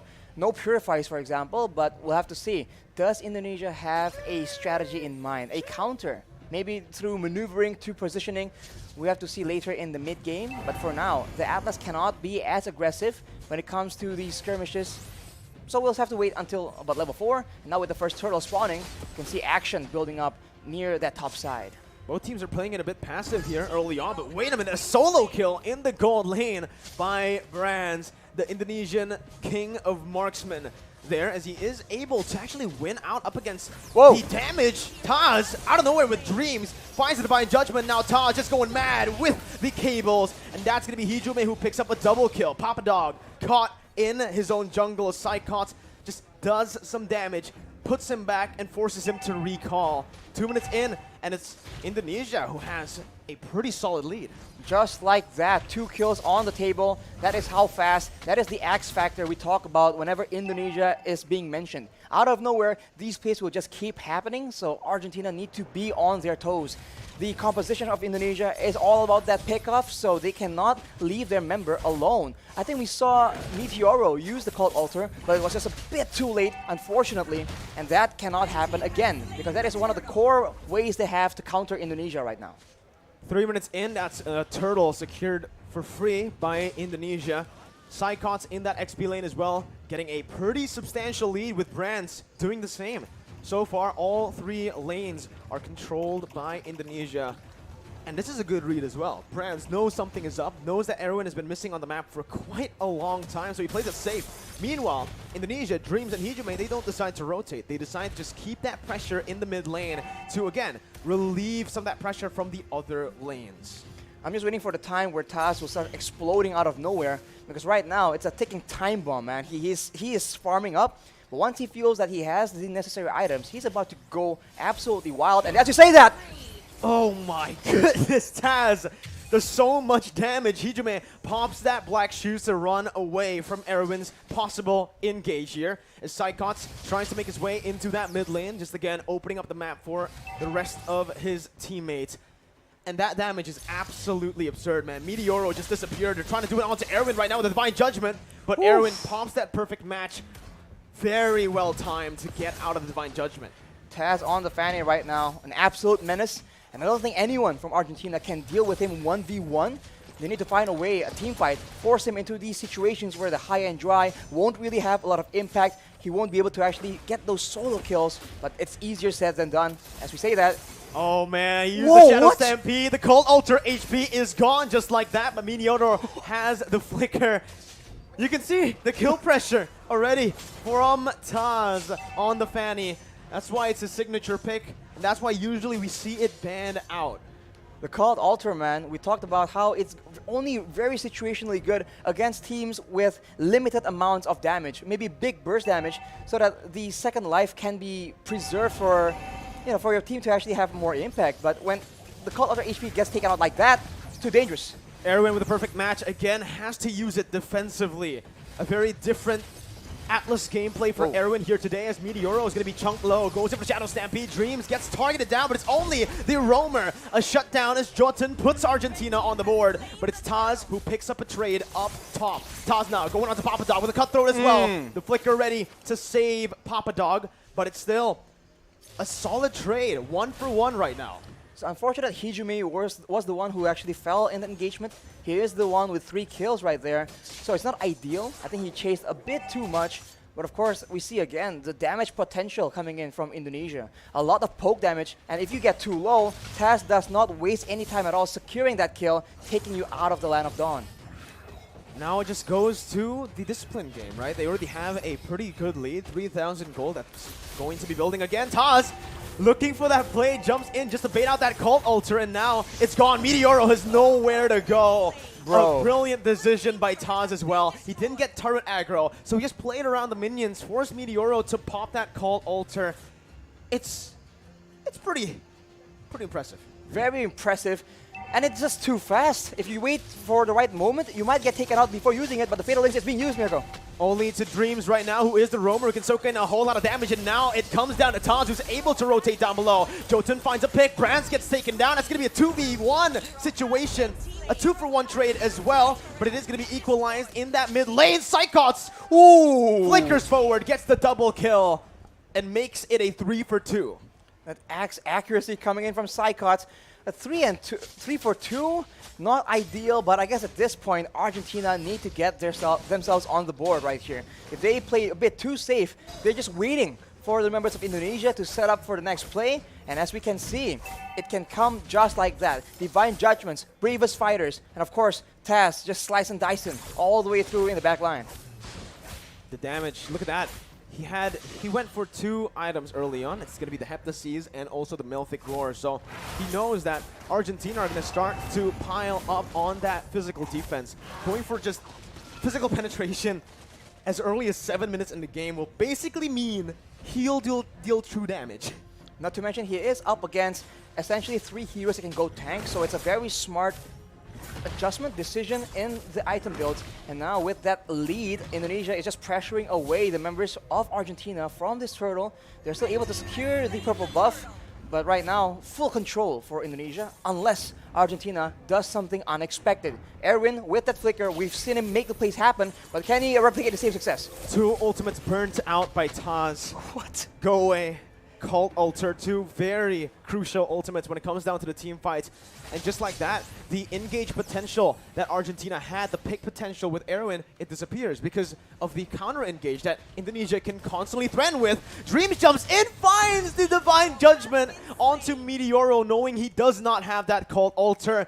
And Brands picks him up like it's nothing. Dreams now opening up the map, going to be targeted down. Dreams going to be taken down by Argentina. A 1-for-1, but it is the mid laner taken down for the roamer.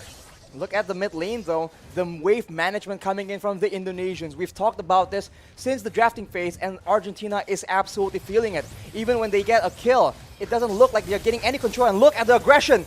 Papa Dog dove under the tier 1. Taz styling, and Hijime picks up the kill. Papa Dog 0-1 currently. Again, he tried his best early on. He went even in lane against Psychots, but because Taz has had such a good time around the map, just getting kills and getting the snowball rolling, he can start to melt these tanks down. Psychots up top waiting in the bush, jumps in with the bravest fighter, forces the go away before the fight even starts. Erwin is forced to use the perfect match now as Psychots gets caught, but he baits enough of the resources out. One frontliner for another. Erwin for Psychots as Indonesia looks for the re-engage. And Taz is a monster. Jumps in like it's nothing, jumps out like it's nothing. How is he able to maneuver like in curves on a fanny? We see linear movement with the cables, but this man, he is drifting right now. It does feel like he's drifting, you know, he's playing those cables in a way where it looks like he is actually going around the walls. But this is his signature thing. This is the reason we usually never see it get left open. And this man was a mid laner, so now in the jungle position, this man is just flexing all this mechanical skills, the killer instinct as well. And when he is that accurate with the cables, how can you like play as a backline for Argentina, but Papadog is the one being targeted. Melted down instantly here by Psychots and Brands. Erwin tried his best to pop that conceal and the perfect match to reach towards his teammate, but Papadog just gets bursted down too fast because, again, of the items. Even Brands with the Hunter Strike in the Melfic Roar, with the BOD completed so early on. Man, he can actually just burst that whole team. Yeah, right as I say it, on cue, Brands pops that Renner, gets Meteoro to a quarter of his HP, swaps to the Bennett and clears out the wave easily with the BOD completed. Now, I need to ask you a question, Arashi. Argentina, how do they come back in the game, if it's even still possible? They need to get a shutdown somehow, some way, man. I mean, they have some tools to get a catch, but they need to make the proactive movement. They can't wait for Indonesia to go in like this. Well, the call alters there. Oh, no! Gets baited in by Taz with the cables. Meteoro falls as well as that Psychons who finds the double. Brands completing the Haas clause will mean that he will no longer need to recall. He can just hit a few minions, go for a few creeps in the jungle, and get back to full HP. Jotun trying his best to look for a play. Taz and Brands with that combo. The snipe from the purple buff and Taz with the cables as Psychos jumps in once again onto the Bravest Fighter. But it is going to be the go-away pop as well by Argentina. Meteoro backing off. Call Alter already used. 11 minutes in and 2 base turrets have fallen.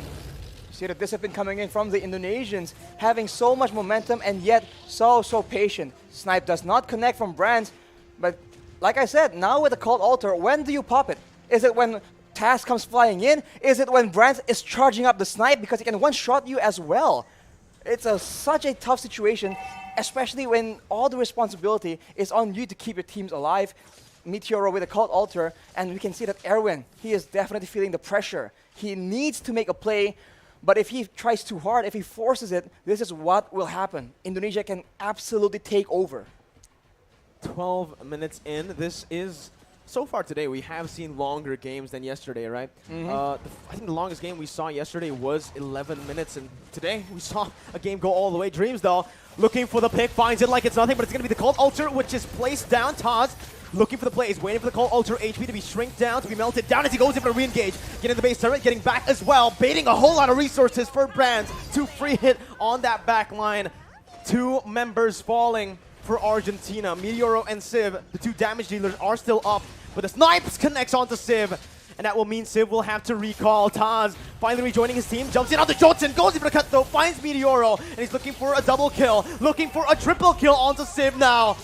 He does get it in the end, a triple kill for Taz up against Argentina in a dominant game 1.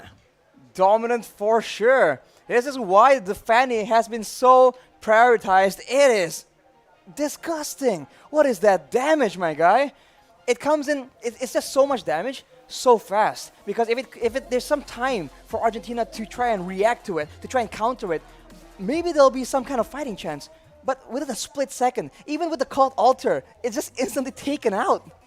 It's so tough to play around that, and lethal. We did talk a little bit about that, right? We did mention that this Cold Altar and the composition that Argentina went for is a composition that really struggles up against a mobile assassin like the Fanny. If you want to look for that Fatal Links, you're not going to be able to find it at will up against a Fanny. You need to firstly chain him down, lock him down, or force him to make a mistake, using all of his energy before you actually go for it.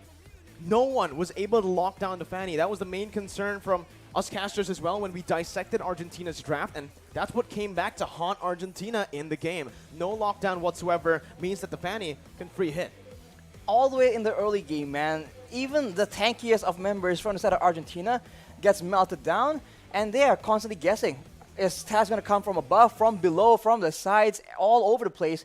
And to make things worse, even when they are being careful about the Fanny engage, you can see that Psychots with the signature just flanking around. It's just so difficult.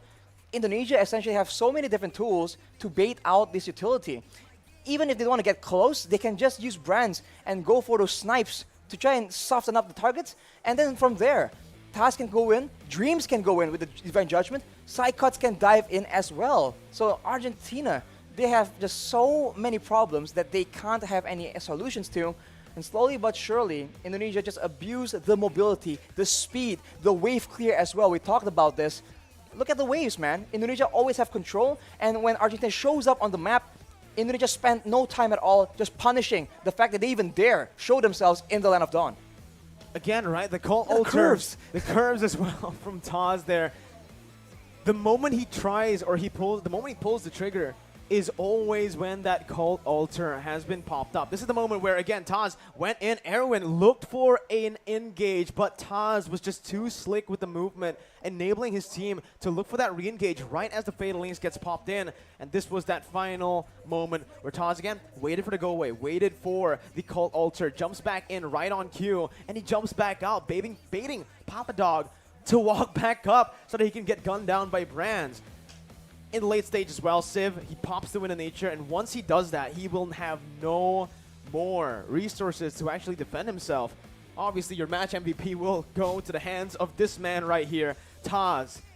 The mid laner, the jungler. At one point, he actually was the goal laner as well for EVOS. You're right. This man has been playing all the roles, and you can see that the experience has helped him to actually look for these ganks, look for these openings around the map. He just knows how to read the situation. He knows when is the most optimal time to go in and go out, because there's so many times where it seems like he predicts the counterplay coming and he mind games them instead.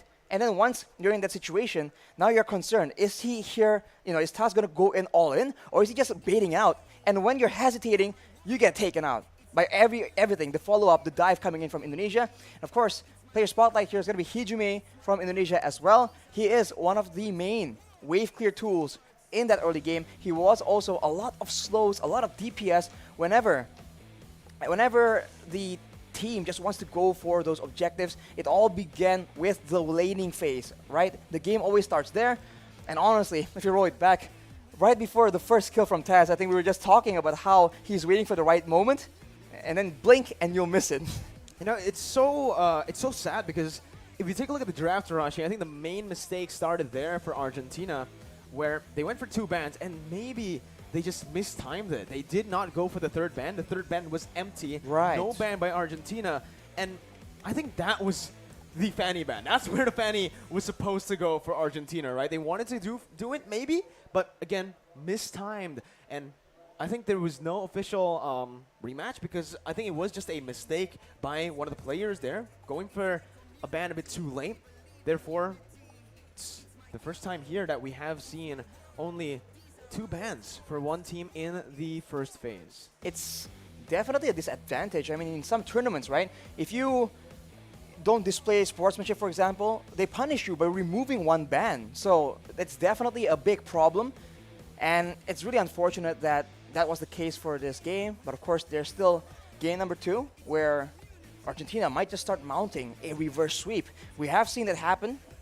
We are no stranger to reverses in the world of Mobile Legends. Teams are very, very competent and they have that mental fortitude to go the distance. Absolutely.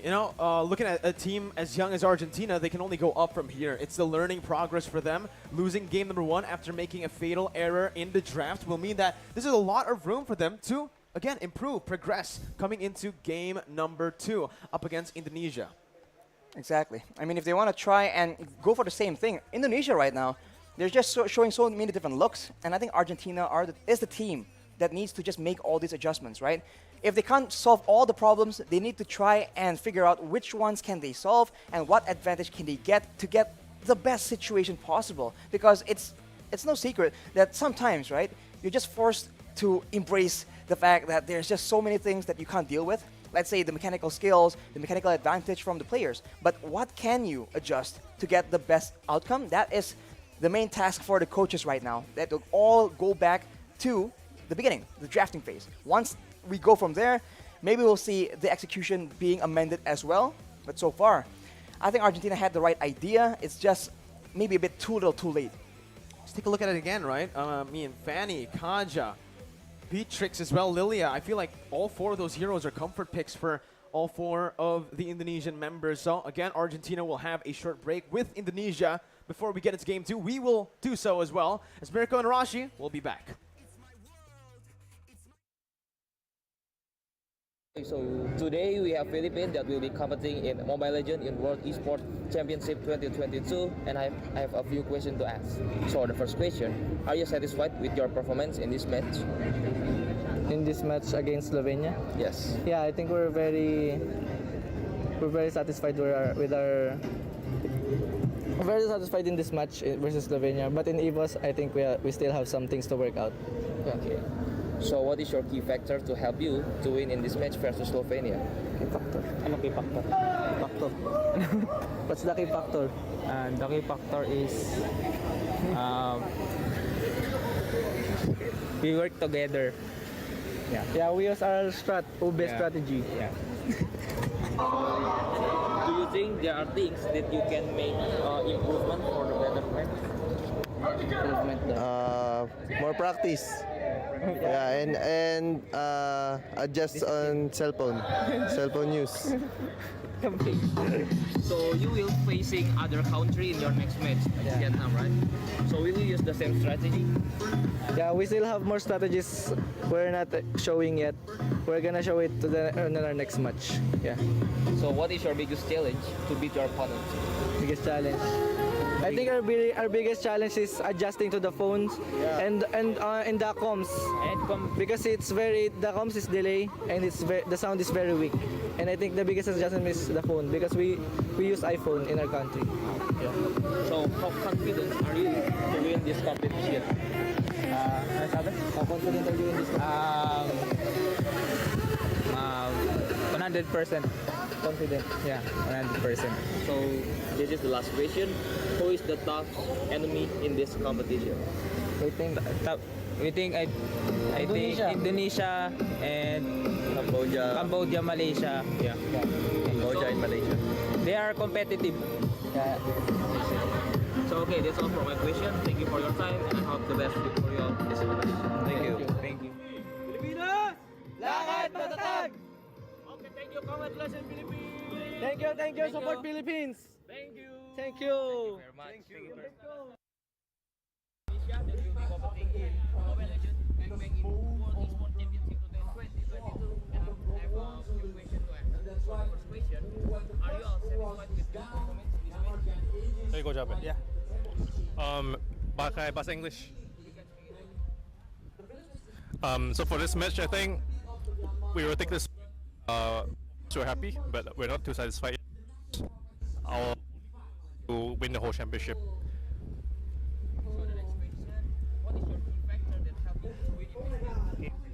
Key factor that was win this match is everyone's hard work. Everyone really put in the effort, the time, and mainly just trust between everyone over here and everyone doing their job. Because without everyone's contribution, we wouldn't have been able to do it. So even you have won two matches, do you think there are things that you can improve for the next match? There's definitely many things that we can improve. There was a lot of mistakes that we made as well in both games, so we will look through our games and fix our errors. Okay, so you will be facing other country in your next match, right? Yeah. Will you use the same strategy for the next game? Strategy-wise, we cannot really disclose, but I can assure that we still have other strategies out there, and we will see what we want to pull out for each different team.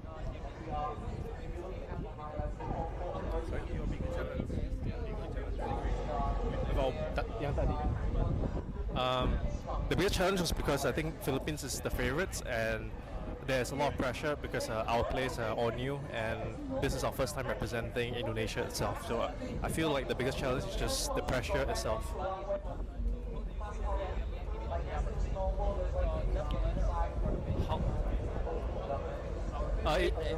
It feels really great to win the M3 Champions, but we know that there's a possibility that they will make a comeback, and we will eventually might face them again. So we're happy for now, but we're not too happy yet. We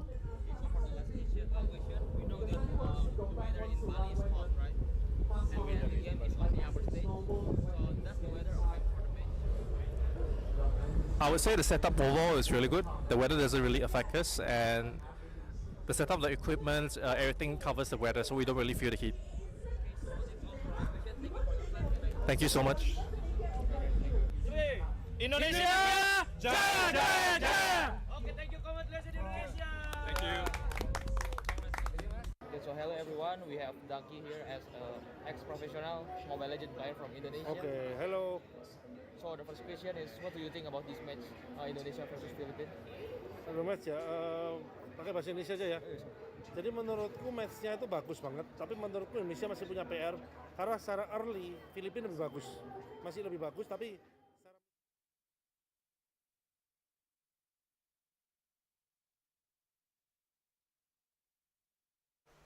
Welcome back, ladies and gentlemen, with Mirko and Rashi on the English caster desk for game number 2.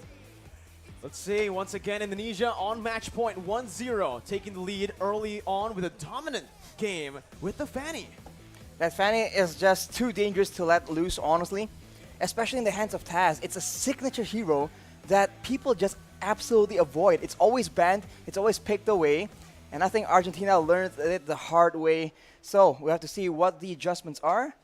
I hope they don't try and counter it with a pick, because I think this man has seen it all. He knows how to deal with it. I think banning it is the safe option. And as Mirko mentioned, there was a ban slot available, so I think that will be where the Fanny will be placed. Now I do have a question, right, for Argentina. Do they want to actually swap their sides here and opt to go for the red side, or do they want to stick to the blue side and this time just look to go for that ban earlier, right?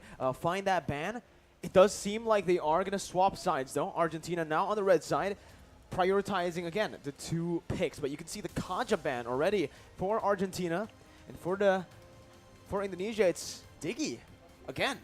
So they switch sides, so they're forced to ban out the Joy. If things go that way, so we'll have to see. That's one ban slot gone. If they trade Fanny for the Joy, it's not that much better, so I'm wondering what the plan is. We'll have to see. Indonesia bans away the Faramis, very curiously enough. I didn't think that, personally, the Faramis was that big of an issue, but perhaps Indonesia has a different plan in mind. The Joy, as predicted, is banned away. So now, it seems like Argentina is going to be forced to ban this Fanny unless they are willing to fight Indonesia on their own terms.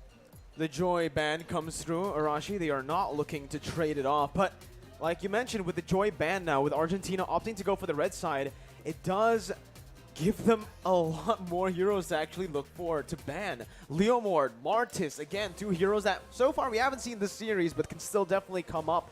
Fanny, Valentina, Wanwan. There's so many bans that you can prioritize, that you can go for here. At this point, Argentina and Indonesia, it does feel like both of them just want to let everything go. Let's trade, you know? We'll ban Valentina, but we'll still leave all those heroes open, and it's now up to Argentina to decide whether they want to trade with Fanny, Wanwan. I think with the Fanny, like you mentioned, don't try to counter it, right? The Fanny's been banned every single game so far, even against other teams, not just just against Indonesia. us. It is a very, very strong hero. Mobility, dueling prowess, burst damage, speed. Fanny has so many attributes in her favor. Speed. And for Indonesia, they have that Valentina banned out, and I've been very surprised with how willing teams are to let go of that Valentina. It's been working out for a lot of teams, but Indonesia will have none of it. And with that Fanny ban, that means we're gonna see the Wan. I'm a happy man. My hero finally coming up in IESF, because I was thinking I'm cursed, because every time you cast, this is the second 1-1. Exactly. When you and Momo-chan cast it and the 1-1 was picked up, I was like, dang, I wanted to be the one who casted 1-1. Finally, I get a chance to. 1-1 picked up, first picked by Indonesia, but Wanwan is a hero that now has counterplay. You can actually counter it with a lot of movement, a lot of mobility. Argentina pick up a hero with mobility. They can help other members as well with the utility. Mathilda pick up, but they can also just go for something. I think for the Irithel, it's a bit too early. They already see that. Ooh! There you go. Range as well becomes an answer. And utility? The utilities coming in, and obviously the damage that's just been adjusted. Well, I'm a happy man. You already know I love myself some Yves. So you're Team Argentina and I'm Team Indonesia based on our heroes. Oh, hang on. Is this how it's going to be? I'll have to see for the draft. So far, I think Yves has a lot of potential, and combined with a movement, as you mentioned, Mirko, with the guiding winds, it allows Argentina to be very fluid with their approach to big team fights. But of course, Indonesia has something to say about that as well. If they get crowd control of their own, some dive, for example, I think they can still throw a wrench in the plans of Argentina. It will be a Lolita and a Beatrix? Oh, but sorry, a Benedetta. Both B, my bad. Both B, both BE actually, right? Ooh. And here it is also the Lolita pickup, like you mentioned, Arashi. Again, Lolita is a hero that can actually act as a counter as well towards the Wanwan. Nullifying the crossbow attack, even the first ability, so that it does not hit that weakness point on the back. But Argentina now can just go for something like the Irithel, a hero that's super solid with the Electro Flash up against the Wanwan with the sprint as well, can usually shut the Wanwan down. But Argentina decide to opt for Judson's comfort pick. This is a hero we saw he was able to pop off on yesterday up against Slovenia, and they're trying to find that same success. He will be trying to use the Hayabusa against a Wanwan though.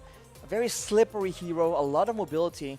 Now we're already into the second banning phase. What will they ban away? Because for Argentina, it seems like speed is their go-to method of operation here. Indonesia has a lot more combos in the bag. They can go for the Electro Final Blow, Petrify combo, followed up by a Numinant Blast, or vice versa. So, I'm not quite sure. I think Indonesia will be trying to stop those big movements, and Argentina will be trying to deny any kind of disengage, and the Akai has been denied away from the hands of Indonesia. Let's see, with the bans, Akai becomes the option for Argentina right now. And that's the Irithel, like we mentioned, a solid counter to the Wanwan. I do feel like it might be a bit of a mistake from Argentina not to pick that Irithel earlier, because again, with that Irithel, it's almost a guaranteed winning lane in a 1v1.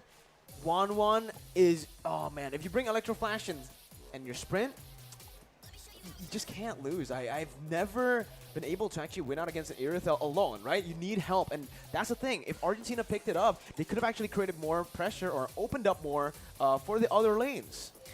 And they can force Indonesia to try and do things differently as well. As you mentioned, being able to force your opponents to play the way you want them to is a big advantage. It allows you to predict, to counter, to plan, especially towards that mid game. So Argentina will not have that advantage, and they will ban away the Gushin as well. I wonder what Taz is going to come up with right here. No Gushin, no Fanny. If he comes out with a crazy assassin, he's going to go head-to-head against Jotun on that Hayabusa. 3 respect bans over to Taz right now. And Indonesia, honestly, at this point, might just go for another gold lane ban, right? They already have the Irithel ban. We saw Civ actually play a whole lot of heroes from today and even from yesterday against Slovenia. He went for the Bruno. We saw him on the Beatrix as well. And just now, again, he was on the Melissa. So he's played 3 different heroes in 3 different games. Indonesia might want to nullify that, might want to go for it right now with the Beatrix ban. There you go. That's exactly what they go for. Argentina, oh! Whoa! Shadow picking the Natan, which is a very interesting move. Natan is a hero we haven't seen in a long time in the gold lane, especially up against a Wanwan that can really bully you, up against a Lolita that can soak in everything you've got, even with that entropy. Well, it becomes a pick that is risky. It's a bit of a mixed bag with Natan. A lot of mixed damage, right, with how he operates. And oh, he goes for he's a better the shadow picks. We keep saying that this is not okay. Haha. It's moving around though. But let's go, Argentina. Make up your mind. We have to like comment on this. No, keep on juking. Keep on juking Arashi, just like Messi. Let's just wait. But here we go. I'm honestly just wishing for a Bruno here, but he does go for the Clint. If it's not the Irithel, another hero that does extremely well in lane up against the Wanwan, it's that Clint, right? With the superior range and obviously the CC as well. Technically, the route that he has in his arsenal, it's just so good to go up against the Wanwan early on. But as we all know, Clint is very easy to pick off, and Indonesia are trying to punish that, hovering over that Selena to put some more kill pressure down. Remember, in 1v1, Clint wins, but it's never 1v1 in the gold lane anymore. Exactly. And now with a Lolita, it's a very oppressive hero in the early game because you're actually tanky, but you're you have a deceptive amount of damage. It doesn't seem like it's going to be a lot, but it is a lot. And yikes, it's gonna be the Youth Song and the Lilia. So is this a jungle Benedetta? It is a jungle, unless they pull off a jungle Yuzong. We saw it once before, not by Taz. Phoveus is the attempt to counter from Argentina. But as we've mentioned before, I think, Phoveus isn't a hard counter for a 1-1. It can be a problem, especially if Phoveus is doing well.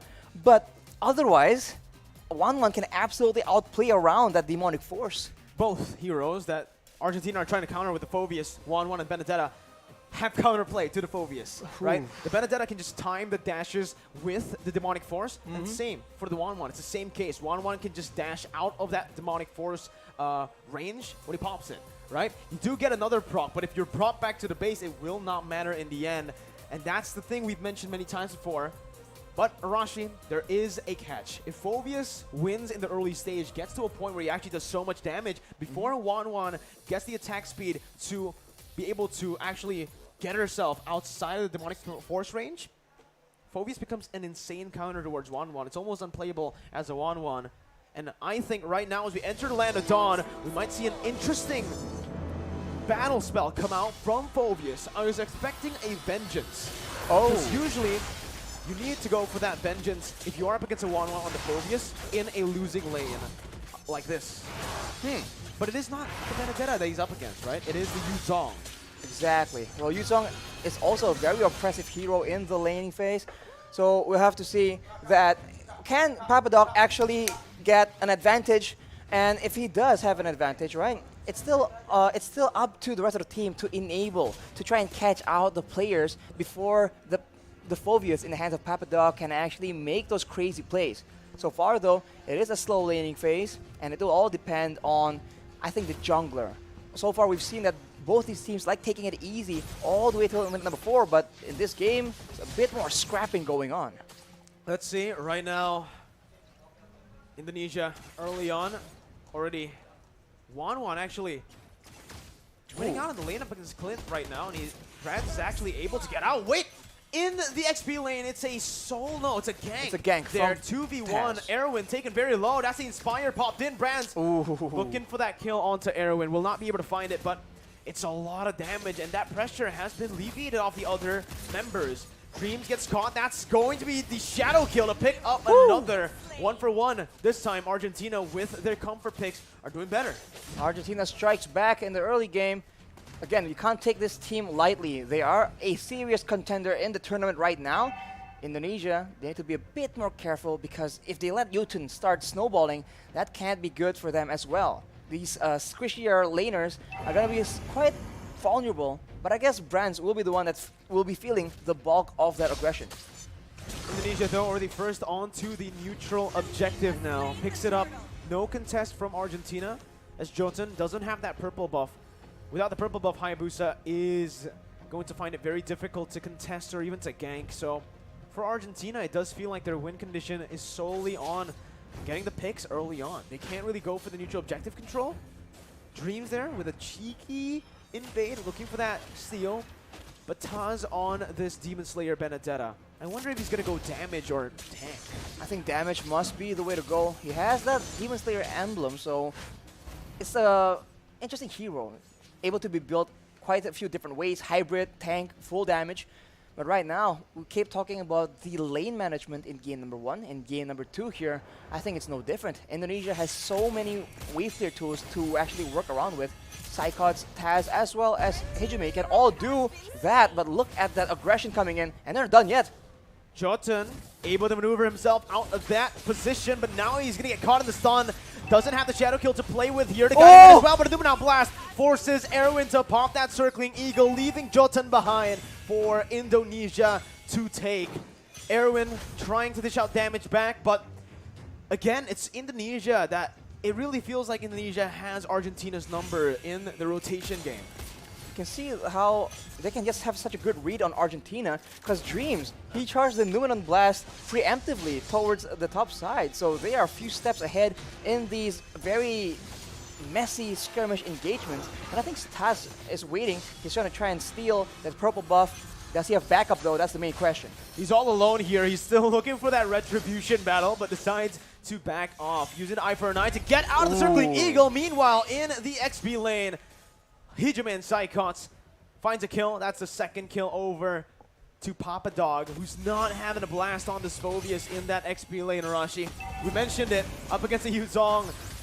It's going to be really difficult to lane, especially with the ganks that's constantly just being placed by Indonesia. Not only are they having a Phobius fall behind, they're having Psychots on the Yuzong, just absolutely wrecking it in that EXP lane. That can't be good as the Indonesians are pushing the aggression, and look at that. Real world manipulation popped in. Jotun looking for an opening as Hijime jumps back to the Black Shoes, but it's going to be caught by Jotun, who was very patiently waiting. Giving a blast onto Civ and on towards Erwin as that's the crossbow attack opened up. Erwin taken low, still able to survive, but with Civ down, this means that not only is Indonesia winning in the XP lane, this Wanwan on the hands of Brands as well is ahead, which is not a good sign. Absolute disaster as far as the laning phase is concerned. And look at the babysit coming in, but on the other side of the map, that is Psychots just making a very aggressive play. It almost pays out in a kill. Unfortunately, not just yet. They're just pushing the tempo again and again. And Argentina, which lane are they supposed to make plays in? Because at every moment, they're getting out-rotated, and Indonesia is just in the bush, just waiting for them to walk in unsuspectingly. It's absolutely insane right now. 5-2. Bataz jumps in all alone there. Looking for the purple buff, finds it and gets out. No punishment. It's actually going to be Indonesia who looks for the collapse under the tier 2. Real world inflation popped in, but Psychos jumps to the Furious Dive. Now, in the midst of it all, Erwin going to be taken low, but Dreams is still alive with the help of Taz, who jumps in with the final blow. Looking for another kill right now as he jumps out, and he buys enough time for Brands to pick up that top side tier 1. They didn't lose a single member in that dive. If you thought Argentina completely out-macroed Slovenia yesterday, this is a bit of a repeat because Indonesia is absolutely leagues ahead from Argentina. Unfortunately, Drees was not taken out, and due to him being so low, it baits the rest of the members of Argentina, and Indonesia were able to punish that. And while all that is happening, the fight began without Brands, and doing that, Brands just didn't stay still. Goes for objectives, goes for more farm. And we talked about the 1-1 having a good lane. Brands is having an amazing lane, and in the late game, that cannot be good for the side of Argentina. 6th minute, 4-man dive, 4v5, Arashi. That's what made it super impressive. It wasn't a 5v5, it was a 4v5, and they still got out with the better trade. They still were able to take that purple buff unpunished. They were the ones actually punishing Argentina for stepping into their own jungle. They are treading the line so carefully. I mean, at any moment, any small misplay can lead to disaster in these very risky plays, but Indonesia is making it happen. That just shows, again, their skill and their class, and right now they are in the sides, in the wings, waiting for an opportunity. Psychots always being so crafty in the positioning game, but look at that. Jotun has the Quad Shadow, gets out, but it's going to be chunked by Hijime, who follows him under the turret with the Black Shoes, gets out. Real world inflation popped in, but that's going to be Tatu, who targets him down with the final blow. Forcing the flicker out, Dreams taken down in the back lines by Papa Dog as he jumps into the demonic force. Hijime falls as well. Indonesia, too over-aggressive, finally punished here by Argentina, but Brands is looking for the crossbow attack. Pops in the end against Papa Dog, who gets the safety with the guiding wind. Taz still looking for his Psychots with the Black Dragon form now, still going for this fight. It's a 3v5, but Indonesia still are able to push Argentina back, but it does not change the fact that Argentina were able to find another 2 kills. They get another 2 kills, but we talk about the wave pressure again and again. You guys at home are probably so bored of hearing about it, but the bottom side, the minions have taken 1 more turret for Indonesia. We take a look at the items here. 4 Brands, Corrosion Scythe, having the Demon Hunter Sword as well. These thicker, tankier members on the side of Argentina are going to be suffering from that percentage HP damage from the Demon Hunter Sword, and it's only going to get worse from here on. That is 2 core items for 1-1. That's really not what Argentina want. It's the reverse. 1-1 with the Demon Hunter Sword, with the corrosion side so early on, and now I do believe he is building towards the Windtalker, which is going to be, again, that countermeasure for Brands to go up against the Phobias. When you start to have more attack speed, and when you start to be able to actually dash faster than the Demonic Force, that's when Wanwan can actually somewhat counter the Phobias. Taz is all alone, and he actually baits the entire team, baits some resources as well for Psychots. Goes over to Black Dragon form, petrifying Jotun. And just like that, that's the jungler taken out. That's also Meteoro who falls in the mid lane to Brands. Papa Dog isolated, zone away from the rest of his team as he'll be stunned up and he will be slain up in the top side. Look at Brands. 3-4-0. Brands pushing in the mid lane without a care. He is alone. He is staring two members of Argentina in the face. It doesn't matter. He is so ahead right now. He has that confidence, the mechanical skill. And look at that. He's behind the turret. That is, you're not supposed to do that as a marksman, but Brent doesn't care, I guess, as Indonesia wrestles away the control in the jungle from Argentina. But look at that right now. They're just sieging the base as much as possible, and the base turret passive has popped. I can speak based on experience that on the 1-1, if you're snowballed, you can do whatever you want. Yeah. So we'll see once again. Psychots wants to do whatever he wants as well with the Black Dragon form, just penetrating into that base, zoning 4 members away from the base turret. As Brands and Hijume just sieges it down. Taz now lure blade as the Numenal Blast cancelled out, but he flickers forward, getting the damage and the stun onto Meteoro, who's forced to flicker back out again. Taz now under the turret range, forced to back away. Shadow Kill popped in, won't be able to find enough damage to take anyone down. That's another resource, the real world manipulation by Meteoro to defend. 10 minutes in, Indonesia have cracked 1 base turret and are looking for the second in the mid lane. Arashi, it's looking grim. It's gonna be Hijume who jumps back with Black Shoes. Demonic Force popped in by Papa Dog. And they do not want to stop. They just have the superior siege right now. They're going for damage on the members of Argentina and also the base turrets, but they're going again. Papa Dog looking for the play, but it is just going to give Brands enough weakness points to pop that crossbow of Tang.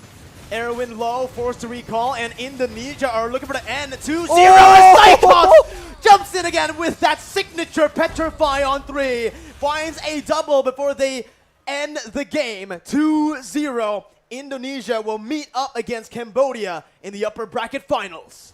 What a performance, man. And multiple members from Indonesia, they have their signature heroes, and I think teams need to start taking notice. It is just so dangerous. We saw Taz with the Fanny in game number 1. In game number 2, we see Psychots on that Yuzong. Complete destruction, man. You cannot allow these players to get those picks. It's just, again, Indonesia this time, right? In the first game, the Fanny was left open, Kaja as well for Dreams, but this time it was the 1-1. And obviously, that Yuzong. So they traded 2 for 2. In the end, that's the thing. If you go for the red side, you will need to ban out technically more heroes because of the threat of the first pick, right? The Joy, these crazy heroes that are first pick prio, favors the blue side currently, as so far we have seen the blue side find a bit more success than the red in terms of the win rate. And you can see it here as well with Joy finally now available to actually pick. It's an auto ban. You need to get it out. If you don't, we saw what happened. We indeed saw what happened. I'm still in disbelief. I still don't think that makes any sense. But you know, who am I? What do I know? I merely comment on the games being played. But that was a very solid performance from Indonesia, and unfortunately for Argentina, they are forced to admit defeat, even though when it comes to the macro, they have displayed that they have some of those predictions, strategies, tactics, but Indonesia is in a different league. At least that is what it seems like from this game. It was a very valiant effort, but I think it all started from, of course, the banning phase, but after that, it's also in the lane where the control, the pushing, right? Wave clear advantage for Indonesia just allows them to be always so far ahead when it comes to positioning. Of course, sometimes you see Jotun actually wait for an opportune moment, wait in a bush, but for the most part, right, in the majority of this game, Indonesia were the ones that were able to actually have those surprise plays, those crafty positioning, positioning decisions, like from side cuts in the side bushes.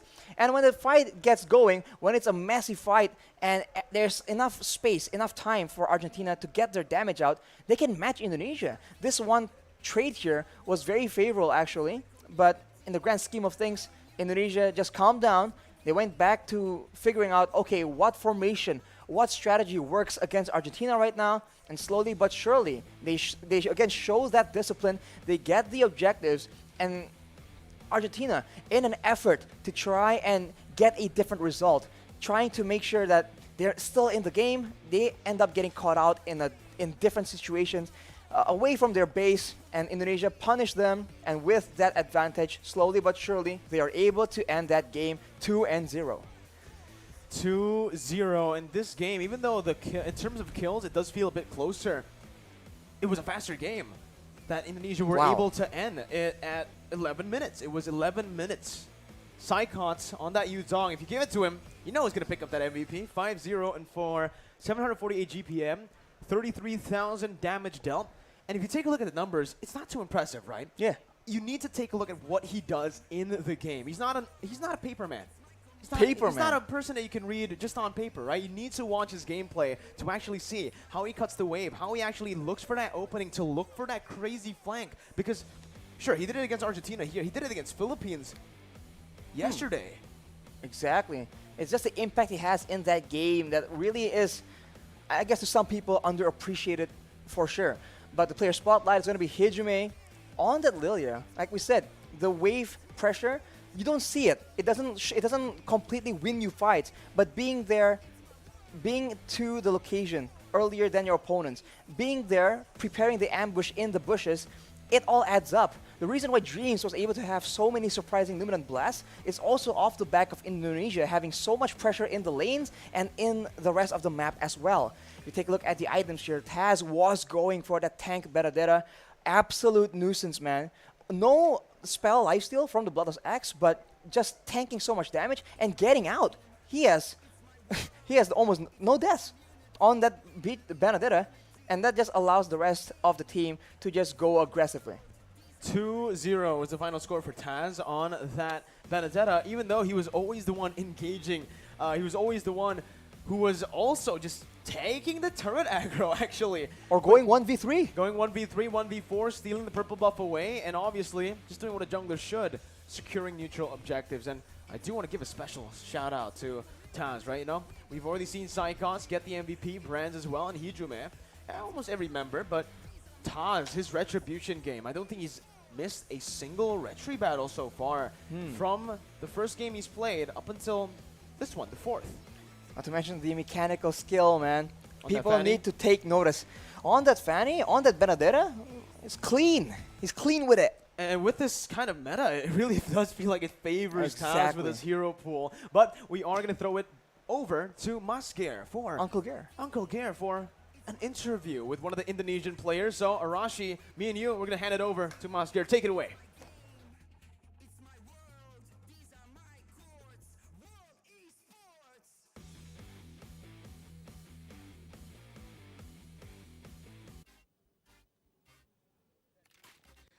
Bagimu negeri, jiwa, raga kami. Congratulations again once. Indonesia, kita tos dulu dong Tas. Mantap banget. Sudah berhasil menutup perlawanan Argentina dengan skor 2-0 di Mobile Legends Bang Bang IESF 14th World Esports Championship 2022 Bali. Tas, gimana menurut kamu strategi yang sudah dilatih, yang sudah dijalankan?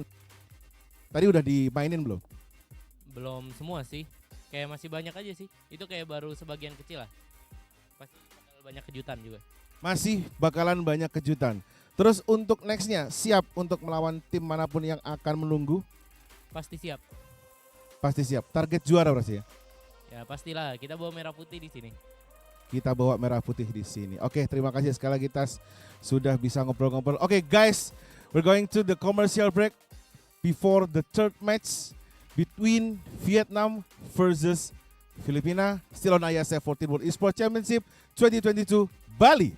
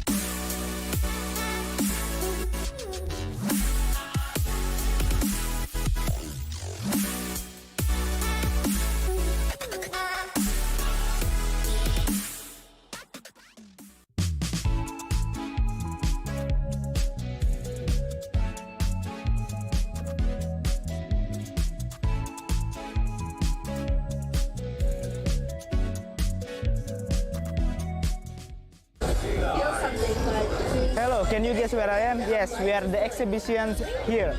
So we are gonna explore this freaking cool area and see what we can do with all tenants. So, come here. Basically, Garudaku is a product created by PBSI or Federations of Esports Indonesia. Garudaku is one-stop solution for esports industry in Indonesia. In this platform, you can create your own esports community, join tournament, searching for player database, esports company, or even community in every game category.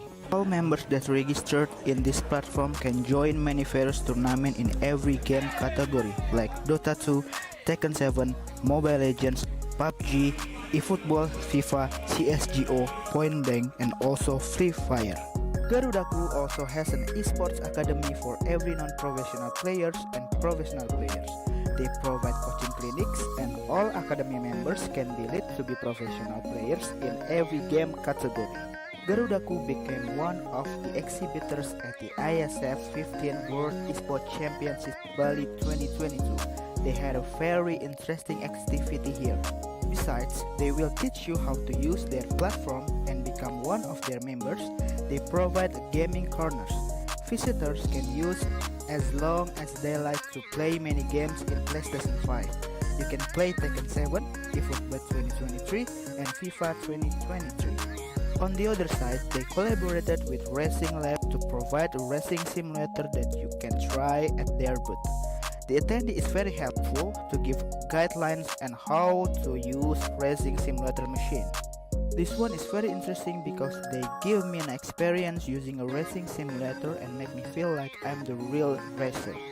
So, that's what I got from the Garudaku zone, and I really want to explore more at these exhibitor areas.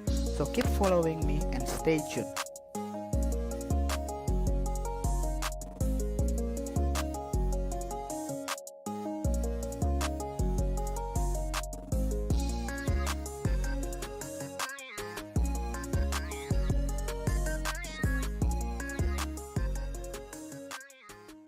Hello everybody, we have Jesse An here as a BA from Onyx Esports. Yeah. So I wanna ask you, so the first question is what do you think about this match Indonesia versus Philippines? Match yang tadi menurut aku seru banget sih. Terus udah gitu kayak menegangkan juga lah. Okay, so the next question is who is the top opponent for Indonesia in IESF? Menurut aku Filipina sih. Cuma tadi Indonesia berhasil menang lawan Filipina kan. Cuma menurutku yang paling susah Filipina sih. So how much confident are you that Indonesia will be the winner for this competition? 100% dong. Kita harus percaya diri. So for the last question, any future hope for esports Indonesia, especially Mobile Legends? Semoga makin berkembang. Terus udah gitu, semoga bisa berjangka panjang. Thank you. Thank you. Thank you for your time. Esports Indonesia. Jaya, jaya, jaya. Thank you, Malaysia. Selamat datang di sebuah pengalaman perjalanan baru Indonesia bersama InJourney. Terbang bersama kami untuk melihat pariwisata Indonesia. Sirkuit internasional, bentang alam, ragam atraksi budaya, produk lokal asli Indonesia, warisan budaya, keamanan dan kenyamanan. InJourney membawa keramahan Indonesia ke dunia. So today we have Philippines that will be competing in Mobile Legends in World Esports Championship 2022, and I have a few questions to ask. So the first question, are you satisfied with your performance in this match? In this match against Slovenia? Yes. Yeah, I think we're very satisfied with our we're very satisfied in this match versus Slovenia. But in EVOS, I think we still have some things to work out. Okay. So what is your key factor to help you to win in this match versus Slovenia? Key factor. Ano key factor? Factor. What's the key factor? The key factor is we work together. Yeah, we use our strategy. Yeah. Do you think there are things that you can make improvement for the better match? More practice. Yeah, and adjust on cell phone use. camping. So you will facing other country in your next match, Vietnam, right? So will you use the same strategy? Yeah, we still have more strategies we're not showing yet. We're gonna show it in our next match. Yeah. So what is your biggest challenge to beat your opponent? Biggest challenge. I think our biggest challenge is adjusting to the phones and the comms. Because the comms is delay and the sound is very weak. And I think the biggest adjustment is the phone because we use iPhone in our country. Yeah. So how confident are you to win this competition? How confident are you in this competition? 100% confident. Yeah, 100%. So this is the last question. Who is the tough enemy in this competition? I think Indonesia and Cambodia, Malaysia. Yeah. Cambodia and Malaysia. They are competitive. Yeah. So okay, that's all for my question. Thank you for your time and I hope the best for you all this competition. Thank you. Pilipinas! Lakad matatag! Okay, thank you. Congratulations, Philippines! Thank you. Support Philippines. Thank you. Thank you. Very much. Thank you. Let's go. Indonesia that will be competing in Mobile Legends Bang Bang in World Esports Championship 2022. And I have a few questions to ask. So the first question, are you all satisfied with the performance in this match? Saya go jawab ya. Pakai bahasa English. So for this match, I think we will take this. So happy, but we're not too satisfied. Our to win the whole championship. So the next question, what is your key factor that helped you to win this match? Key factor that was win this match is everyone's hard work. Everyone really put in the effort, the time, and mainly just trust between everyone over here and everyone doing their job. Because without everyone's contribution, we wouldn't have been able to do it. So even you have won the match, do you think there are things that you can improve for the next match? There's definitely many things that we can improve. There was a lot of mistakes that we made as well in both games, so we will look through our games and fix our errors. Okay, so you will be facing other country in your next match, right? Yeah. Will you use the same strategy for the next game? Strategy-wise, we cannot really disclose, but I can assure that we still have other strategies out there, and we will see what we want to pull out for each different team.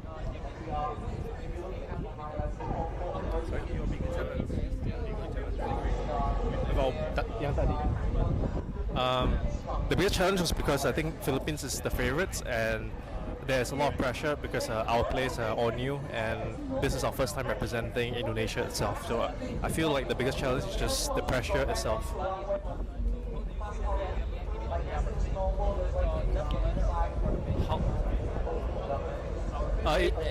It feels really great to win the M3 champions, but we know that there's a possibility that they will make a comeback, and we will eventually might face them again. So we're happy for now, but we're not too happy yet. We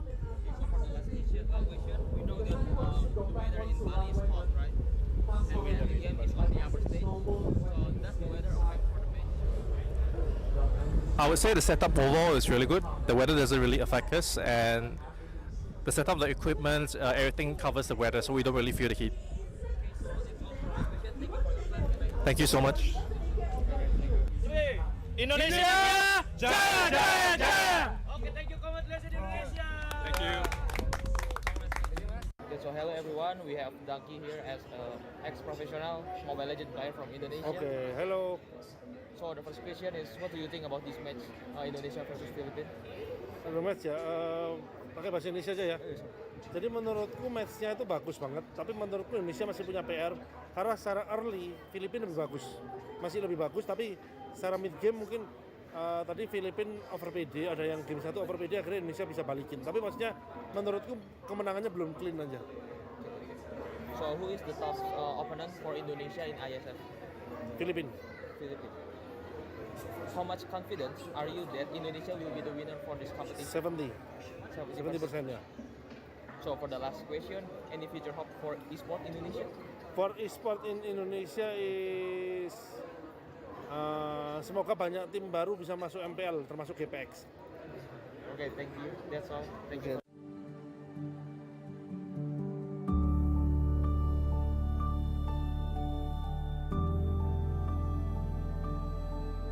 All it takes is one dream. One dream that becomes a journey. To drive an ambition. Believing in yourself. Persevering challenges. Always focused on the dream. To grow aspirations. Having the will to keep going. Building a future with a legacy. Knowing dreams can come true. Over 11 years of growth. The spirit of entrepreneurship. Created possibilities.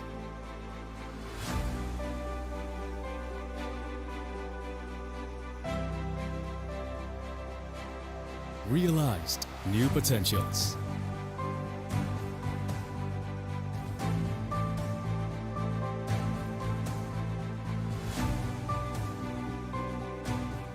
Innovate for the better.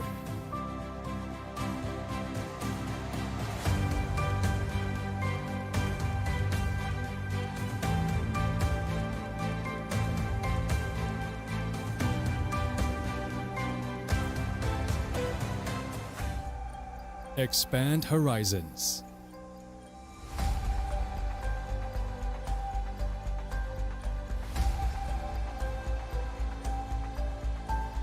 To change lives.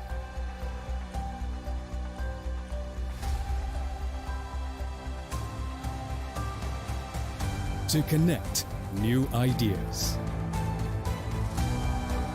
To explore new grounds.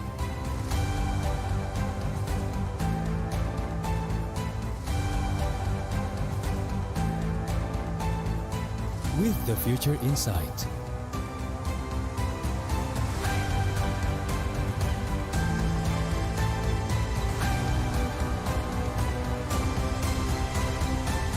Together.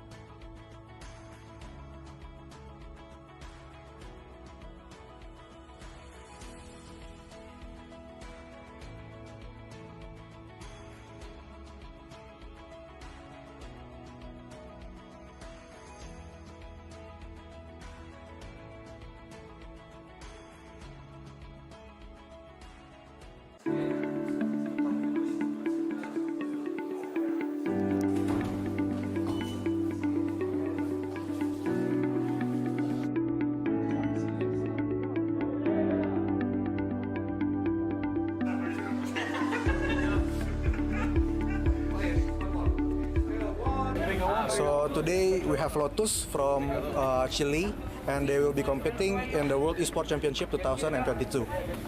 So, Lotus, how was your trip from Chile to Bali, and what is your impression of the place?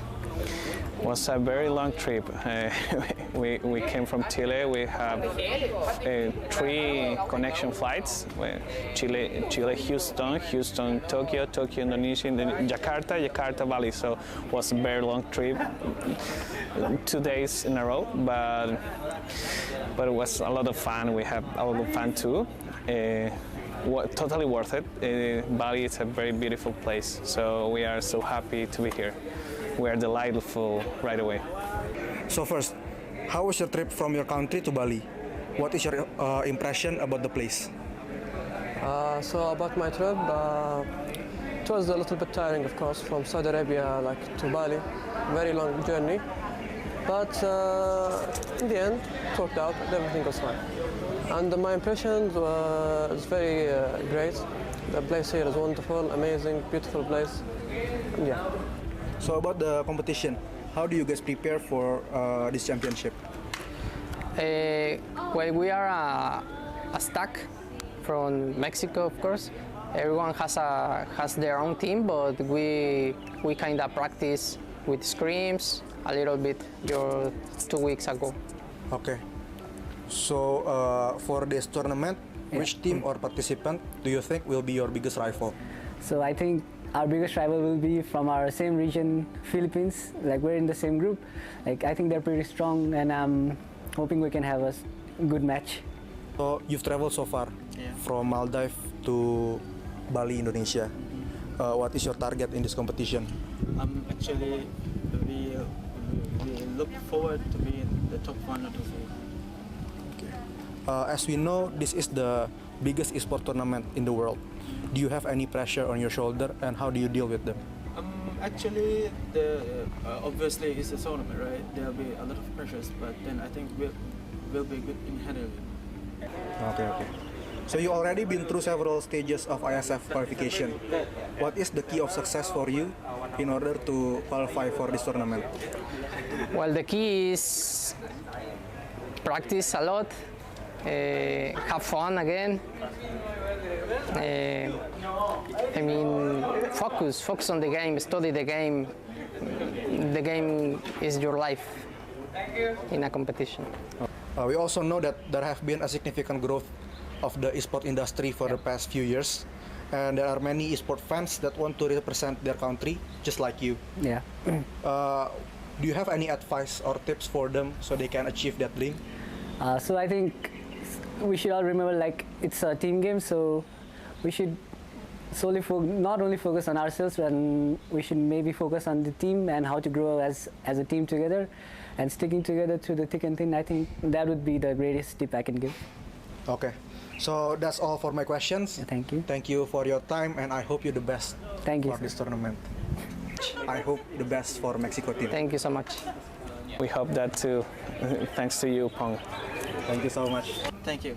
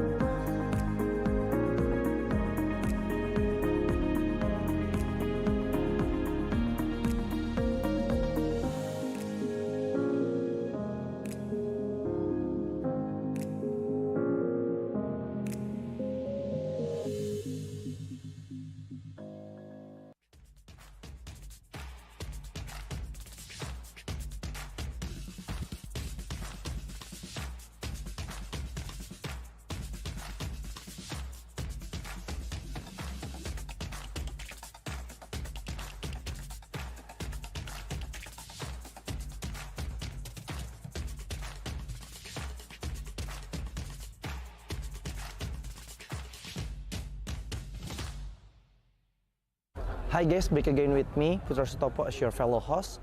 So right now, I'm at the Earth Stage area, where this area will be used as the stage for opening ceremony of IESF 14th World Esports Championship Bali 2022. As you can see behind me, they are all practicing for the opening ceremony at 7 o'clock GMT+7. To be honest, I cannot wait to see the opening ceremony because there will be an amazing performance from Alfiref and other performers. So, for those of you who want to watch it, you can watch it through the IESF official channel on Twitch TV. To be honest, you need to watch it, okay? So right now, I want to continue to see their practicing for the opening ceremony. Bye guys.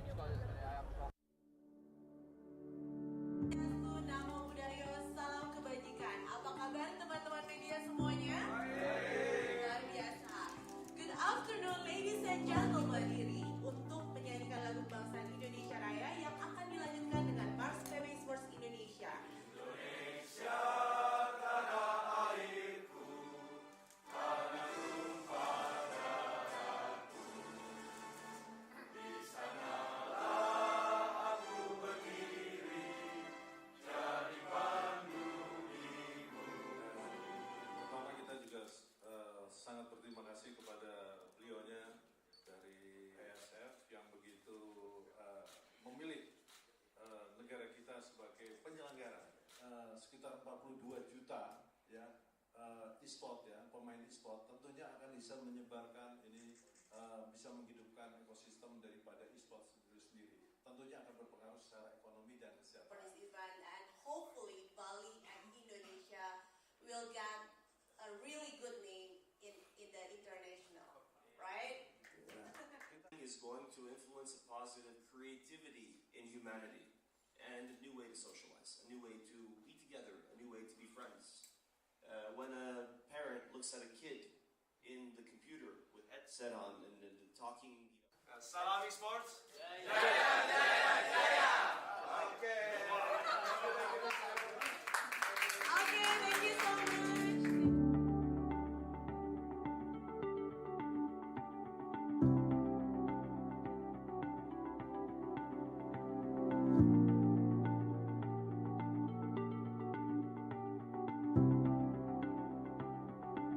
Okay. Let's go Bali. Let's go Bali. Let's go Bali.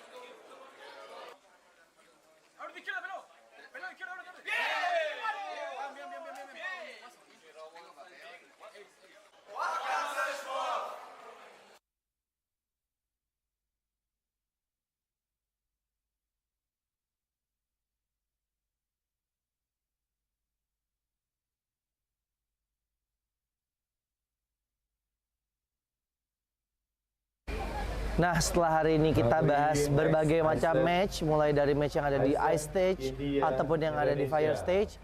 Sekarang saya mengajak kalian untuk relax terlebih dahulu, di mana saat ini saya berada di booth area. Di sini banyak banget berbagai macam activation yang disediakan oleh booth-booth, baik itu booth dari sponsor ataupun booth-booth dari partner-partner PBSI dan IESF. Seperti yang ada di belakang saya, ini ada Garuda Zone, di mana seperti yang kalian lihat, di sini banyak banget area-area permainan, ada racing simulator, ada juga mesin capit yang bisa mendapatkan hadiah item-item Dota, atau di sekelilingnya banyak sekali game-game atau booth-booth dari developer lokal. Nah sekarang saya mau ngajak kalian untuk kita keliling-keliling di area booth. Mungkin buat kalian yang mau nonton dan mau datang ke acara IESF World Championship ini, kalian bisa tahu nih kalian mau ke booth mana dan mau menikmati activation di booth mana aja. So, ayo gue ajak kalian untuk keliling-keliling lebih dahulu.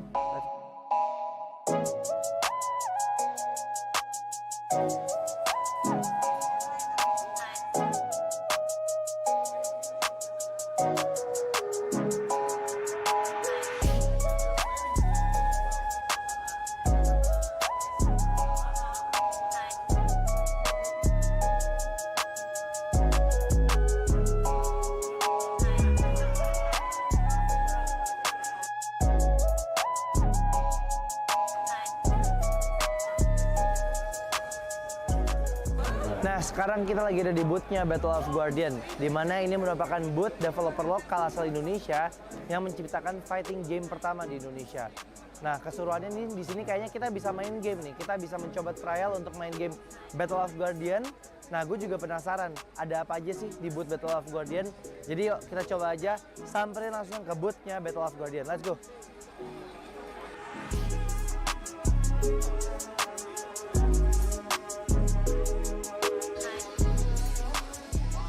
Nah, aku sekarang udah sama Kak Jenny selaku strategisnya ya Mbak ya. Strategisnya dari Battle of Guardian. Nah Mbak, aku mau nanya-nanya nih sedikit tentang apa sih sebenarnya Battle of Guardian itu. Mungkin teman-teman di sana masih banyak yang belum tahu. Mungkin boleh tolong dijelasin Mbak. Oke, Battle of Guardian sendiri adalah game fighting pertama dari Indonesia yang kita mengusung konsepnya Web3 nih. Oke. Jadi kita mengusung pakainya itu sistemnya blockchain gitu dari beberapa karakter. Nah, beberapa karakter kita itu juga terinspirasi nih dari beberapa legenda dan story-story lokal. Seperti kita juga ada kalau yang macan putih. Macan putih itu adalah dari Prabu Siliwangi atau Cindaku. Oke. Lalu juga kita ada yang perempuan itu ada namanya Sofia. Sofia itu kita juga terinspirasi dari Nyi Roro Kidul. Oke. Lalu juga kita ada Aling Dharma atau kalau misalnya di dalam in-game kita namanya Mata. Oke. Gitu.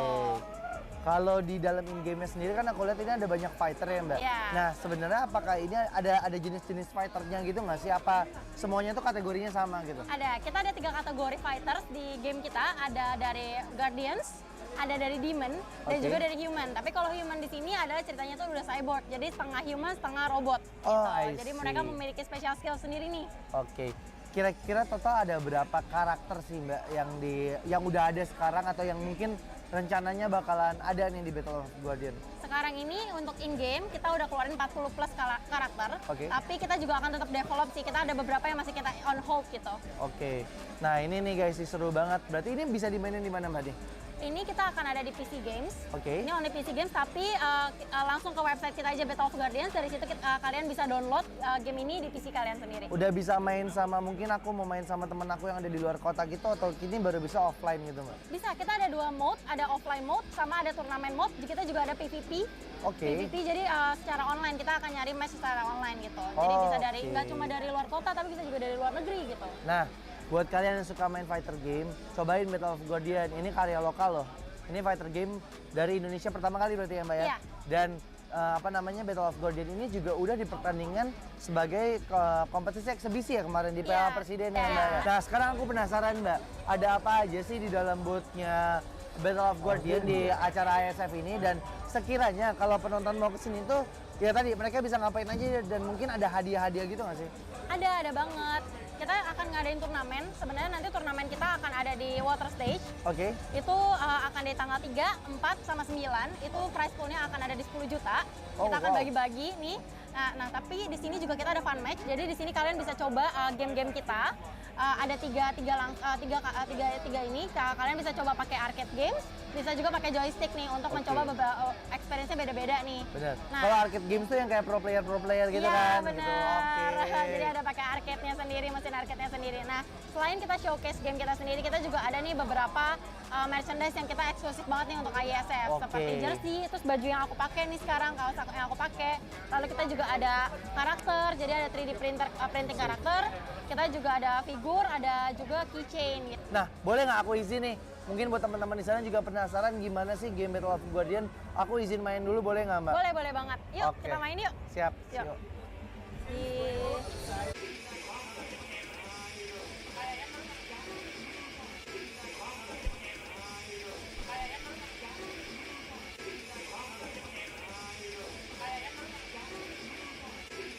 Mbak Jen, thank you banget udah ngasih kesempatan aku untuk main Battle of Guardian. Gamenya seru banget.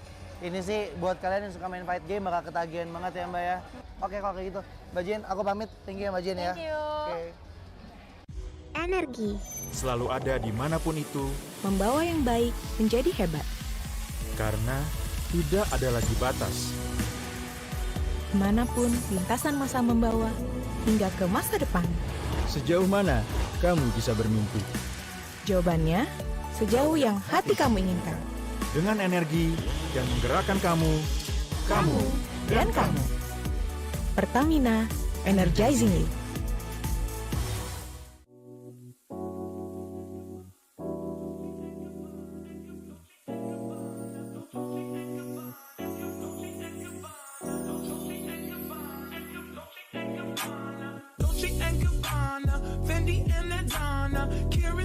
Sharing all their money got me wearing fly. Girl by IES, and they say they love my ass. And 7 G's to religion. I say no, but they keep giving, so I keep on taking. And no, I ain't taking. We can keep on taking. I keep on demonstrating my love, my love, my love, my love. You love my lady lumps, my hump, my hump, my hump, my humps. They got you. They got you. They got you. They got you. They got you. They got you.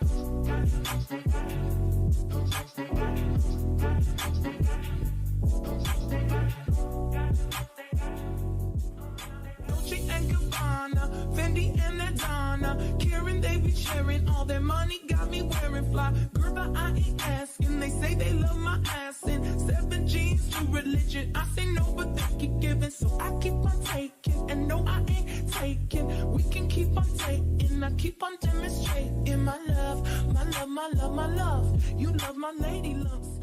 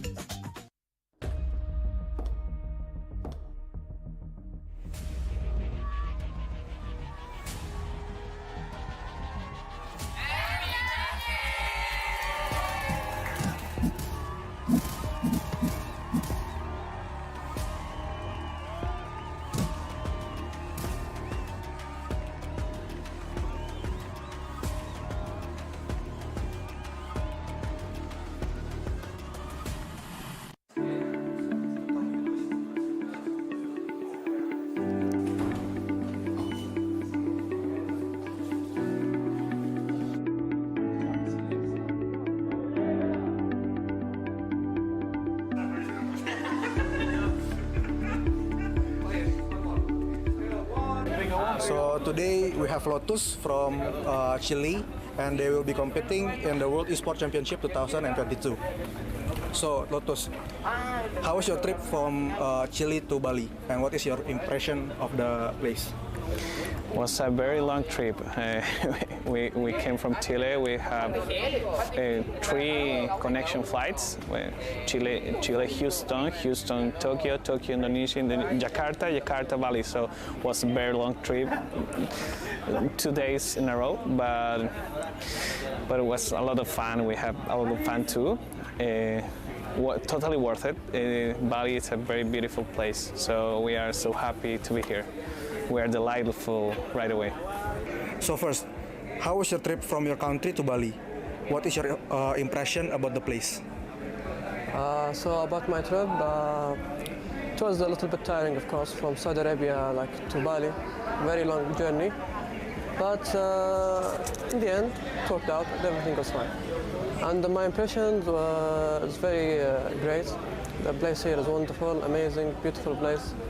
And yeah.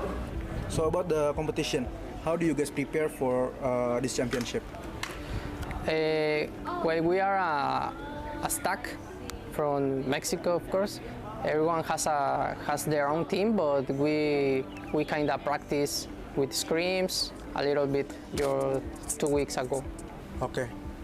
So for this tournament, which team or participant do you think will be your biggest rival? So I think our biggest rival will be from our same region, Philippines. Like we're in the same group.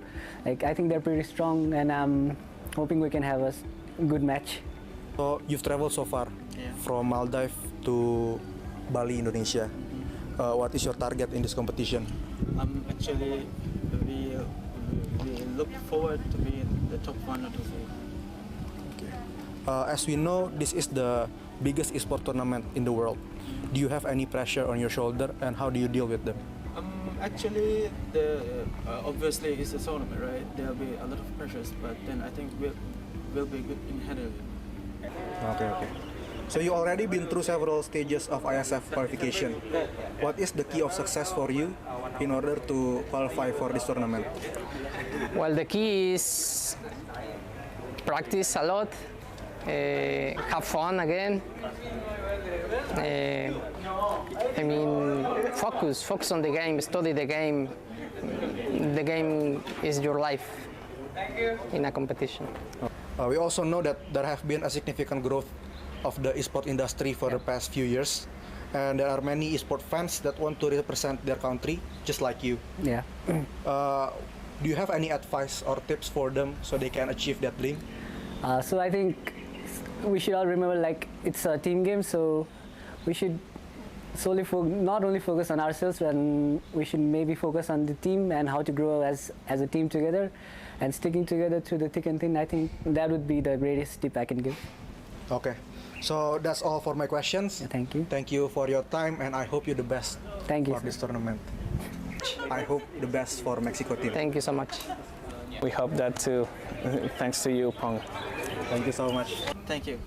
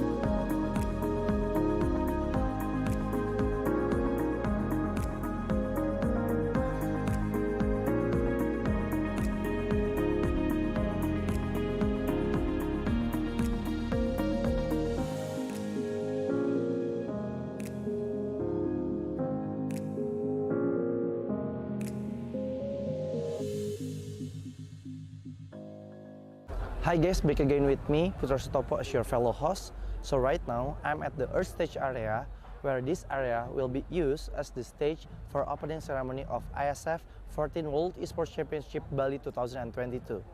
As you can see behind me, they are all practicing for the opening ceremony at 7 o'clock GMT plus 7. To be honest, I cannot wait to see the opening ceremony because there will be an amazing performance from Alfiref and other performers. So, for those of you who want to watch it, you can watch it through the IESF official channel on Twitch TV. To be honest, you need to watch it, okay? So right now, I want to continue to see their practicing for the opening ceremony. Bye guys.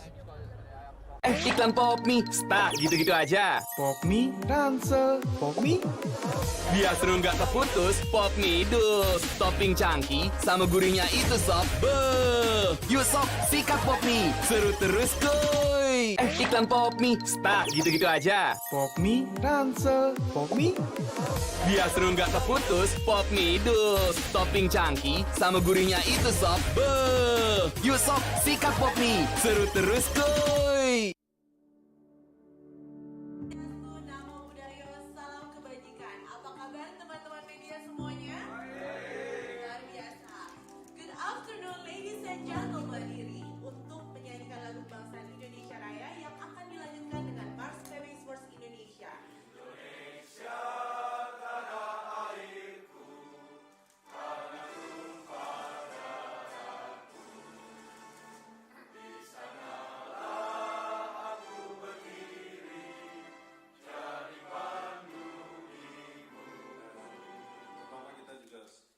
Sangat berterima kasih kepada beliaunya dari IESF yang begitu memilih negara kita sebagai penyelenggara.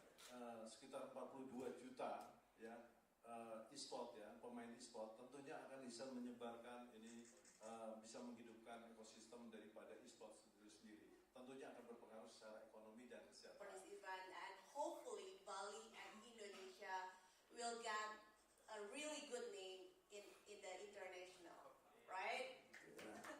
Is going to influence a positive creativity in humanity and a new way to socialize, a new way to be together, a new way to be friends. When a parent looks at a kid in the computer with headset on and talking. Salam Esports.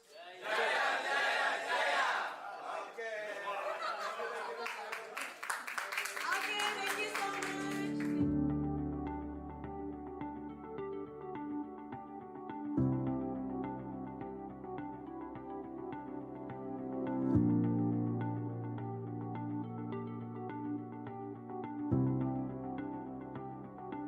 Okay. Let's go Bali. Let's go Bali.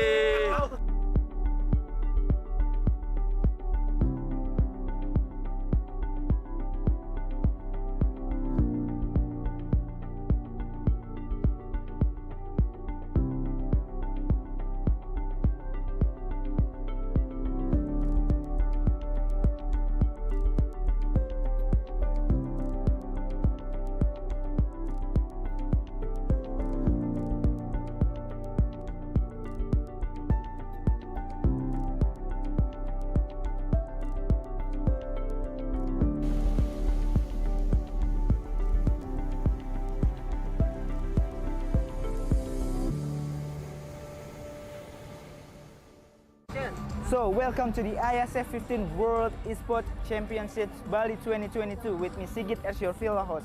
So, this is the second day of the IESF 15th World Esports Championship Bali 2022 and we still have a lot of interesting match and games in the game category of eFootball, Tekken 7, CSGO, Dota 2 and also Mobile Legends Bang Bang. You can see full match schedule on our Instagram at the IESF_official and also garudaku.se.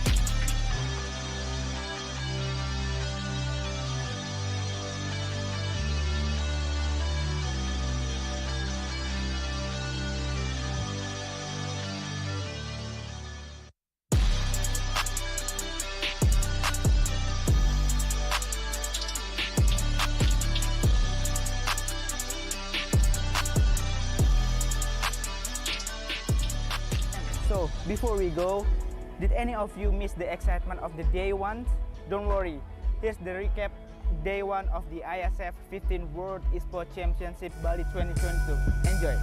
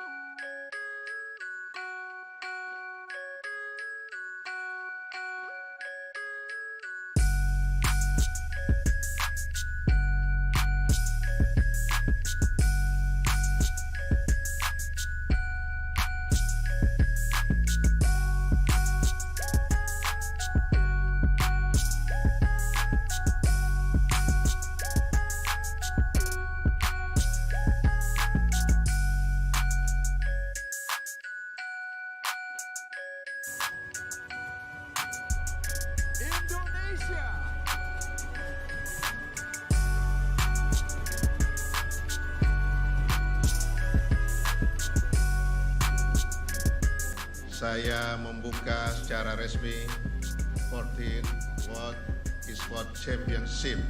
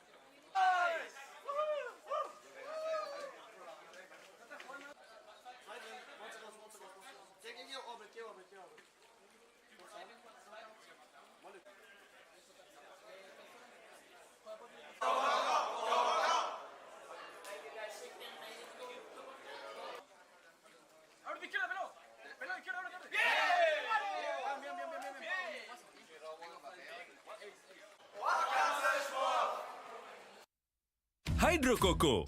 Why choose Hydro Coco? Healthy, tastes good. Rasakan manfaat air kelapa asli untuk bantu jaga imun tubuh. We choose Hydro Coco. Real coconut water. Hydro Coco. Why choose Hydro Coco? Healthy, tastes good. Rasakan manfaat air kelapa asli untuk bantu jaga imun tubuh. We choose Hydro Coco. Real coconut water.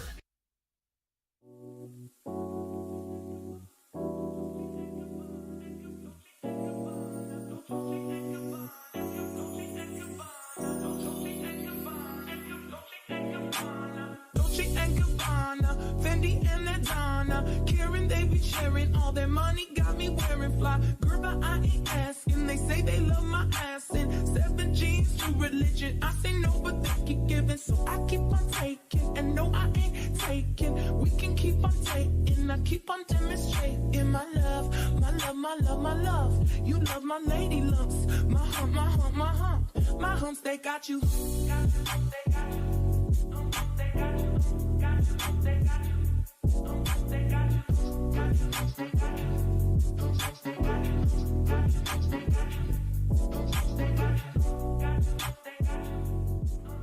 Dolce and Gabbana, Fendi and Adana, Karen, they be sharing all their money, got me wearing fly. Girl by IES, and they say they love my ass. And 7 G's to religion, I say no, but they keep giving, so I keep on taking. And no, I ain't taking. We can keep on taking, I keep on demonstrating my love, my love, my love, my love. You love my lady lumps.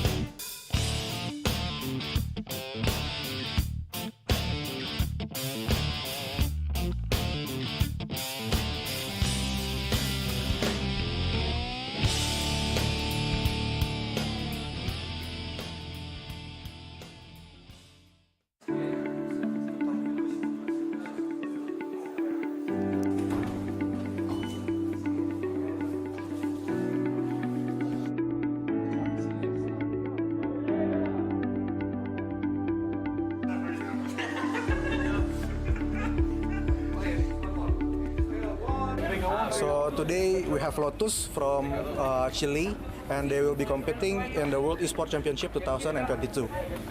So Lotus, how was your trip from Chile to Bali, and what is your impression of the place? It was a very long trip. We came from Chile. We have 3 connection flights: Chile, Houston, Tokyo, Indonesia, Jakarta, Bali. So it was a very long trip, 2 days in a row. But it was a lot of fun. We had a lot of fun too. Totally worth it. Bali is a very beautiful place. So we are so happy to be here. We are delightful right away. So first, how was your trip from your country to Bali? What is your impression about the place? So about my trip, it was a little bit tiring, of course, from Saudi Arabia to Bali. Very long journey, but in the end, it worked out. Everything was fine, and my impressions was very great. The place here is wonderful, amazing, beautiful place. And yeah. So about the competition, how do you guys prepare for this championship? Well, we are a stack from Mexico, of course. Everyone has their own team, but we kind of practice with scrims a little bit 2 weeks ago. Okay. So for this tournament, which team or participant do you think will be your biggest rival? So I think our biggest rival will be from our same region, Philippines. We're in the same group. I think they're pretty strong, and I'm hoping we can have a good match. So you've traveled so far from Maldives to Bali, Indonesia. What is your target in this competition? Actually, we look forward to be in the top 1 or 2. Okay. As we know, this is the biggest esports tournament in the world. Do you have any pressure on your shoulder, and how do you deal with them? Actually, obviously it's a tournament, right? There'll be a lot of pressures, but then I think we'll be good in handling it. Okay. So you already been through several stages of IESF qualification. What is the key of success for you in order to qualify for this tournament? Well, the key is practice a lot, have fun again. Focus on the game, study the game. The game is your life in a competition. We also know that there have been a significant growth of the esport industry for the past few years, and there are many esport fans that want to represent their country, just like you. Yeah. Do you have any advice or tips for them so they can achieve that dream? So I think we should all remember it's a team game, so we should not only focus on ourselves, and we should maybe focus on the team and how to grow as a team together, and sticking together through the thick and thin. I think that would be the greatest tip I can give. Okay, so that's all for my questions. Yeah, thank you. Thank you for your time, and I hope you the best. Thank you for this tournament. I hope the best for Mexico team. Thank you so much. We hope that too. Thanks to you, Pong. Thank you so much. Thank you.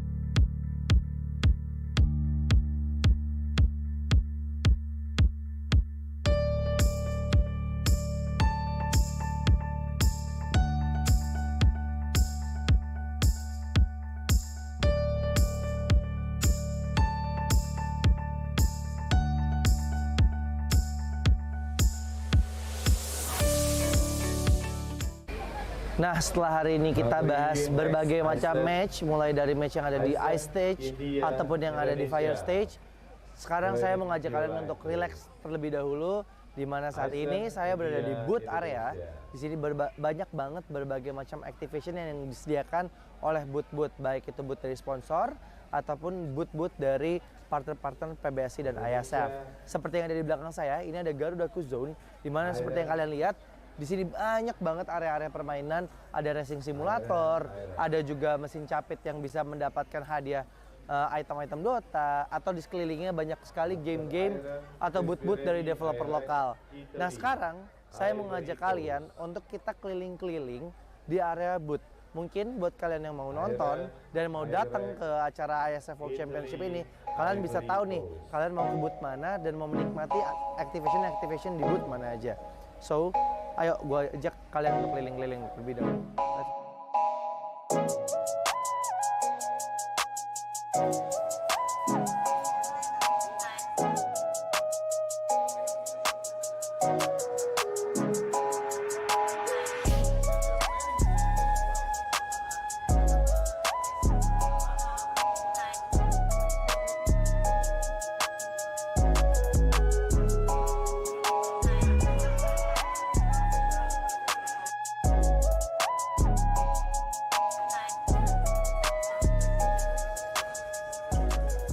Nah, sekarang kita lagi ada di booth-nya Battle of Guardian, di mana ini merupakan booth developer lokal asal Indonesia yang menciptakan fighting game pertama di Indonesia. Nah, keseruannya nih di sini kayaknya kita bisa main game nih. Kita bisa mencoba trial untuk main game Battle of Guardian. Nah, gue juga penasaran ada apa aja sih di booth Battle of Guardian. Jadi yuk kita coba aja samperin langsung ke booth-nya Battle of Guardian. Let's go.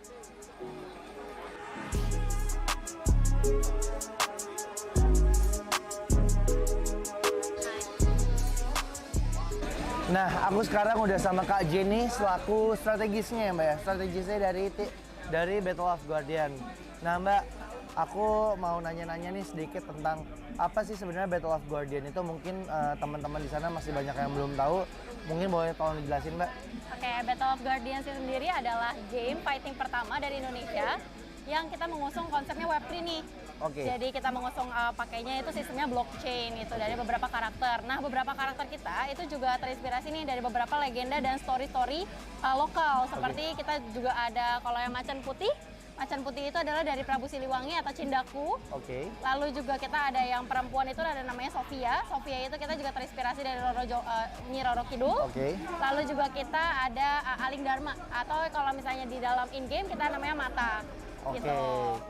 Kalau di dalam in-game sendiri kan aku lihat ini ada banyak fighter ya Mbak. Yeah. Nah, sebenarnya apakah ini ada jenis-jenis fighternya gitu nggak sih? Apa semuanya tuh kategorinya sama gitu? Ada, kita ada 3 kategori fighters di game kita. Ada dari Guardians, ada dari Demon, dan juga dari Human. Tapi kalau Human di sini adalah ceritanya tuh udah cyborg, jadi setengah human, setengah robot.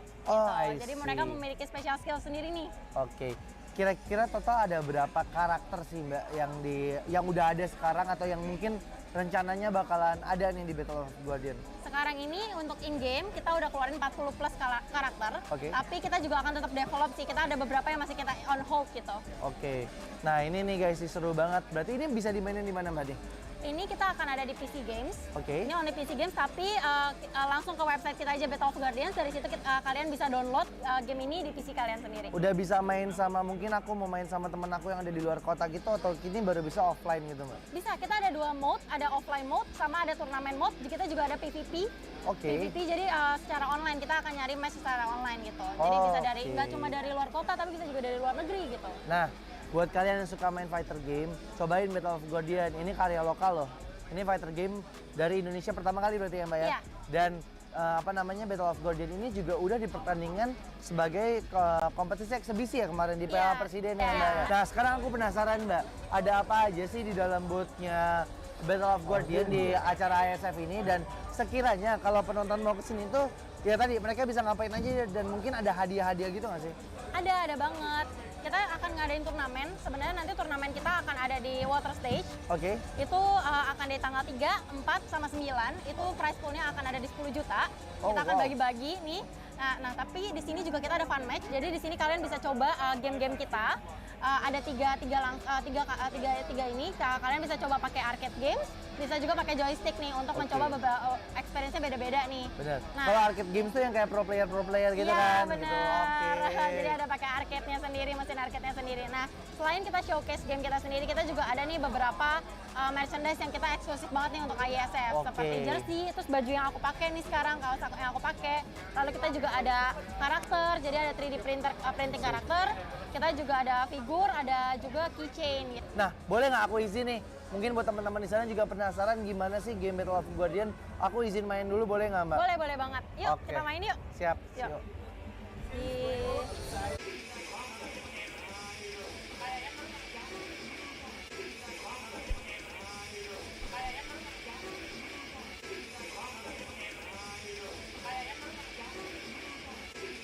Mbak Jen, thank you banget udah ngasih kesempatan aku untuk main Battle of Guardian. Gamenya seru banget. Ini sih buat kalian yang suka main fight game bakal ketagihan banget ya Mbak ya. Oke, kalau kayak gitu. Mbak Jen, aku pamit. Thank you ya Mbak Jen ya. Thank you. Okay. Masih bingung cari jasa ekspedisi? Central Cargo hadir sebagai solusi pengiriman barang Anda dengan terus meningkatkan kualitas pelayanan. Sebagai komitmen kami, memberikan pelayanan terbaik untuk Anda. Kini kami telah dipercaya oleh ribuan customer. Di balik pertumbuhan Central Cargo yang pesat, kami memiliki ratusan drop point yang tersebar di seluruh Indonesia. Dalam membangun kepercayaan, kita tumbuh bersama.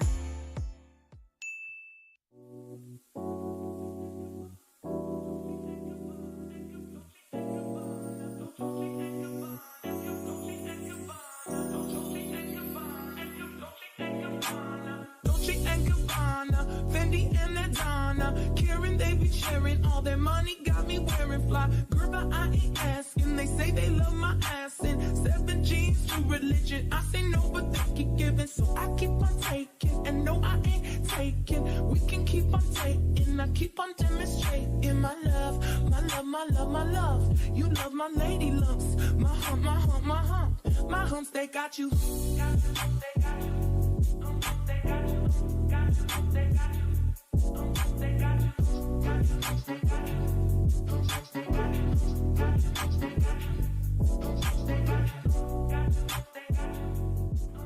Dolce and Gabbana, Fendi and Adana, Karen, they be sharing all their money, got me wearing fly. Girl, but I ain't asking. They say they love my ass and 7 G's to religion. I say no, but they keep giving, so I keep on taking. And no, I ain't taking. We can keep on taking. I keep on demonstrating my love, my love, my love, my love. You love my lady lumps.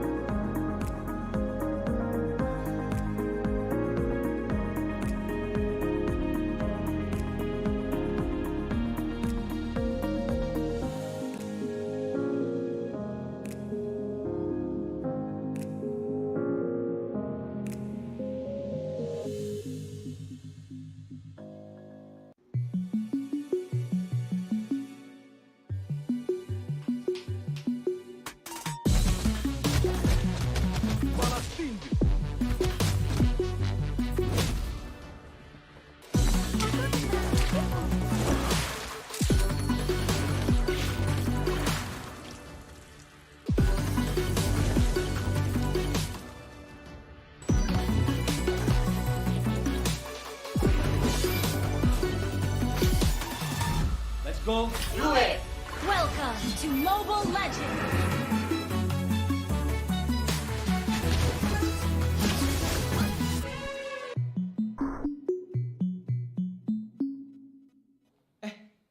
Kok jadi stuck gini sih? Padahal udah mau end loh. Aduh.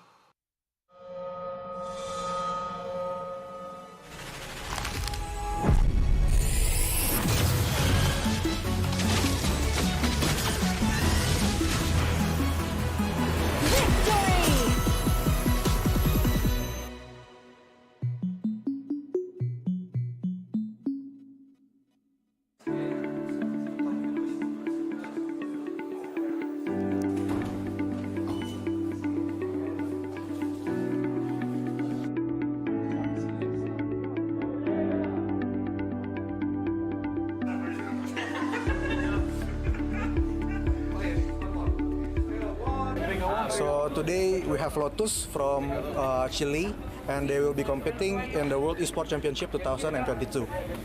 So Lotus, how was your trip from Chile to Bali, and what is your impression of the place? It was a very long trip.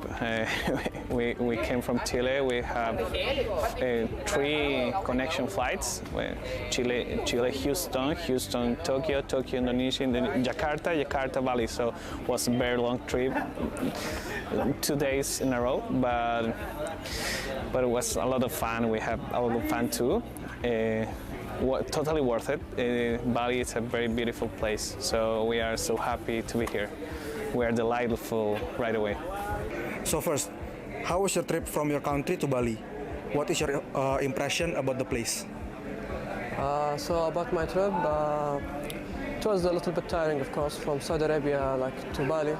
Very long journey, but in the end, it worked out. Everything was fine, and my impression was very great.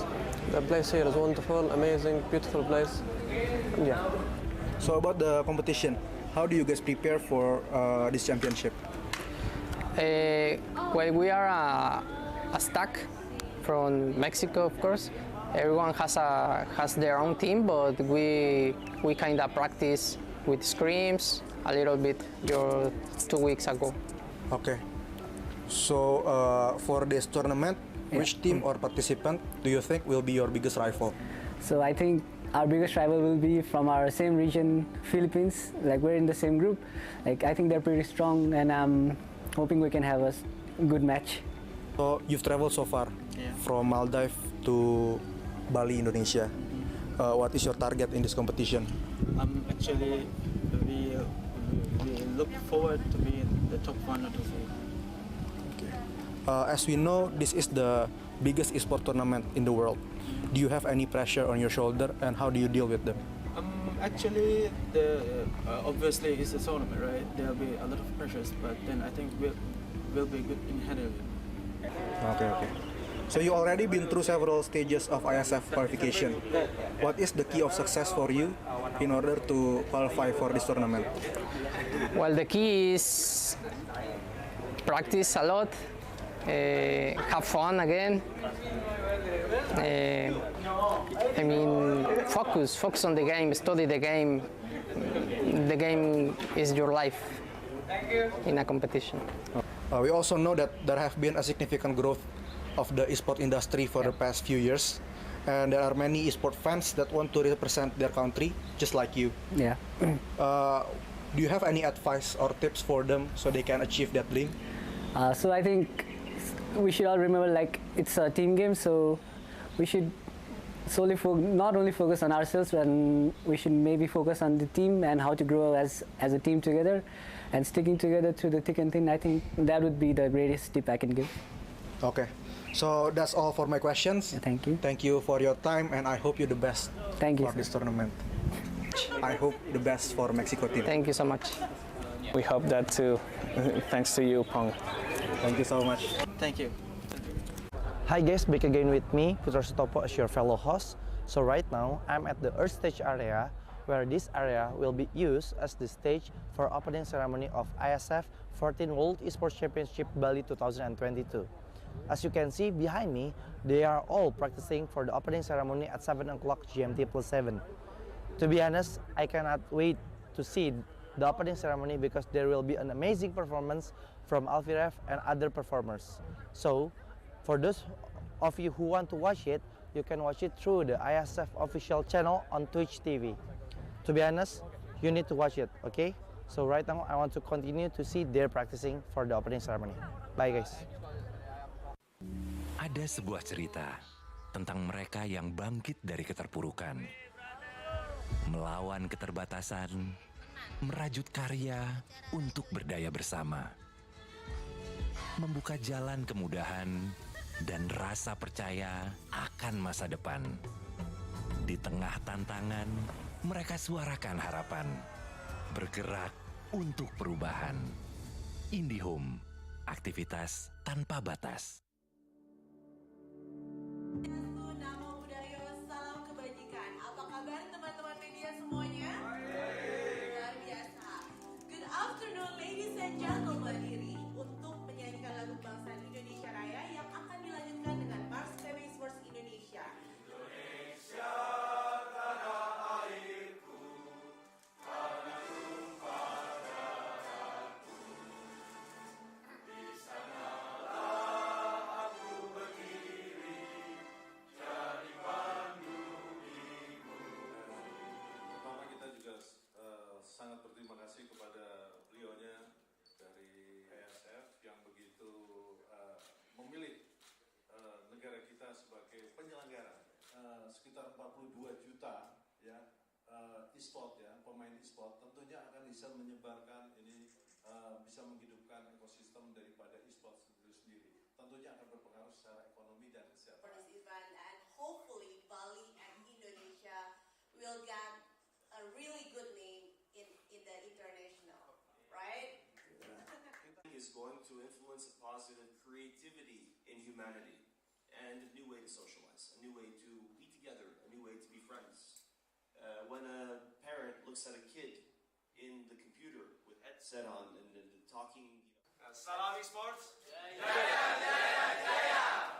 Okay. Okay, thank you so much.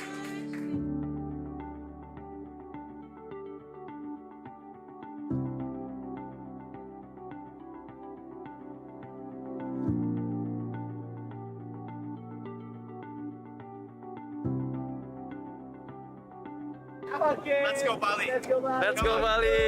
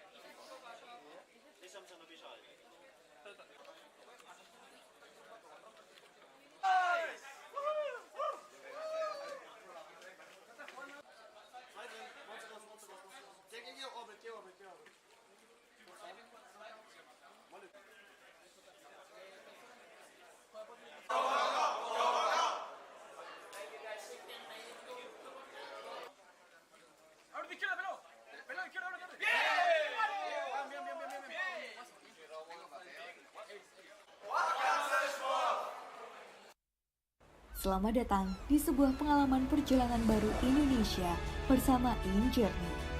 Terbang bersama kami untuk melihat pariwisata Indonesia, sirkuit internasional, bentang alam, ragam atraksi budaya, produk lokal asli Indonesia, warisan budaya, keamanan dan kenyamanan. InJourney membawa keramahan Indonesia ke dunia. So, welcome to the IESF 14th World Esports Championships Bali 2022 with me Sigit as your field host. So, this is the second day of the IESF 15th World Esports Championship Bali 2022 and we still have a lot of interesting match and games in the game category of eFootball, Tekken 7, CSGO, Dota 2, and also Mobile Legends Bang Bang. You can see full match schedule on our Instagram at the IESF_official and also garudaku.sg.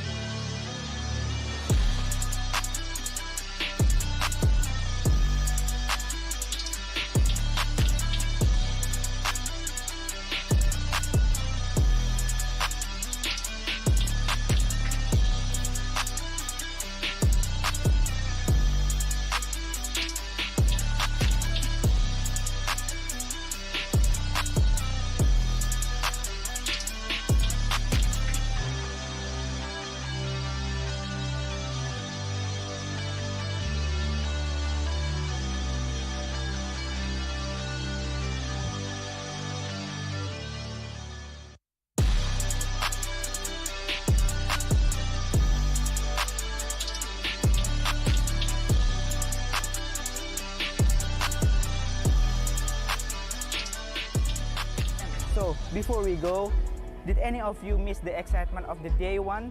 Don't worry, here's the recap day one of the IESF 15th World Esports Championship Bali 2022. Enjoy!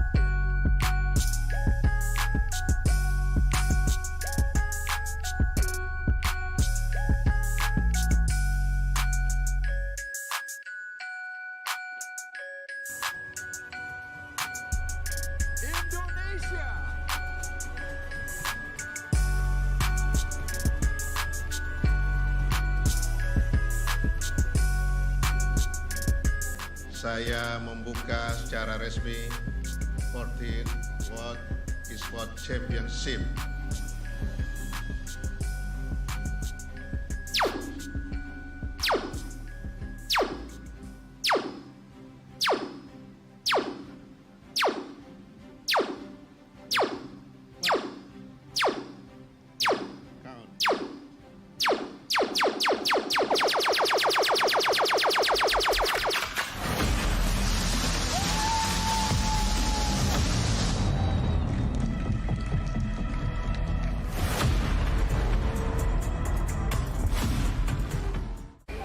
Nah, setelah hari ini kita bahas berbagai macam match, mulai dari match yang ada di Ice Stage ataupun yang ada di Fire Stage.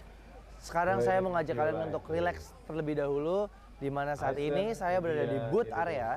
Di sini banyak banget berbagai macam activation yang disediakan oleh booth-booth, baik itu booth dari sponsor ataupun booth-booth dari partner-partner PBSI dan IESF.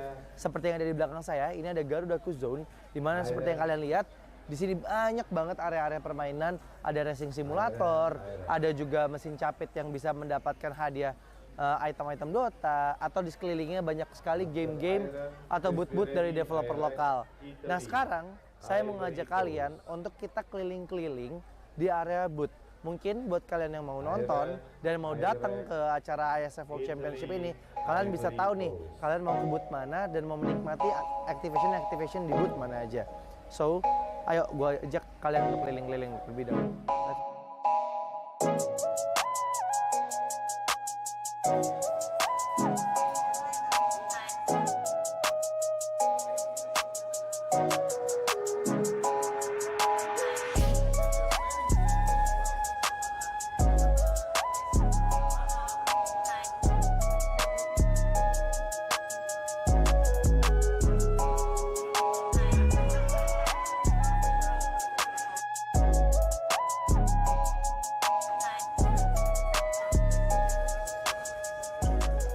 Nah, sekarang kita lagi ada di booth-nya Battle of Guardian, di mana ini merupakan booth developer lokal asal Indonesia yang menciptakan fighting game pertama di Indonesia. Nah, keseruannya nih di sini kayaknya kita bisa main game nih. Kita bisa mencoba trial untuk main game Battle of Guardian. Nah, gue juga penasaran ada apa aja sih di booth Battle of Guardian. Jadi yuk kita coba aja samperin langsung ke boothnya Battle of Guardian. Let's go.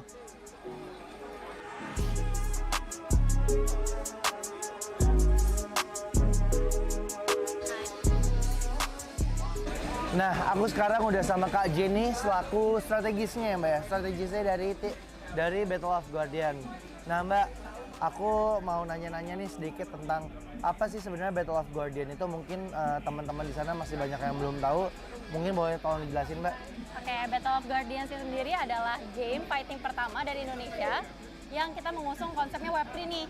Oke. Jadi kita mengusung pakainya itu sistemnya blockchain gitu dari beberapa karakter. Nah, beberapa karakter kita itu juga terinspirasi nih dari beberapa legenda dan story-story lokal. Seperti kita juga ada kalau yang macan putih. Macan putih itu adalah dari Prabu Siliwangi atau Cindaku. Oke. Lalu juga kita ada yang perempuan itu ada namanya Sofia. Sofia itu kita juga terinspirasi dari Nyi Roro Kidul. Oke. Lalu juga kita ada Aling Dharma atau kalau misalnya di dalam in-game kita namanya Mata. Oke. Gitu.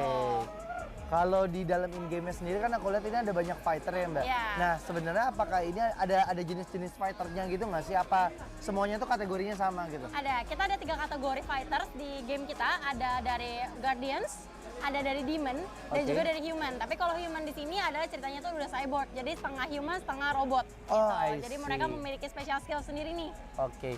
Kira-kira total ada berapa karakter sih Mbak yang udah ada sekarang atau yang mungkin rencananya bakalan ada nih di Battle of Guardian? Sekarang ini untuk in-game kita udah keluarin 40 plus karakter. Oke. Tapi kita juga akan tetap develop sih. Kita ada beberapa yang masih kita on hold gitu. Oke. Nah ini nih guys, seru banget. Berarti ini bisa dimainin di mana Mbak nih?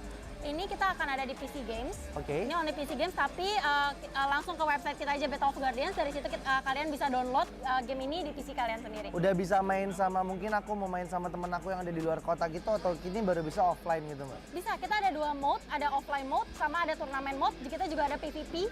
Oke. PVP jadi secara online, kita akan nyari match secara online gitu. Jadi bisa dari nggak cuma dari luar kota, tapi bisa juga dari luar negeri gitu. Nah, buat kalian yang suka main fighter game, cobain Battle of Guardian. Ini karya lokal loh.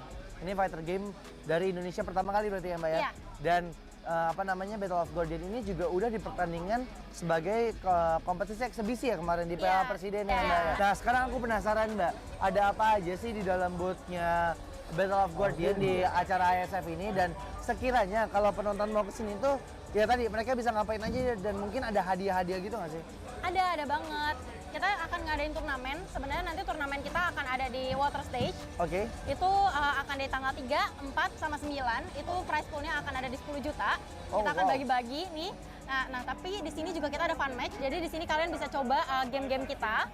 Ada tiga ini. Kalian bisa coba pakai arcade games, bisa juga pakai joystick nih untuk mencoba beberapa experience-nya beda-beda nih. Benar. Nah, kalau arcade games tuh yang kayak pro player gitu kan? Iya benar. Gitu. Jadi ada pakai arcade-nya sendiri, mesin arcade-nya sendiri. Nah, selain kita showcase game kita sendiri, kita juga ada nih beberapa merchandise yang kita eksklusif banget nih untuk IESF. Seperti jersey, terus baju yang aku pakai nih sekarang, kaos yang aku pakai. Lalu kita juga ada karakter, jadi ada 3D printing karakter. Kita juga ada figur, ada juga keychain gitu. Nah, boleh nggak aku izin nih? Mungkin buat teman-teman di sana juga penasaran gimana sih game Battle of Guardian. Aku izin main dulu boleh nggak Mbak? Boleh banget. Yuk, kita main yuk. Siap. Yuk.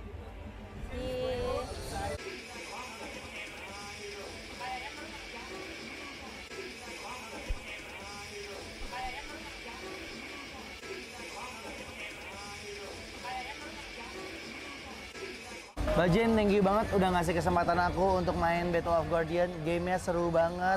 Ini sih buat kalian yang suka main fight game bakal ketagihan banget ya Mbak ya. Oke kalau kayak gitu, Mbak Jen, aku pamit. Thank you ya Mbak Jen ya. Thank you. Oke.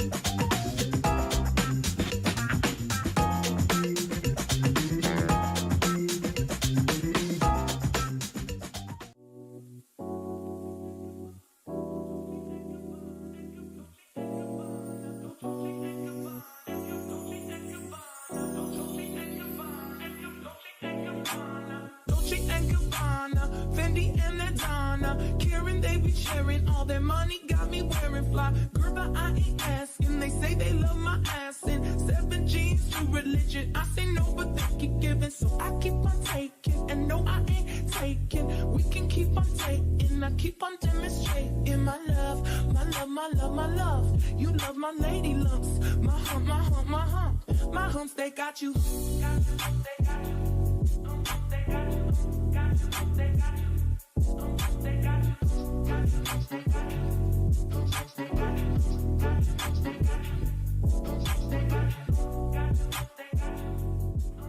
Dolce and Gabbana, Fendi and that Donna, Karen, they be sharing all their money, got me wearing fly. Girl, but I ain't asking. They say they love my ass and 7 G's to religion. I say no, but they keep giving, so I keep on taking. And no, I ain't taking. We can keep on taking. I keep on demonstrating my love, my love, my love, my love. You love my lady lumps.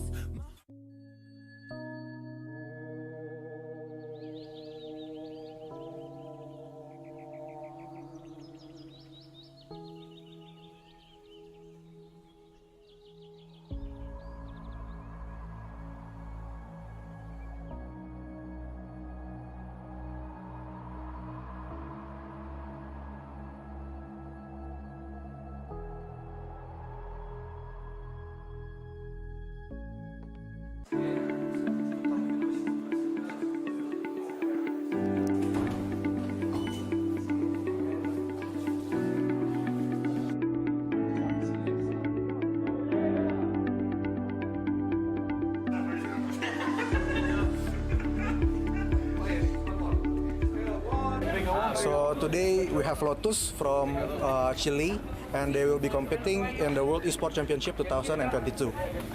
So Lotus, how was your trip from Chile to Bali, and what is your impression of the place? It was a very long trip. We came from Chile. We have 3 connection flights: Chile, Houston, Tokyo, Indonesia, and then Jakarta, Bali. So it was a very long trip, 2 days in a row, but it was a lot of fun. We had a lot of fun too. Totally worth it. Bali is a very beautiful place, so we are so happy to be here. We are delightful right away. So first, how was your trip from your country to Bali? What is your impression about the place? So about my trip, it was a little bit tiring, of course, from Saudi Arabia to Bali. Very long journey, but in the end, it worked out. Everything was fine, and my impressions was very great. The place here is wonderful, amazing, beautiful place, and yeah. So about the competition, how do you guys prepare for this championship? Well, we are a stack from Mexico, of course. Everyone has their own team, but we kind of practice with scrims a little bit 2 weeks ago. Okay. So for this tournament, which team or participant do you think will be your biggest rival? So I think our biggest rival will be from our same region, Philippines. We're in the same group. I think they're pretty strong, and I'm hoping we can have a good match. So you've traveled so far from Maldives to Bali, Indonesia. What is your target in this competition? Actually, we look forward to be in the top 1 or 2. Okay. As we know, this is the biggest esports tournament in the world. Do you have any pressure on your shoulder, and how do you deal with them? Actually, obviously it's a tournament, right? There'll be a lot of pressures, but then I think we'll be good in handling it. Okay. So you already been through several stages of IESF qualification. What is the key of success for you in order to qualify for this tournament? Well, the key is practice a lot, have fun again. Focus on the game, study the game. The game is your life in a competition. We also know that there have been a significant growth of the esports industry for the past few years, and there are many esports fans that want to represent their country, just like you. Yeah. Do you have any advice or tips for them so they can achieve that dream? So I think we should all remember, like, it's a team game, so we should solely not only focus on ourselves, and we should maybe focus on the team and how to grow as a team together, and sticking together through the thick and thin. I think that would be the greatest tip I can give. Okay, so that's all for my questions. Thank you. Thank you for your time, and I hope you the best Thank you, for sir. this tournament. I hope the best for Mexico team. Thank you so much. We hope that too. Thanks to you, Pong. Thank you so much. Thank you.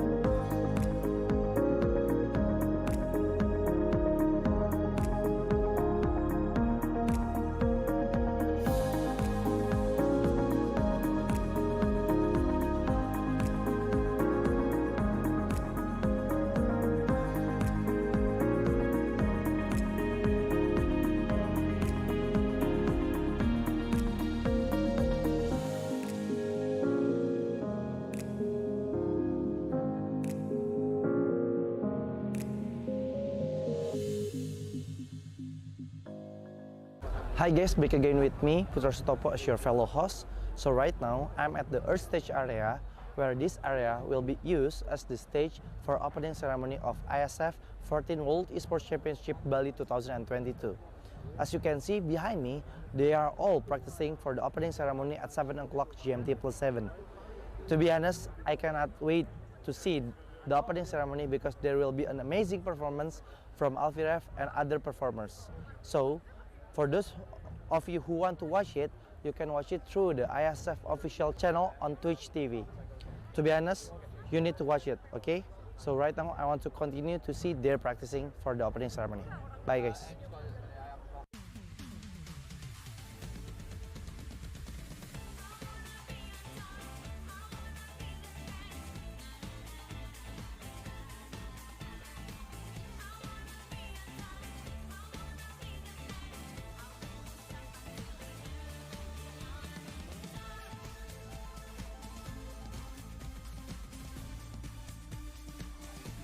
Indonesia's Next Top Model Cycle 3, Sabtu dan Minggu, jam 7 malam. Namo Buddhaya, salam kebajikan. Apa kabar teman-teman media semuanya? Luar biasa. Good afternoon ladies and gentlemen. Diri untuk menyanyikan lagu kebangsaan Indonesia Raya yang akan dilanjutkan dengan Mars PB Esports Indonesia. Indonesia.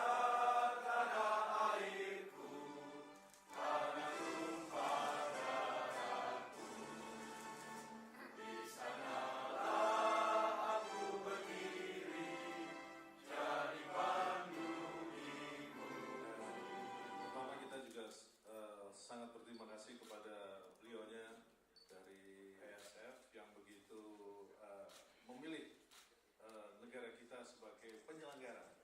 sekitar 42 juta ya e-sport ya, pemain e-sport, tentunya akan bisa menyebarkan ini, bisa menghidupkan ekosistem daripada e-sport itu sendiri. Tentunya akan berpengaruh secara ekonomi dan kesehatan. For this event, and hopefully Bali and Indonesia will get a really good name in the international, right?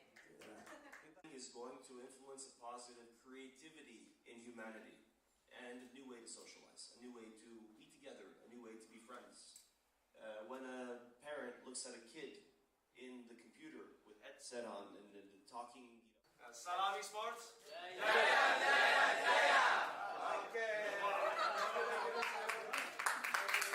thank you so much.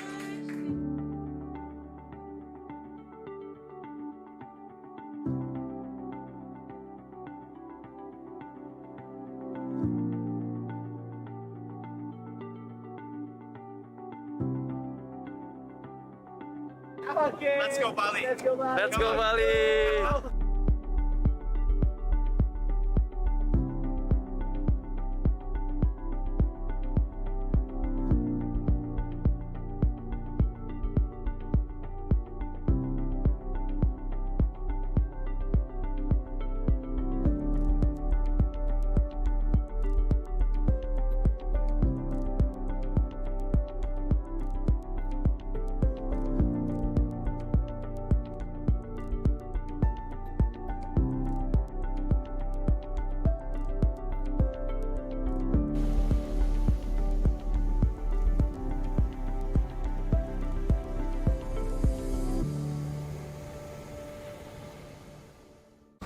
So, welcome to the IESF 14th World Esports Championships Bali 2022 with me Sigit as your villa host. So, this is the second day of the IESF 15th World Esports Championship Bali 2022 and we still have a lot of interesting match and games in the game category of eFootball, Tekken 7, CSGO, Dota 2 and also Mobile Legends Bang Bang. You can see full match schedule on our Instagram at the IESF_official and also garudaku.se.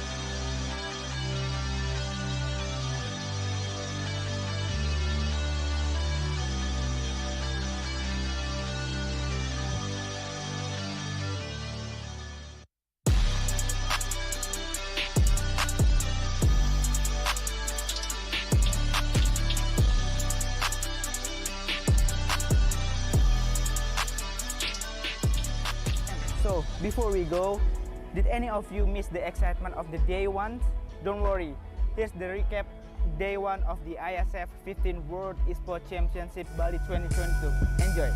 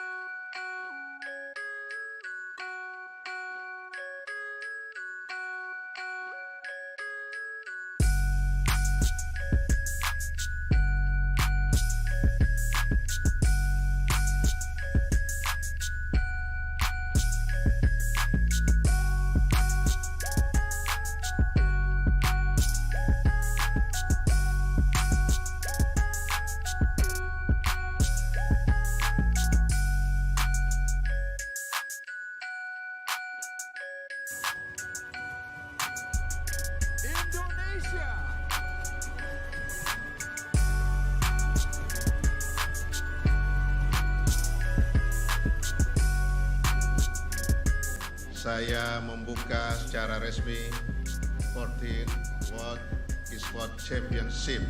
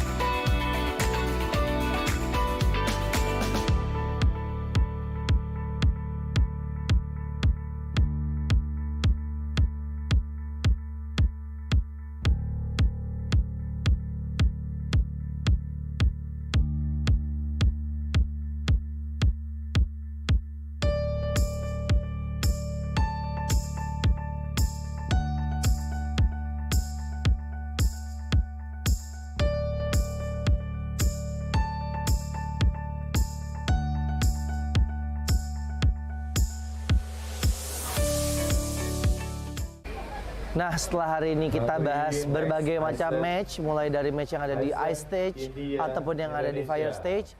Sekarang saya mau ngajak kalian untuk relax terlebih dahulu, di mana saat ini saya berada di booth area. Di sini banyak banget berbagai macam activation yang disediakan oleh booth-booth, baik itu booth dari sponsor ataupun booth-booth dari partner-partner PBSI dan IESF. Seperti yang ada di belakang saya, ini ada Garudaku Zone, di mana seperti yang kalian lihat, di sini banyak banget area-area permainan, ada racing simulator, ada juga mesin capit yang bisa mendapatkan hadiah item-item Dota, atau di sekelilingnya banyak sekali game-game atau booth-booth dari developer lokal. Nah, sekarang saya mau ngajak kalian untuk kita keliling-keliling di area booth. Mungkin buat kalian yang mau nonton dan mau datang ke acara IESF World Championship ini, kalian bisa tahu nih, kalian mau ke booth mana dan mau menikmati activation di booth mana aja. So, ayo gue ajak kalian untuk keliling-keliling lebih dahulu.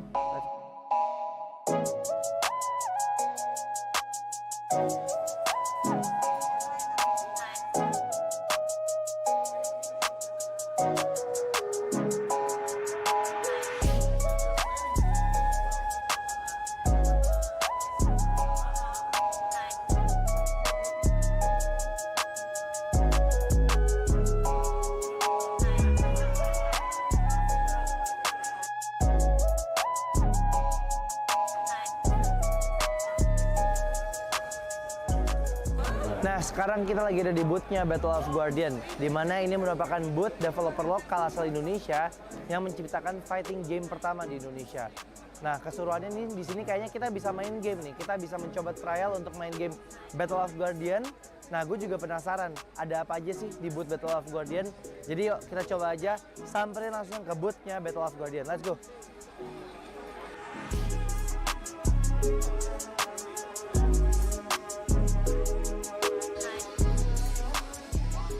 Nah, aku sekarang udah sama Kak Jenny selaku strategisnya ya Mbak ya. Strategisnya dari Battle of Guardian. Nah Mbak, aku mau nanya-nanya nih sedikit tentang apa sih sebenarnya Battle of Guardian itu. Mungkin teman-teman di sana masih banyak yang belum tahu. Mungkin boleh tolong dijelasin Mbak.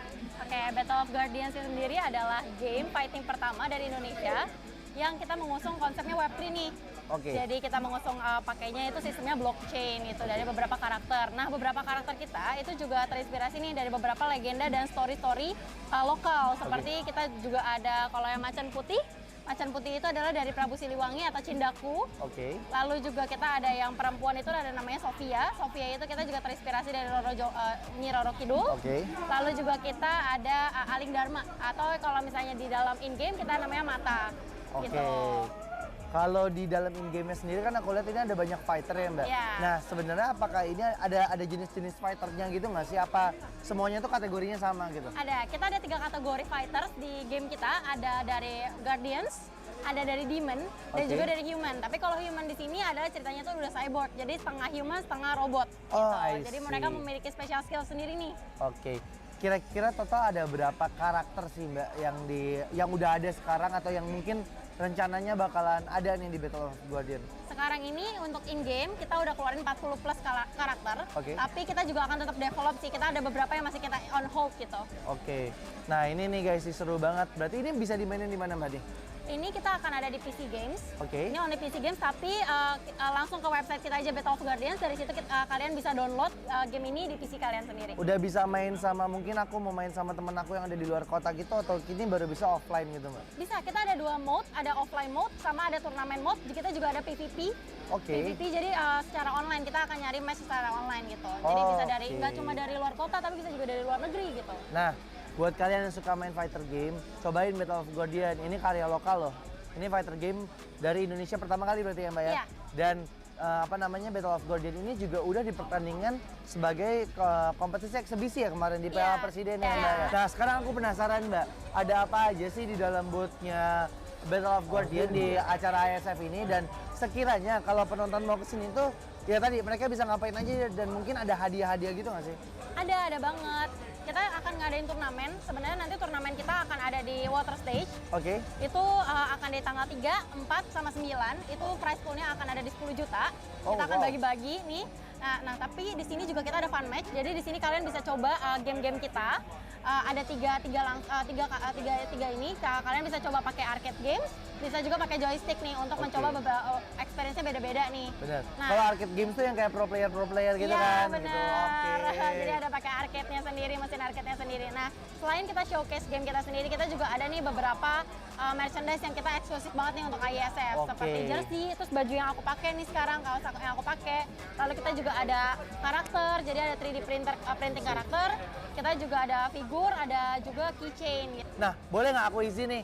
Mungkin buat teman-teman di sana juga penasaran gimana sih game Battle of Guardian. Aku izin main dulu, boleh nggak Mbak? Boleh, boleh banget. Yuk, Oke. kita main yuk. Siap. Yuk.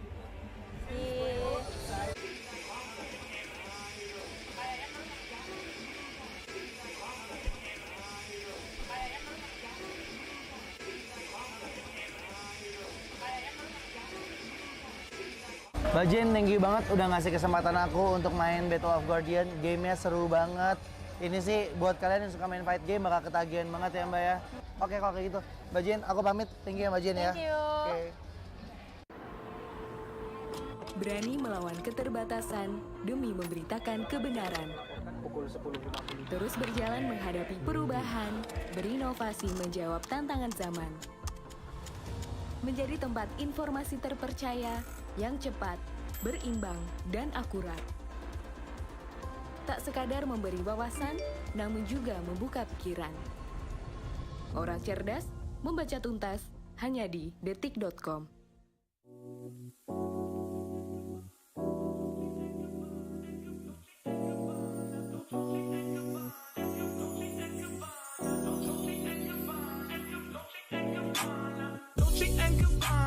Fendi and Adana, Karen, they be sharing all their money, got me wearing fly. Girl, but I ain't asking, they say they love my ass in 7 jeans to religion. I say no, but they keep giving, so I keep on taking. And no, I ain't taking, we can keep on taking. I keep on demonstrating my love, my love, my love, my love. You love my lady lumps, my hump, my hump, my hump. My humps, they got you.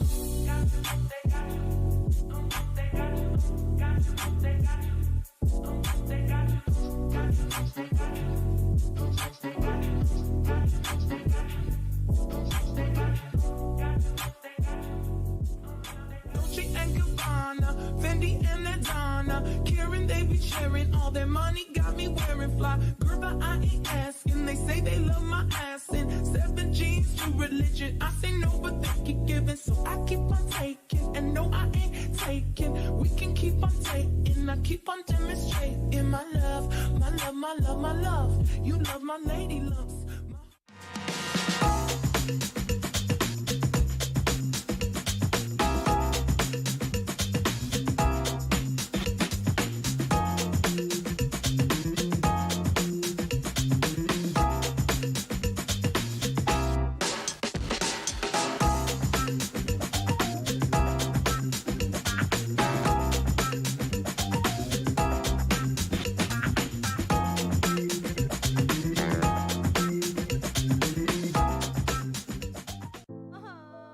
Warga plus 62 emang banyak maunya. Dari drakoran sampai banjir air mata. Nonton action yang mantul. Sampai nonton tendangan cantik. Maksudnya ini. Mau nonton apapun, semua ada di video. Mulai dari yang bikin berbunga-bunga, keringet dingin, ketawa, sampai bikin gak ngedip. Jadi nonton apa sekarang?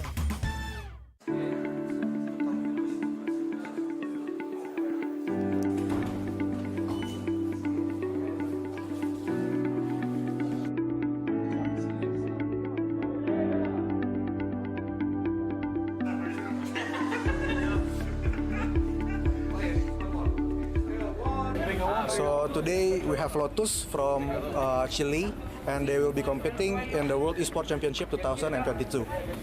So Lotus, how was your trip from Chile to Bali, and what is your impression of the place? It was a very long trip. We came from Chile. We have 3 connection flights: Chile, Houston, Tokyo, Indonesia, Jakarta, Bali. So it was a very long trip, 2 days in a row. But it was a lot of fun. We had a lot of fun too. totally worth it. Bali is a very beautiful place, so we are so happy to be here. We are delightful right away. So first, how was your trip from your country to Bali? What is your impression about the place? So about my trip, it was a little bit tiring, of course, from Saudi Arabia to Bali. Very long journey, but in the end, it worked out. Everything was fine, and my impression is very great. The place here is wonderful, amazing, beautiful place. And yeah. So about the competition, how do you guys prepare for this championship? Well, we are a stack from Mexico, of course. Everyone has their own team, but we kind of practice with scrims a little bit 2 weeks ago. Okay. So for this tournament, which team or participant do you think will be your biggest rival? So I think our biggest rival will be from our same region, Philippines. Like we're in the same group. Like I think they're pretty strong, and I'm hoping we can have a good match. So you've traveled so far from Maldives to Bali, Indonesia. What is your target in this competition? Actually, we look forward to be in the top 1 or 2. As we know, this is the biggest esport tournament in the world. Do you have any pressure on your shoulder, and how do you deal with them? Actually, obviously it's a tournament, right? There'll be a lot of pressures, but then I think we'll be good in handling it. Okay. So you already been through several stages of IESF qualification. What is the key of success for you in order to qualify for this tournament? Well, the key is practice a lot, have fun again. I mean, focus on the game, study the game. The game is your life in a competition. We also know that there have been a significant growth of the esport industry for the past few years, and there are many esport fans that want to represent their country, just like you. Yeah. Do you have any advice or tips for them so they can achieve that dream? So I think we should all remember, like, it's a team game, so we should solely not only focus on ourselves, and we should maybe focus on the team and how to grow as a team together, and sticking together through the thick and thin. I think that would be the greatest tip I can give. Okay, so that's all for my questions. Yeah, thank you. Thank you for your time, and I hope you the best for this tournament. I hope the best for Mexico team. Thank you so much. We hope that too. Thanks to you, Pong. Thank you so much. Thank you.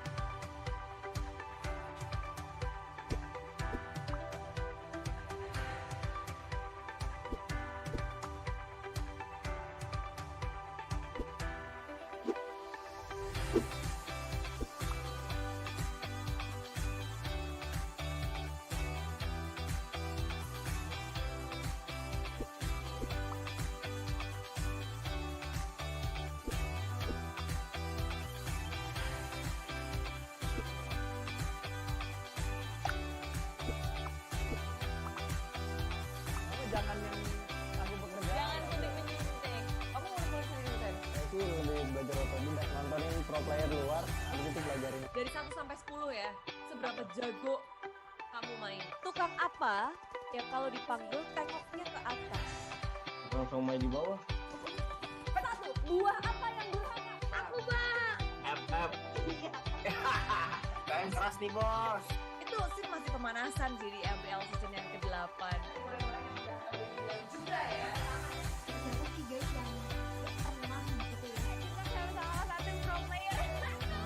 Baik juga, jadi kayak share hal-hal yang positif juga. Disitulah kayak kita cari poin plus minusnya kita buat final itu. Dia nggak coba dicari lagi. Kali ini masih belum ada ilmu terlebih dahulu, berhasil. Untung dari tim Anarkil nggak ada third party di sini, nggak ada tim lain yang akan bersih-bersihin mereka, ada di sisi lain. Kita melihat lagi. Ada banyak banget ya di pertarungan berkualitas dan aksi tim. Hi guys, back again with me, Putra Sutopo as your fellow host. So right now, I'm at the Earth Stage area, where this area will be used as the stage for opening ceremony of IESF 14th World Esports Championship Bali 2022. As you can see behind me, they are all practicing for the opening ceremony at 7 o'clock GMT plus 7. To be honest, I cannot wait to see the opening ceremony because there will be an amazing performance from Alfiref and other performers. So, for those of you who want to watch it, you can watch it.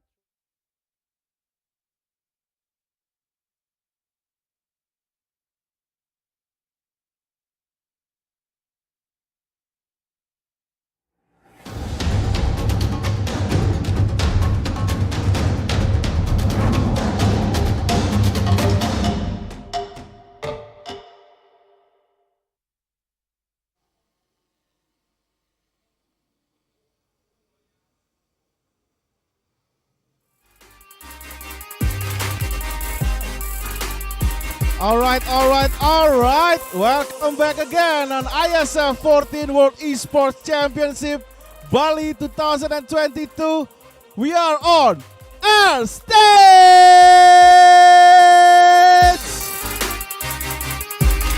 Last match for today on our Mobile Legends Bang Bang IESF 14th World Esports Championship. We're gonna goes to the next round. Will be a good match as a third match for today. So ladies and gentlemen, like usually before we going to the match, I would like to give you information about the event itself.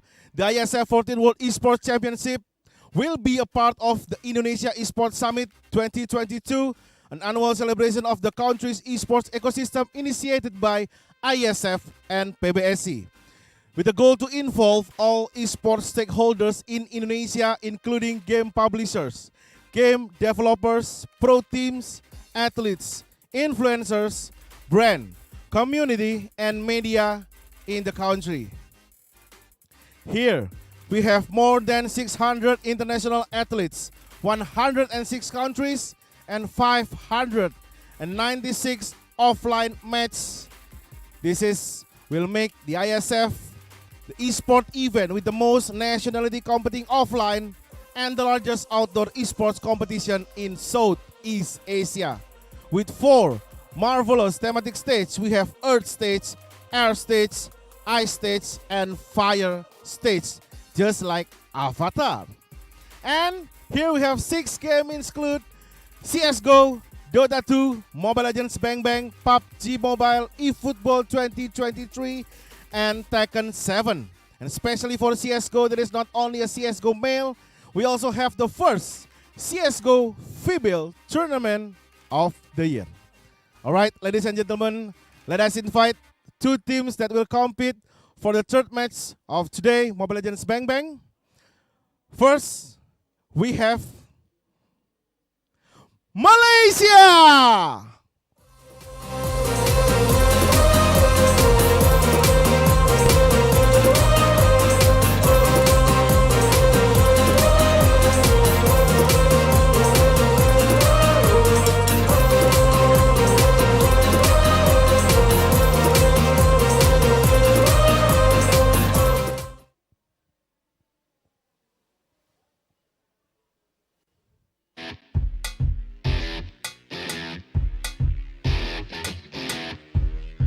All right, please welcome the boys that represented Malaysia, Pasukan Malaysia here, ready for the third match. Okay, slowly. All right, they are ready for today, guys. And then the second one, please welcome Vietnam.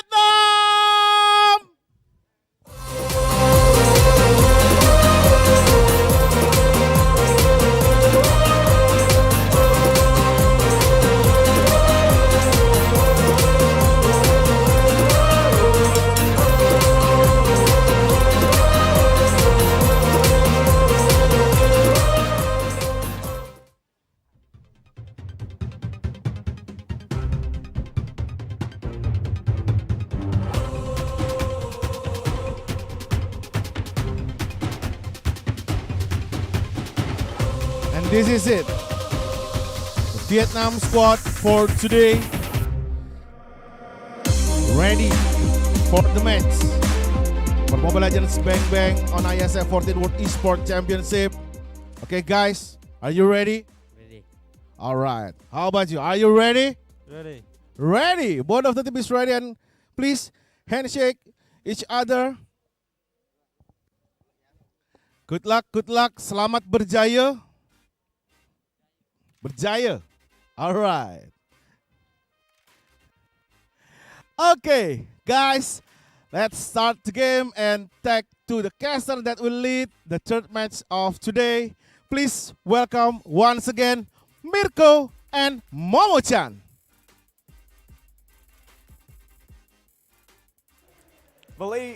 Malaysia have definitely learned from their mistake in match number one.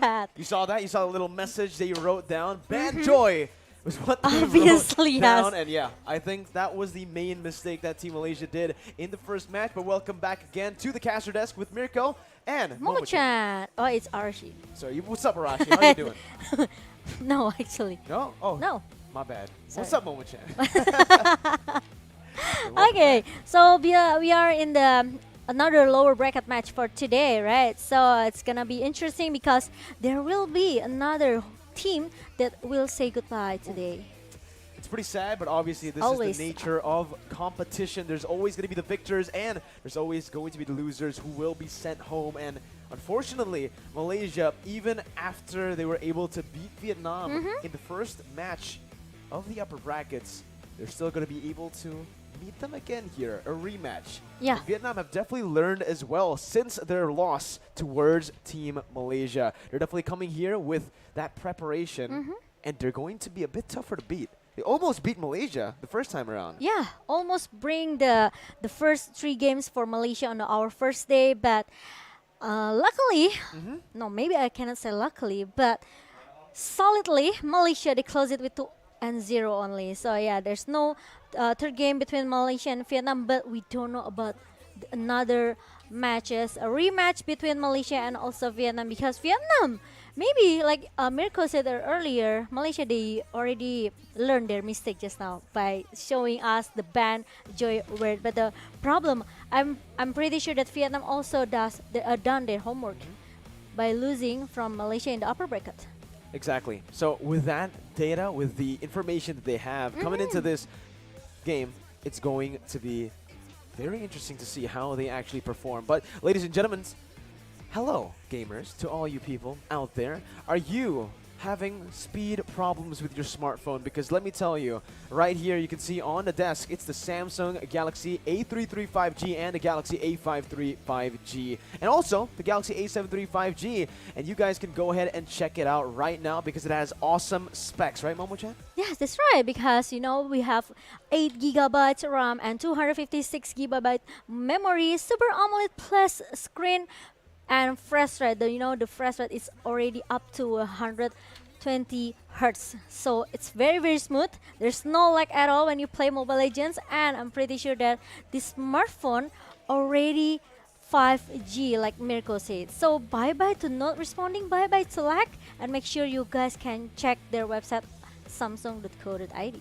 Ever since I got my Samsung phone, I forgot what lag means because of what is how lag? fast it is. What is lag, What right? is lag? But obviously, Momo-chan, because right now you guys can get it, go ahead, check it out right now. Don't waste a minute and check it out because right now there's a discount, 600,000 IDR, and an awesome gift as well worth up to 360,000 IDR. Plus, also e-vouchers worth up to 500,000 IDR on Samsung.com. Wow. And guess what? It's for everyone because awesome is It's for for everyone. Amazing. Make sure you guys don't miss it. Don't miss the discount and also the awesome gift. But we are going to the lower bracket match. Is it gonna be Malaysia or is it gonna be Vietnam that has to say goodbye for our lower bracket match here? That's a big question, man. That's a big question because right. the team who will lose here will be sent home. You're right.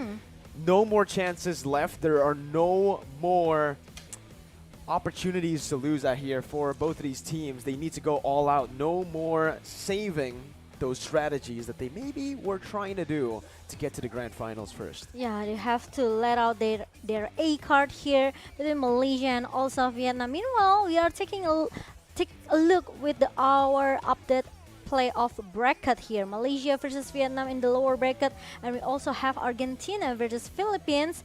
Meanwhile, there are still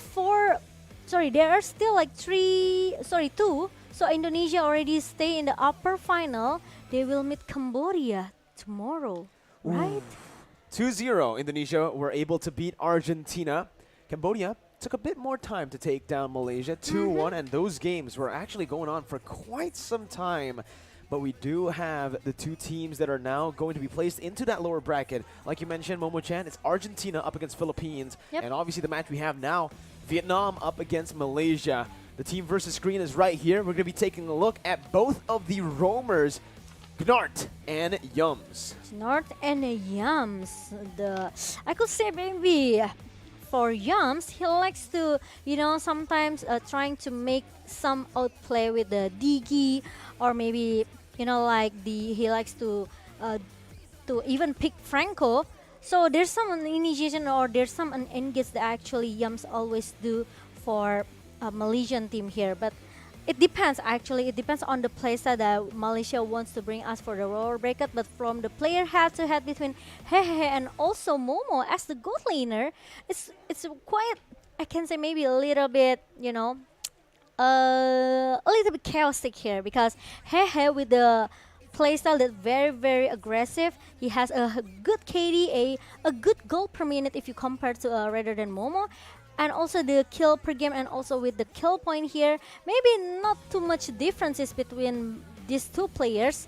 But I could say Hehe has a lot of a good farming pattern here if you compare to Momo because from the gold per minute 990, or maybe it's because of the dominance from Vietnam when they meet Namibia yesterday, right? With the fastest game, 6 minutes done. So I think this is why Hehe become very, very comfortable when they meet Namibia yesterday. It took Vietnam 6 minutes to take down Namibia. We'll see how they'll take down perhaps Malaysia here in the lower bracket match as we will jump in to the drafting phase of game number 1 of Malaysia versus Vietnam right now. Right now.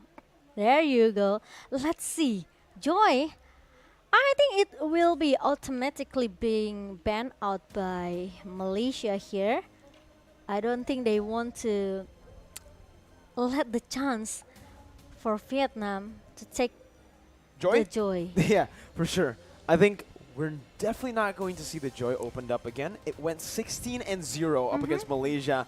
And just like that, the Joy is going to be the first ban for Malaysia. They've definitely learned their lesson after losing to it twice. But the Diggy will also be banned out first by Team Vietnam. This is an approach that we've seen so many times throughout this tournament so far, Momo-chan. And it's always in the first phase. Indonesia banned the Diggy in both Game 1 and Game 2 up against Argentina. We saw the Diggy ban as well come through for the side of Cambodia versus Namibia. Yeah, look at that, the first ban towards Joy.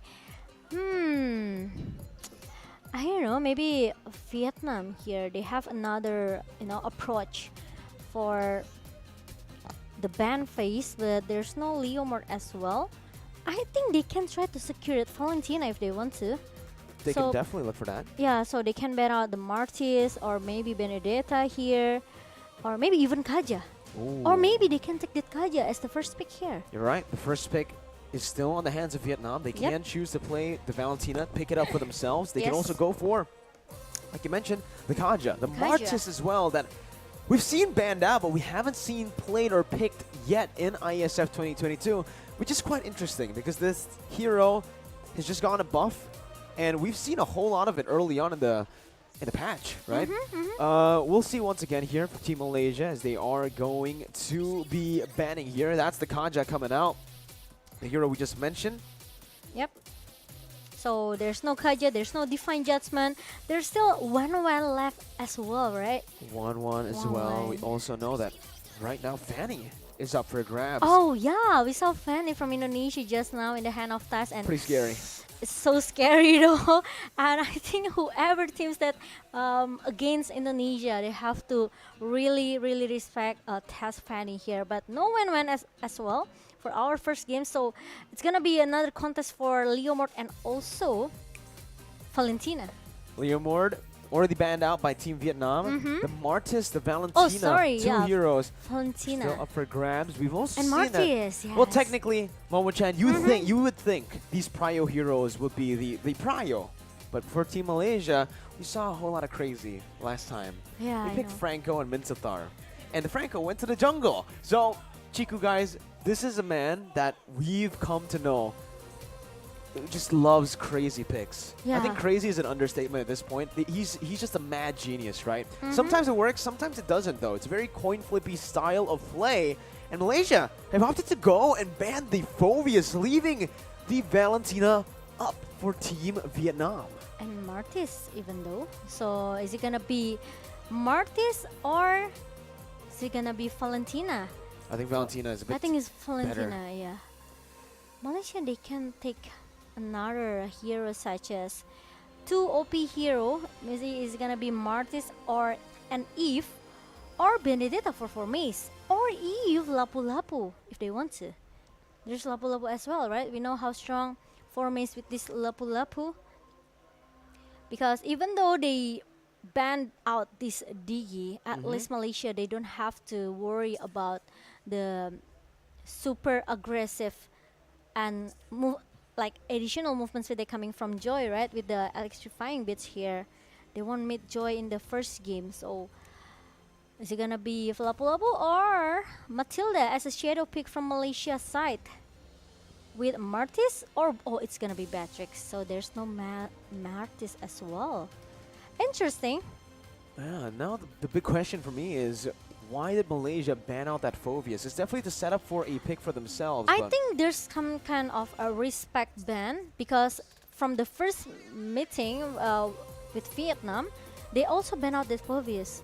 Yeah. So maybe there's maybe there's another a top global in the Vietnam side.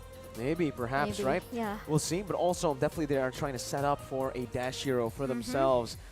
Vietnam, though, instantly picking up the Fredrin with no hesitation as they are going to look for that final pick in the first phase. They can go for the Roamer right now if they want to go for something safe. They can also go for the gold lane, but they do opt to hover over the Kufra, which is an interesting pick up against the Mathilda. They can actually stop a few movements, but man, they actually opt to go for the Estes. Gnart has been a very solid support roamer. He's always playing the Angelas, the Rafaelas, and now the Estes as well. These healing heroes have been his comfort. Favorite? His comfort, yeah. Yeah, his maybe favorites. it's comfort as well. Yeah, but yeah, Estes in the hand of Vietnam, it means even though they didn't bring, even though they hasn't picked Faramis as a as the roamer or maybe as a mid laner here, but Estes heal, we know how annoying it is, right? It is. If we talk about Estes, maybe we know that it's my Venus favorite hero, right? But it's Got the Vietnam, blackest so skin. yeah, but it's Vietnam. It's a different story, and we will see what will happen with Malaysia because they already pick up that Eve as a high ground hero for defensive or maybe even for the team fight. Yves is actually going to be the hero picked up by Team Malaysia, knowing that Moon, this is his most comfortable hero when he does play the mid lane. With the Beatrix, the Mathilda, and the Yves, you kind of understand that. Again, Team Malaysia, they are just going for that safe kind of strat. Usually we see Malaysia go for these crazy picks when they are in a comfortable spot, right? When it's the upper bracket game, when it's the second game, when they've already won the first game as well in the best of 3 series, they like to go for some crazy picks. We saw the Ruby jungle, we saw the Franco jungle earlier as well. But now, because they're in the lower brackets, up against a team that, again, they've beaten before. So Vietnam has some data on Malaysia, knows how Malaysia likes to play. They're opting to go for the safer route. The front-to-back composition, Beatrix, Yves, Mathilda. But I like how they're doing it because they're giving Chiku that space to pick up that final pick. Agree with that. So this is maybe that's what Malaysia strategies has to be, because they are really relying on Chiku and also especially Momo. Going into the late Momo game. Chan? No, it's a Momo with the It's just Momo. you know, super double O. It's like, Momo. Momo. Momo. All right. Momo. And Carmilla, shadow pick from Malaysia, so it's gonna be Carmilla for Chiku, guys. Pretty sure. So we will see what will. Are you sure about that? Yeah. Are you sure he's not going to go to the gold lane? No. Yeah, Of course no. Yeah, we don't know. At this point, it's whenever Todak plays, whenever Malaysia plays, it really feels like you don't know where they're going to go, right? Especially when Malaysia here, when they pick up something like a Carmilla, a hero that we usually don't see on the hands of Chiku. When you talk about Chiku, when you mention Chiku, the first thing that comes to mind, the first heroes that come to mind are these flashy heroes, these game-changing heroes, or just, honestly, the heroes that don't make sense, to be honest, right? He makes them work like no one else. But Team Vietnam now, looking at this composition from Malaysia, this front to back, Vietnam are trying their best to try to split that composition with the Cho. They have that additional CC, that single target, and obviously that knockback with the Way the Dragon to split these members out, to isolate them, and look for an opening. Yeah, if you take a look for the crowd control that Vietnam has here, they have the slow effect from the Astas, but is it gonna be enough? Because Cho, like Mirko mentioned it earlier, it only has a single target CC here with the Way of Dragon, with the knockback here. So I think, oh, there you go. I was asking where's the Martis here, and there you go, Martis for Formace. And this Carmilla will goes into the hand of Chiku, guys. Like you said, Mirko, if you talk about Malaysia, we don't know where they want to go, right? They can do anything. They can play anything they want. And with the, especially Chiku ever played that Ruby jungler, remember, for the first day? How could I forget? That pick was insane, and what made it crazy was they got a win, actually, with that Ruby jungle up against Vietnam. Yeah, so that's right. They're still trying to go for a little bit of crazy here with the Martis in the XP lane, not a jungle. So it's another curveball over to Vietnam. We'll see how Vietnam handles this crazy pick, this cheesy pick. Cheesy pick.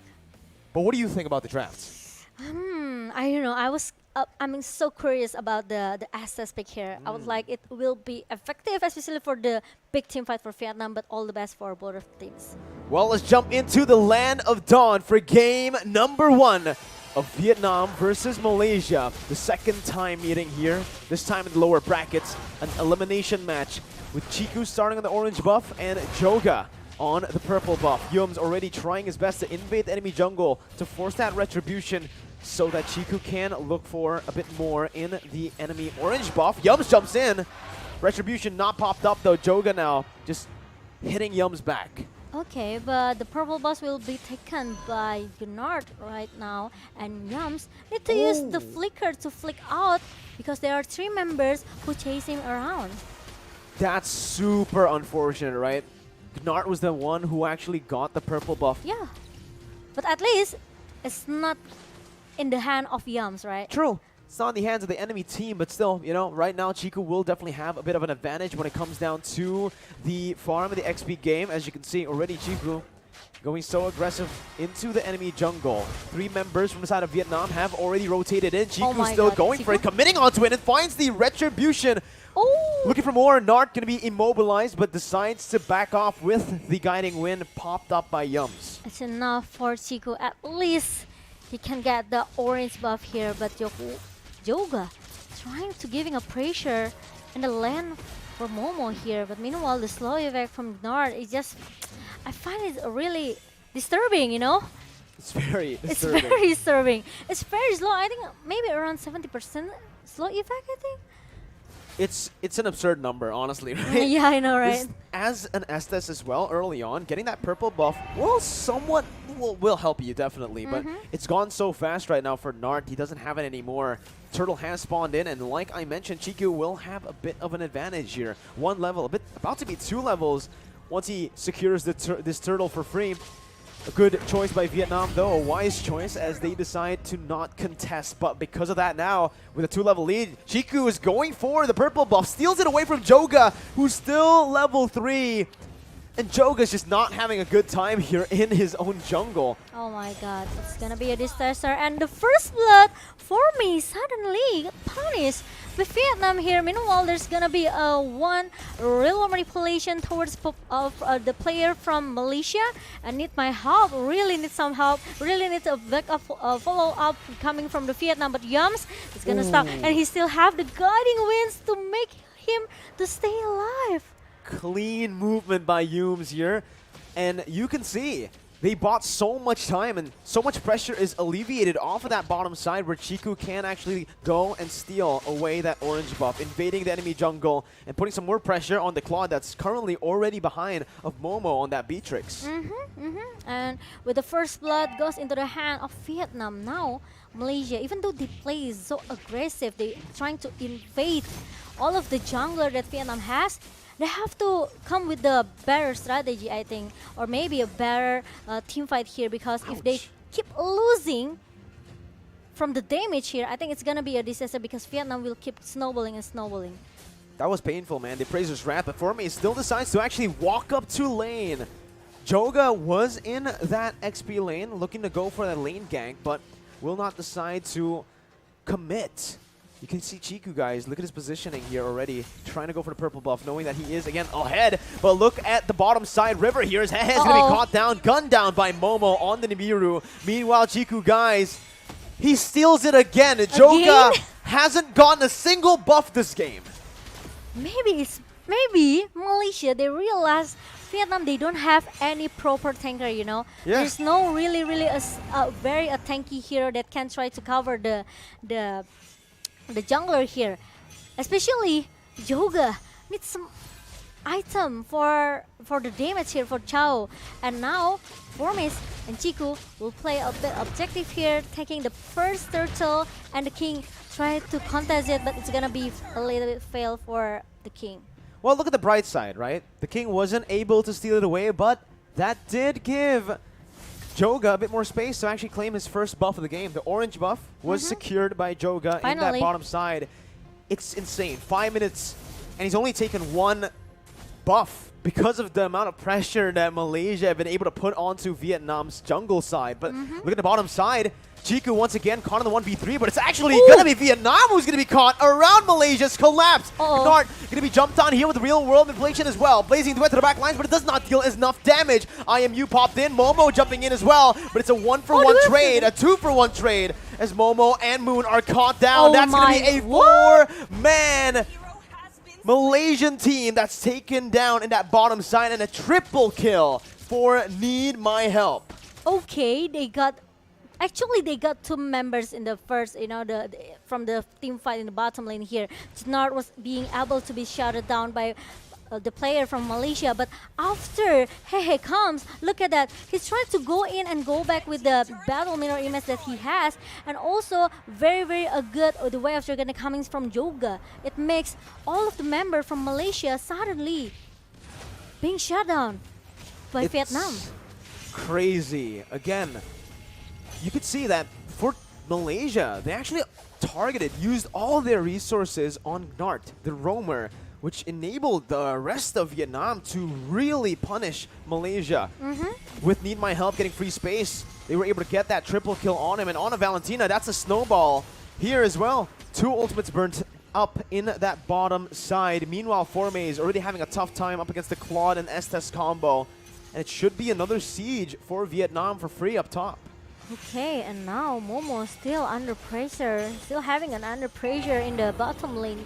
It makes that actually all the players from Malaysia need to really help him. And now the Wave Dragon connects as well towards Momo, and the town even connect, but Momo still able to survive. Uh-oh, the King gets baited in towards the Nibiru's Passion, but it's a 1-for-1, a turret in the XP lane, traded for the kill on the XP laner, the King. It's still going to be Malaysia who actually finds that conversion, though, in the bottom side. So it is going to be still an equal trade. It's a good trade by Vietnam as they actually opt to rotate away from that gold lane towards that top side of the map for the turtle. And this is just so much pressure building up again. Moon is going to be taken low, forced to back off now. The rest of the members finally coming back into this mid lane and looking for a fight. Momo has just respawned. They can't really look for anything too crazy yet. And that's it. That's the end of it. Yeah, I think it's not good as well for Malaysia if they are trying to force the team fight here with Vietnam, right? Because it seems that they are not ready for the skirmish, they are not ready for the team fight that's been brought by Vietnam, and especially they have to make, giving a lot of time as well, space for Momo to get the item first. But look at that! That's the a Renner's lot of Apathy. damage. Yeah, onto Nart.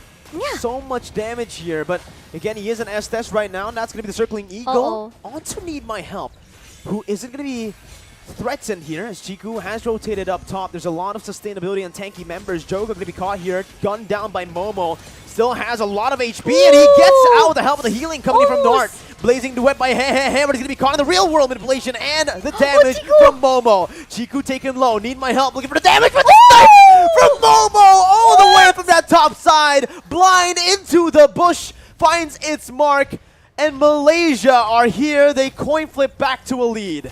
Did you see how Momo and Chiku survived from the team fight in the top lane?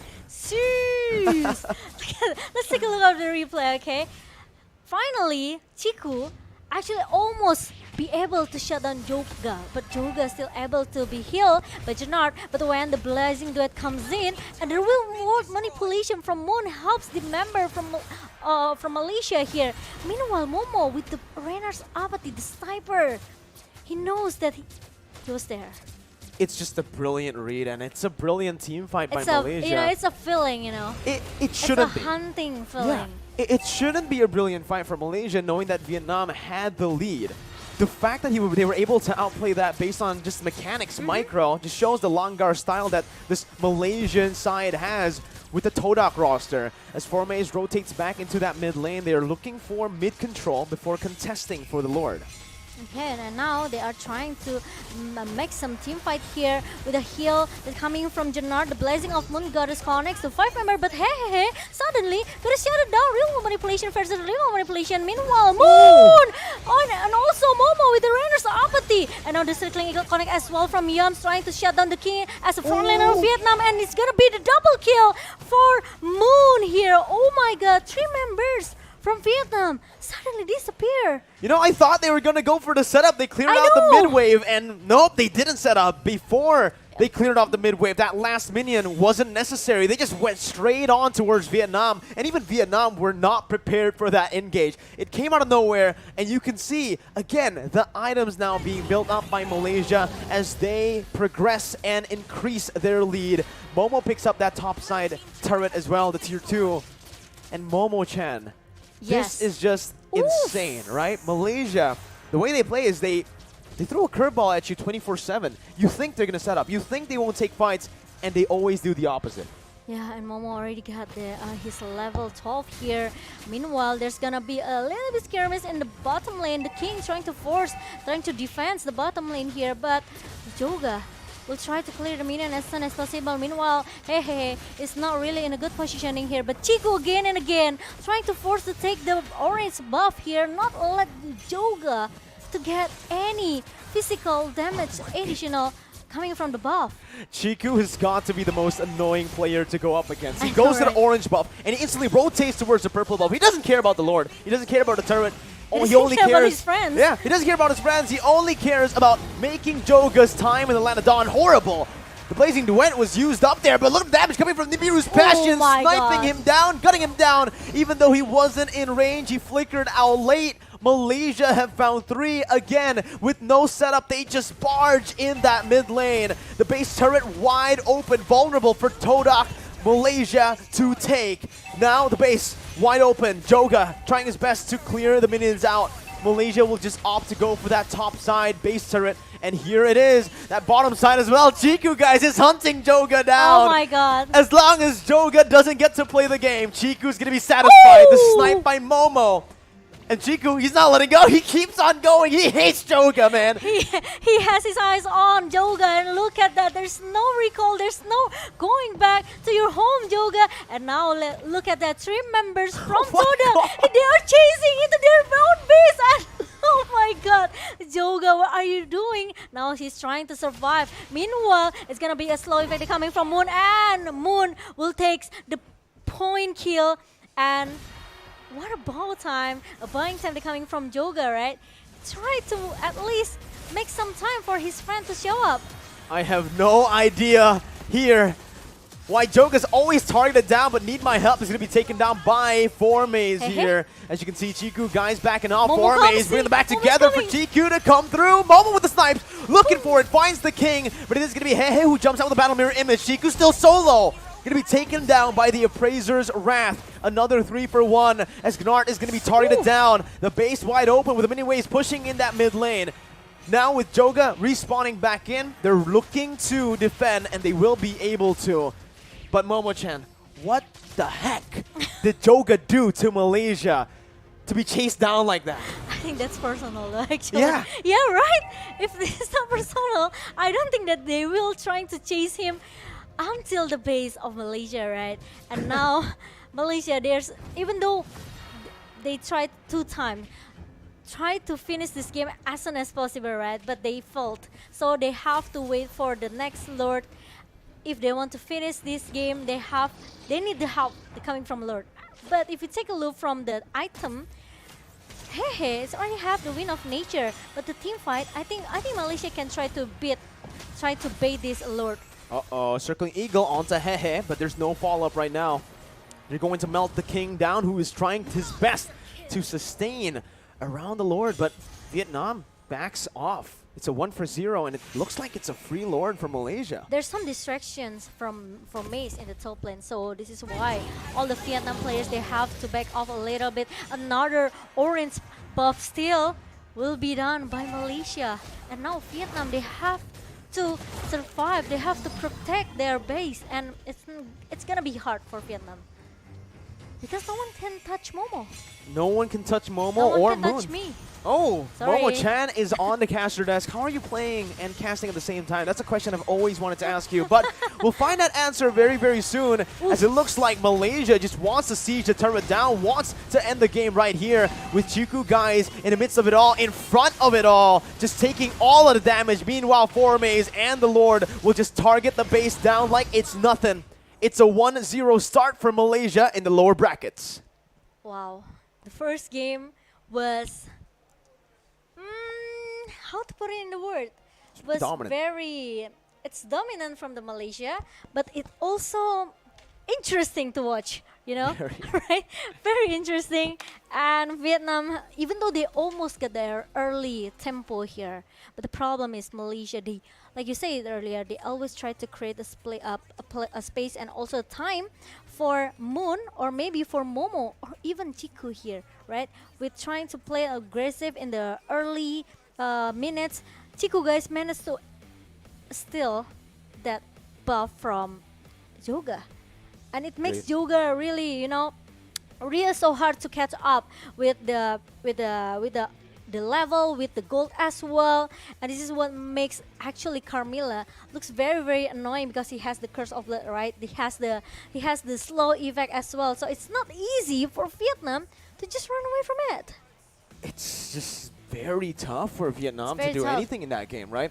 Even in the early stage of the game, we saw that the Claude was losing out. They had a few moments where they were able to actually turn the team fights, and this was one of them, right? The moment where Malaysia just very weirdly focused down the roamer of all people, and it gave the space for Need My Help to get a triple kill, which was massive. On a Valentina, you know that if you get that lead, you want to try to snowball as fast as possible, but Malaysia just, again, kept on going for the coin flip fights. I know, even though Need My Help tried so hard to copy that real mode manipulation, right? But the thing is, it's not because of the real world manipulation that makes Vietnam cannot handle damage. It's because of Momo. Look at the Arena's apathy. Look at the Nibir's patient damage here. It's so painful.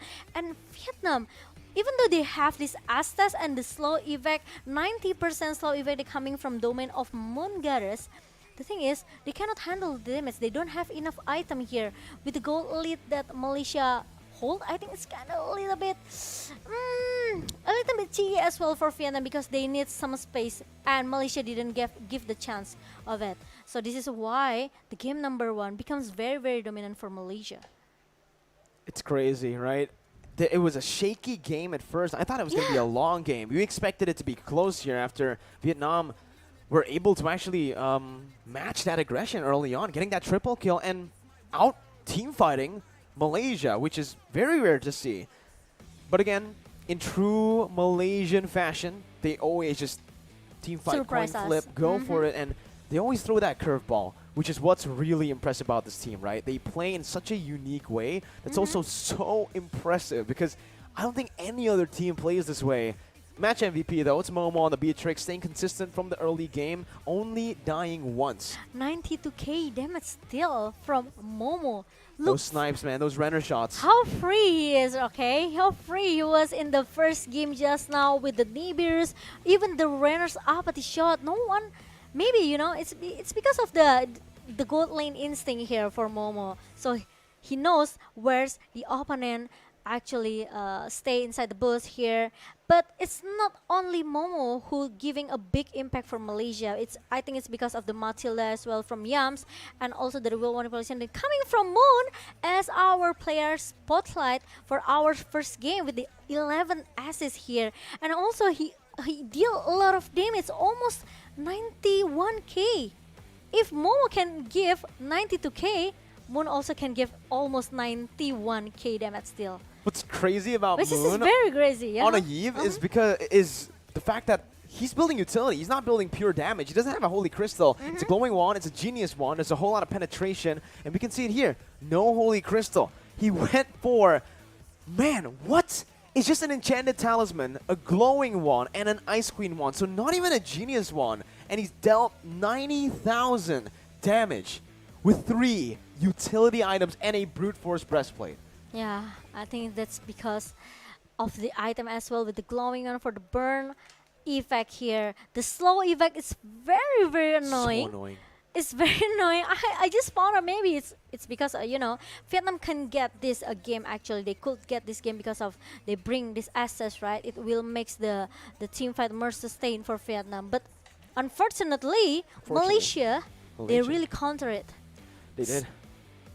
They said, you know, if you want to go for these long team fights with the sustainability of your Estes, we'll take you to hell. We'll literally just keep on going at you, keep on fighting and locking you down in place with the real world manipulation. And especially maybe because Haihan it's more of there you go. the time, Exactly. right? If you compare to Beatrix is able to pick the team fight here with only one item, right? The Blade of Despair maybe, or maybe the other item that Beatrix, yes. But the thing is, if you talk about Cloud, we know how late game he is, right? He at least need the Demon Hunter sword and also the golden stuff for the team fight. This is what makes Cloud actually a little bit tricky if you cannot drag the game into the super duper late game. You're either really good at farming or really good at weathering the storm to get to that late That's stage. right.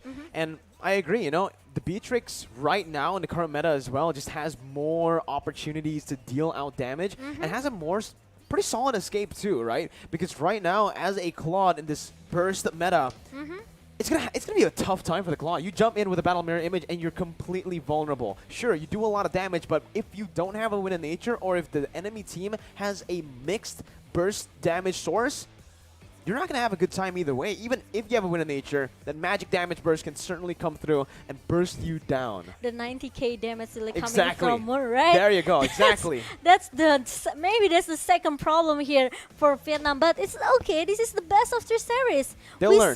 We saw 3 games in the first match of the day, and it could be for our last match as well.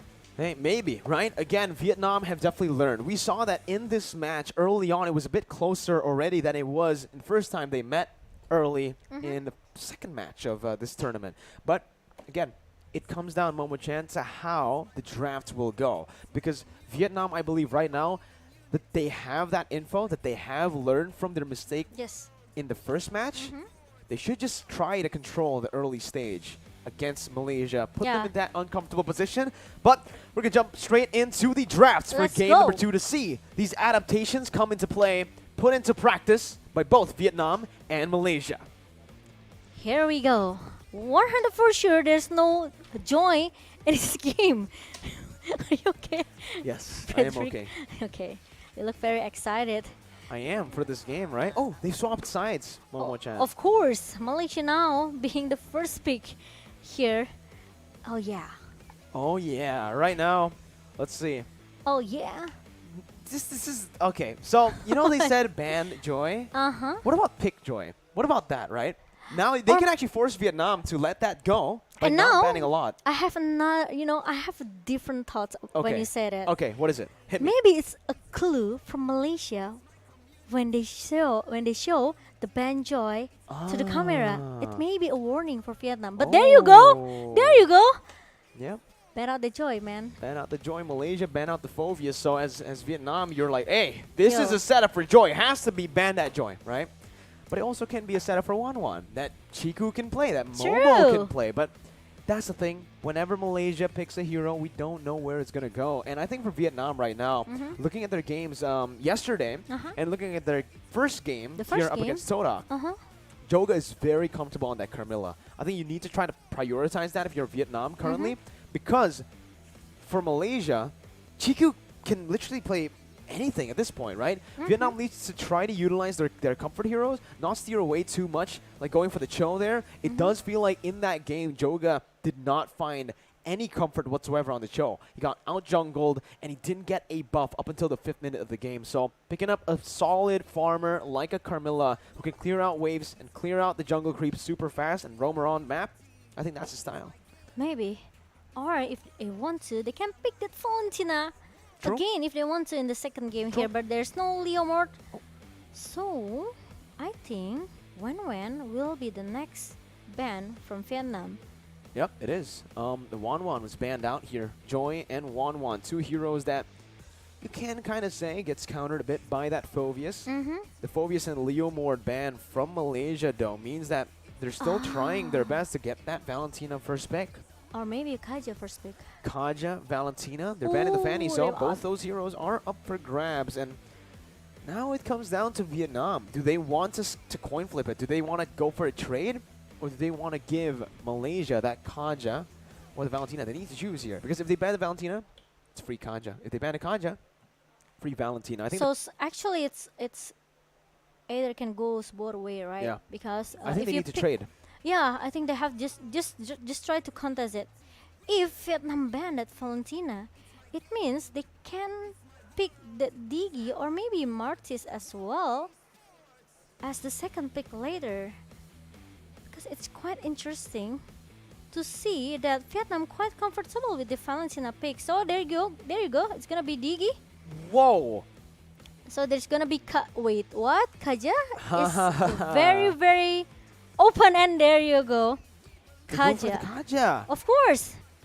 This hero is very, very, I don't know. Over Valentina, though, do you think? Yeah. With the amount of flexibility the Valentina has with the IMU, the way it dictates the draft, you still think the Kaja is a better option? Because I think if Malaysia, they pick off this Kaja, they can pick another hero that can be a frontliner that can be copied by Valentina. Let's say, if they want to pick Fredrin as a frontliner, so Gaja just need to stay in behind, then trying to use the flicker to giving a surprise engage, you know. So more cover, more peel Yep. than pick.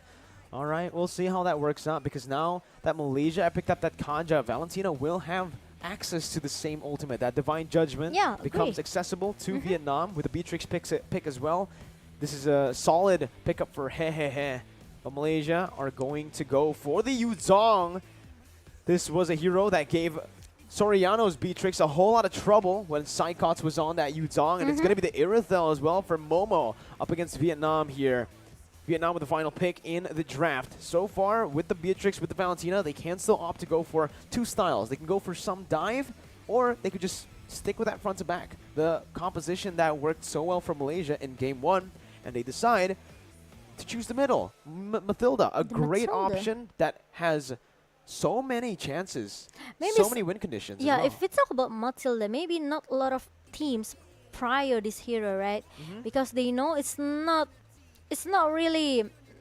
It can goes to both way, you know. When you use Matilda, if you have a good setup with the Circling Eagle and also the Guiding Wind to help your teammates here, it will goes better team fight for your team. But if you use the Circling Eagle and there's no follow up from your team, because there's someone maybe like Yuzong trying to break everything at the back line, it will go into the worst situation for your team, right? So it can goes both way here from for Vietnam by picking this Matilda. But going into the second banning phase, it's gonna be Eve and also Mortis for Vietnam. Show me. Oh, Martis. And also ban Carmilla. Respect for Joga as well. As you mentioned earlier on, right, Joga has found a lot of success on that Carmilla, not too much on any other hero so far in this tournament, so banning the Carmilla is a wise choice for Malaysia. Vietnam, though, now, they've wrapped up their drafting session in the first phase and in the bans. It's up to Malaysia. Do they want to ban a jungler? No, they are just going to go for that Fredrin. A solid front line that's going to cause a lot of problems for Malaysia right now as it looks from their composition. So it does work here. The ban was absolutely on point. Vietnam with the first pick, though, this time on the second phase. I Jungle, know. XP lane. Unless the Valentina goes jungle. I think Malaysia want to keeps to take that Eve though. But If they want they got to. banned. Oh yeah, it's too bad. Oh my god. Yeah. Shoo. Shoo, Oh no, no, Faramis, though. Faramis. Oh, I thought if it's not Eve, maybe it's gonna be Faramis. But Faramis already being stolen by Vietnam now. Okay. Okay, so what will the mid lane be? Wait. So it's a Valentina jungle. Yeah. There you go. All right. Vietnam picking up the Faramis, basically revealing that the Valentina will go to the jungle. And now Malaysia, they can still flex that Kaja into the jungle technically here. It can also just be a solid roamer. Or they could just pick up another jungler here. The Gushin is wide open for the taking, and they're hovering over it. Chiku guys on the Gushin. And for the mid lane. Is it gonna be? Whoa, wait a minute. So Gushin mid. It should be. It should be Gushin mid here. And the Paquito for the jungler. Wait. I think Gushin mid, Kaja jungle, Paquito. No, it's gonna be Yuzong Formis, right? Yeah, or it's Paquito mid. See, welcome to Malaysia's draft. This is why it's so tough. Wait. Tell us in the it's chat quite- what you think. It's quite interesting. Who you because- think is going to go where, what you think is going to go where, because right now we ourselves are pretty confused. Vietnam, though, noticing that Malaysia have a whole lot of melee range heroes, they will just opt to go for the Ruby that can punish this Faramis Malaysian and team. Ruby. It is Moon on the Paquito in the mid lane. And Chiku's going to be on that Gushin. Yum still on that Kaja. Oh my god. So Chiku with the Gushin jungler Oh my here. god. And Paquito in the hand of Moon. I think this is the first time I saw Moon with the fire mid lane here, right? Because he always play Eve or maybe Farsa, Farsia. Sicilian, Yeah. Lilia. Any magic hero here, but it's new for me. Paquito for a Moon and also Kaja in the hand of Yum. So he will have that flicker. He will have the surprise engage here. And if you talk about the Valentina, goes into the hand of Joga.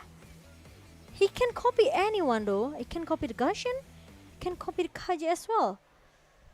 It's interesting to see. It's going to be very tough. We'll see how this Valentina or what this It's Valentina very decides to interesting. do with the Mhm, IMU. A lot of big ultimates as we jump into the Land of Dawn for game number 2, where Malaysia can send Vietnam home or Vietnam can equalize here. Chiku guys on the Gushin. Again, that Paquito from Moon going to the mid lane. That's definitely going to be the highlight lane for me. I want to see what Moon can do in the mid lane on that Paquito. Up against Nart and Need My Help. The Paquito will have, I think in terms of lane wave clear, it does actually win out here. And look at that damage already from Moon towards Nart, taking Nart down to a quarter of HP. Maybe they want to, you know, do some fast rotation in the early here because they have this Paquito, right, to clear the minion soon, and Chiku wants to really maximize the potential from the early damage that Chiku guys has with this Gushin. Looking at it again here, bottom side, Momo.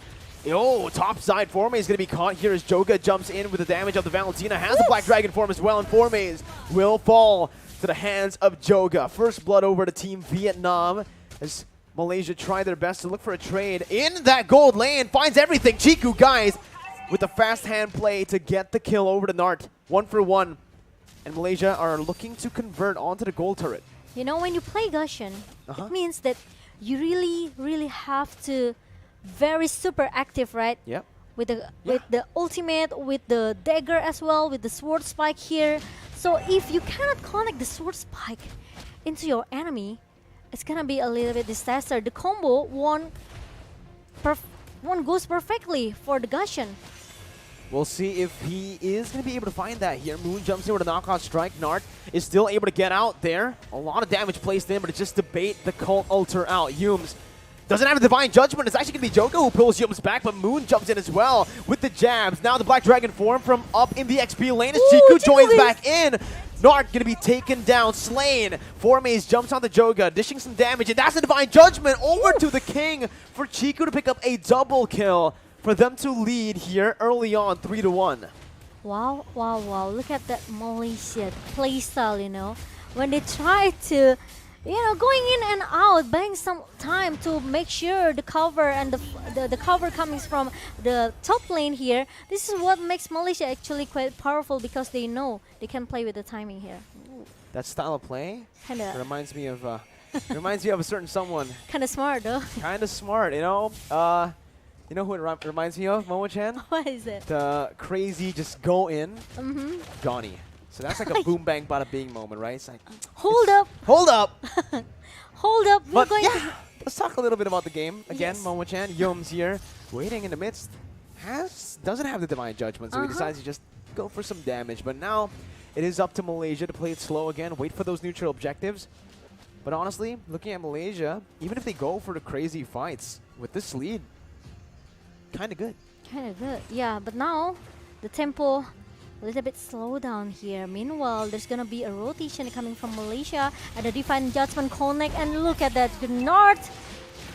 Of course, he won't survive. So much damage onto him. The viewer's passion as well. Yum's gonna be hooked there by the Divine Judgment. It's just the roamer for the roamer. It should actually be worth it for Vietnam as Nart is 0-3. Meanwhile, Yums, that's his first death. More gold over to Vietnam. And Moon trying to giving some poke damage here in the mid lane, but I'm off in the connect, and Moon!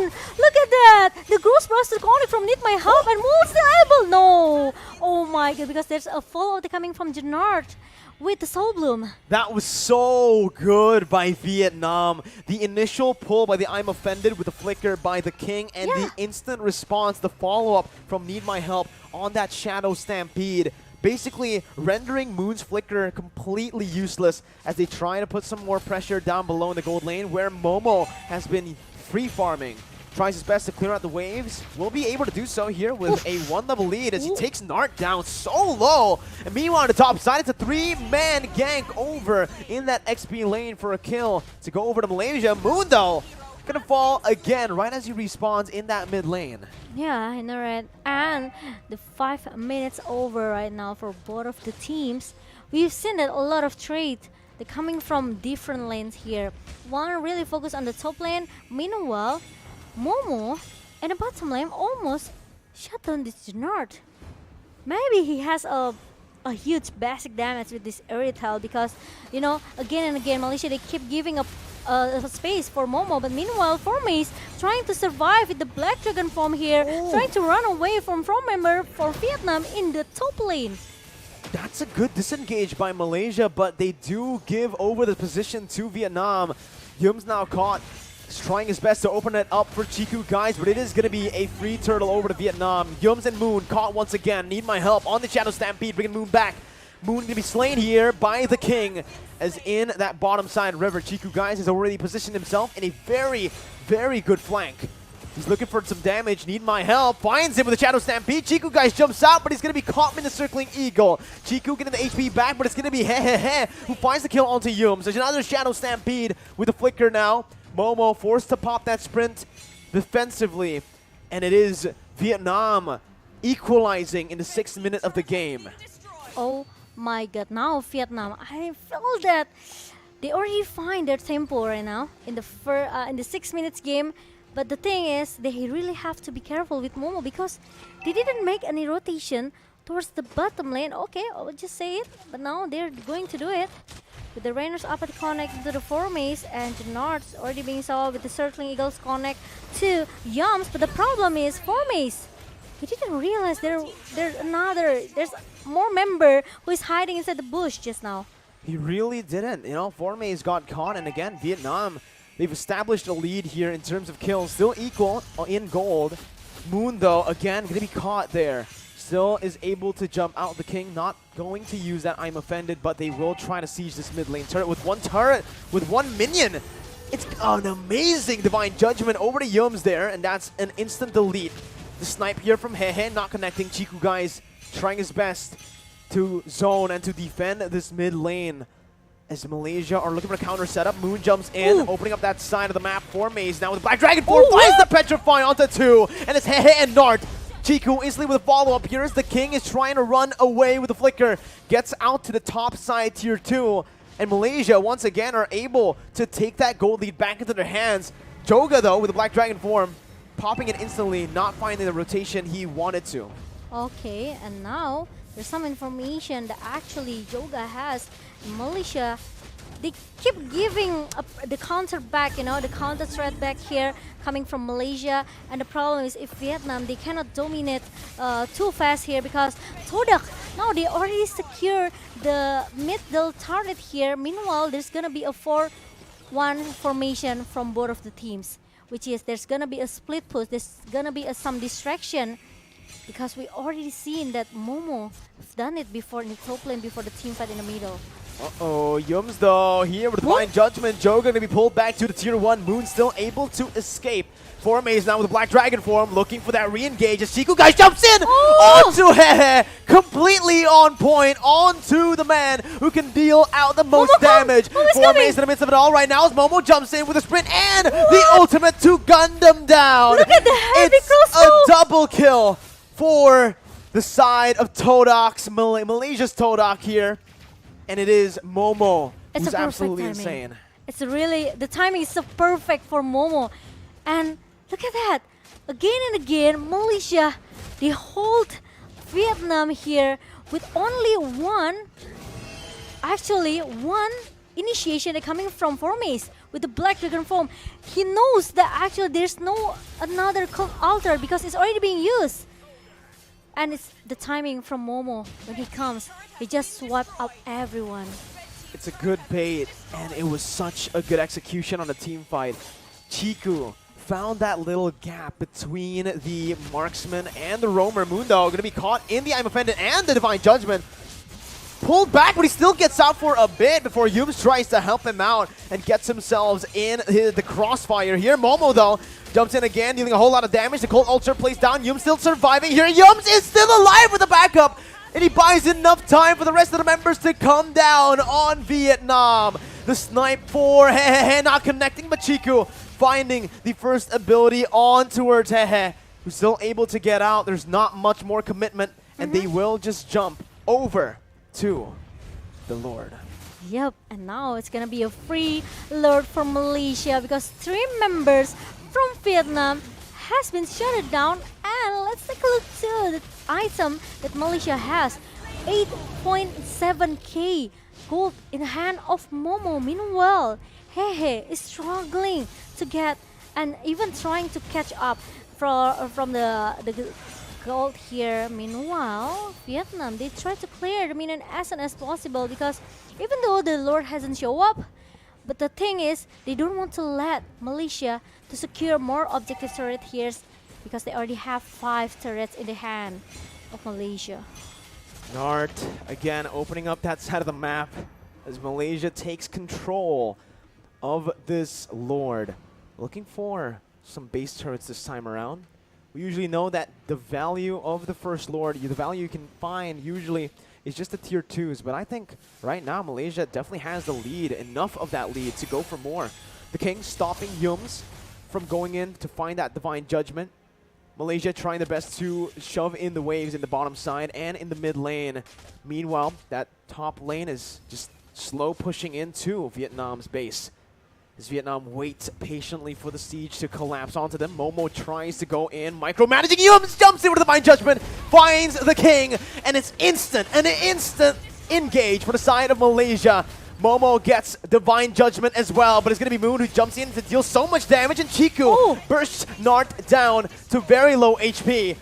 Lord still going to be cleared out by Vietnam. Only a base turret taken down by Malaysia as they look for more, but it's Vietnam with a solid defense. The problem is Malaysia, they also cannot force themselves to force the team fight in the mid lane. They have to wait for the minions comes in now in the mid lane, and Vietnam, they don't have much ability. Look at that, the sword spike connects, and hey, it's gonna be the first target here. Meanwhile, Vietnam, they're still trying to defend their base, and now Malaysia, they have to go back a little bit. Meanwhile, Yums finally been shut down by Need My Help.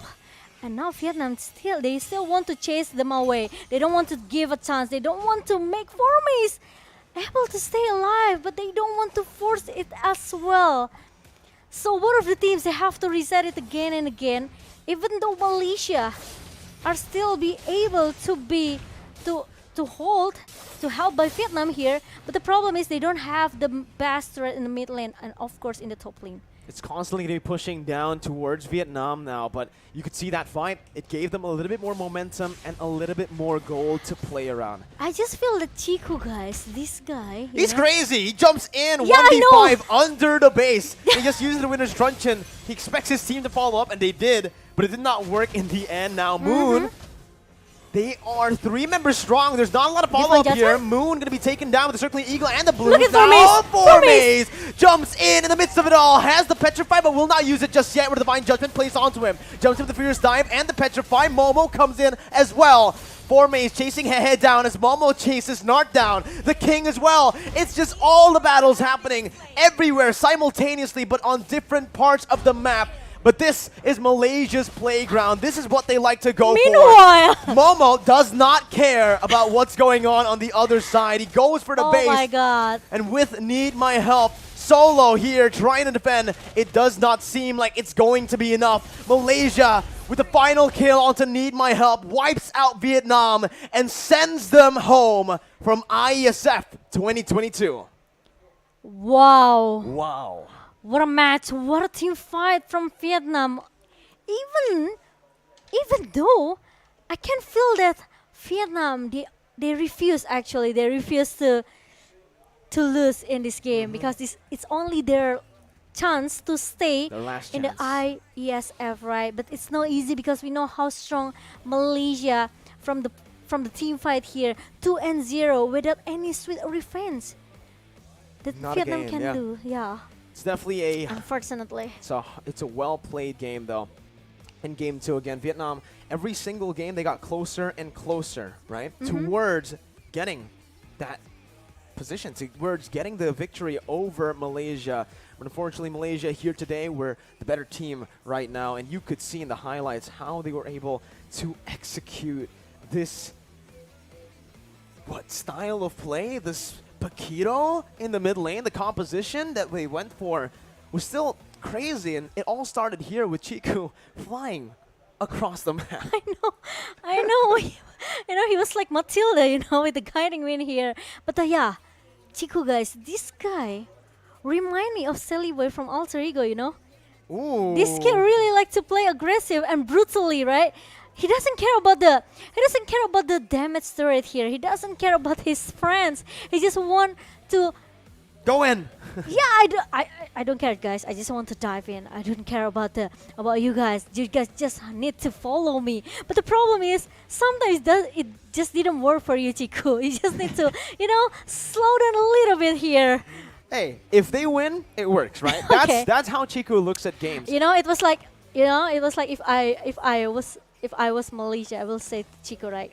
Hey Chiku, I think you have to hold on a little bit, man, because we are not ready yet for your engage, okay? After that, we say, but we win, right? Yeah, that's the It doesn't matter. It's like, hey, Chiku, you might not want to do that next time. No, we won. What do you mean? What do you mean? Then after I'll that- stop doing that when we lose. Oh. Yeah, right? Okay, keep doing it, Chiku. But he kept doing it, yeah, because in the end, even though he went for this risky play, right? It wasn't that bad, right? They were so far ahead as well that it won't have costed them the game. But obviously, it did give Vietnam a bit more chance, a bit more space to actually look for that comeback. We see many times though, there's not just Chiku who goes for these crazy plays. Yeah. Moon on the Paquito. 0-4-2. If you look at that stat line, you're basically saying to yourself, hey, Moon underperformed, but if you look at the game, that was what this Paquito was meant for. It was meant to bait these resources out for the rest of the members to come in, and this was the moment where Chiku jumped in. I think we are going to see that winner truncheon. Here it is. He jumps in, gets He got hey. So it's technically not bad because he did what an assassin should do, right? He almost made Vietnam turn back September. He almost baited his whole team, yeah. Luckily, Formis and others, they are totally aware of that condition. But Momo-chan, yes, almost is never enough. Okay. No, actually, Eric, it's because that it was not a problem. We won the game.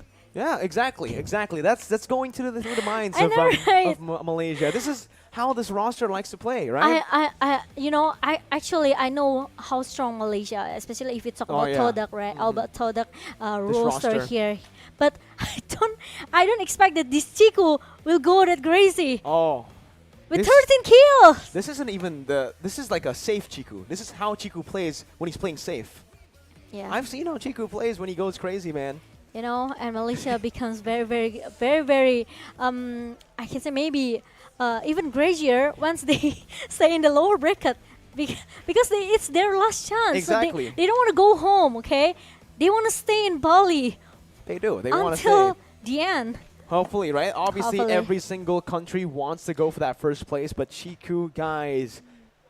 No, I'll give you a fun little fact. His name is actually Chiku, but one time he just put Chiku, he put guys in the back, and he just stuck with I it. think it's a fan base for Chiku. Yeah, it's the Chiku guys. And me. No, actually, Oh. it's Momo Oh. with a ton. You look kind of different, Momo. Oh yeah, I have bird here.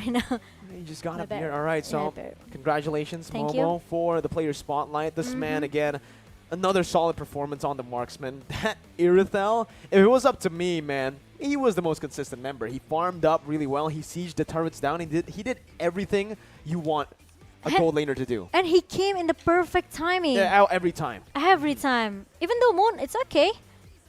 It's okay, Moon. Sometimes no, you- actually, we also didn't expect that you will put the Paquito in the mid lane here. That you see, I want to ask them after this game, after we're done, if that was a mistake, or if that was planned, right? If Moon forgot to swap, right? Maybe, With or maybe Chiku? they pick Paquito and they're like, oh, we already have Gushin.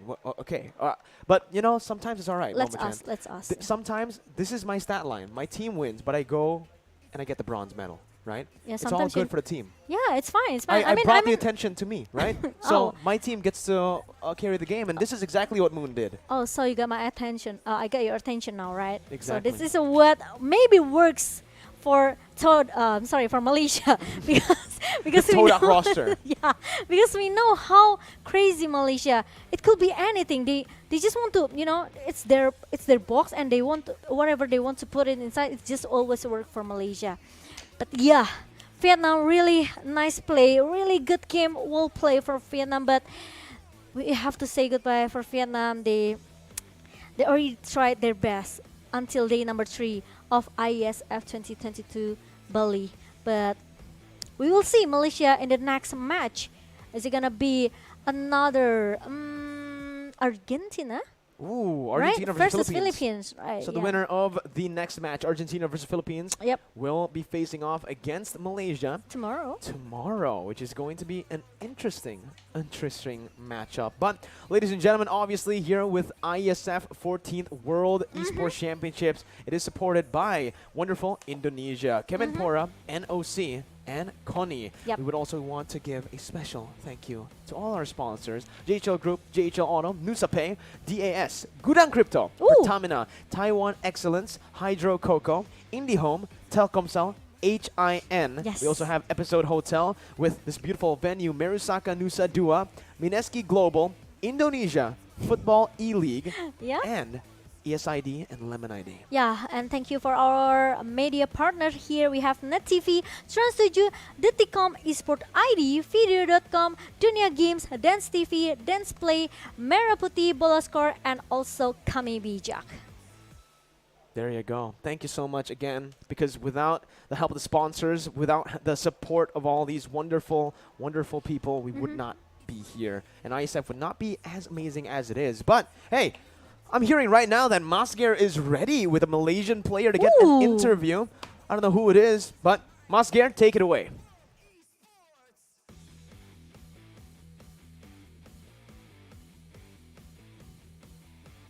All right, thank you once again, Como. We have duet Como here.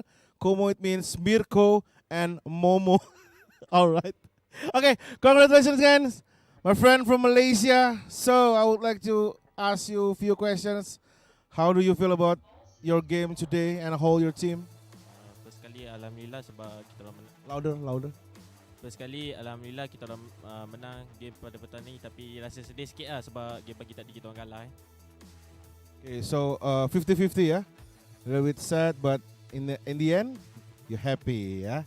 Okay, and what about your next round? Are you confident enough to face any other teams that you will compete?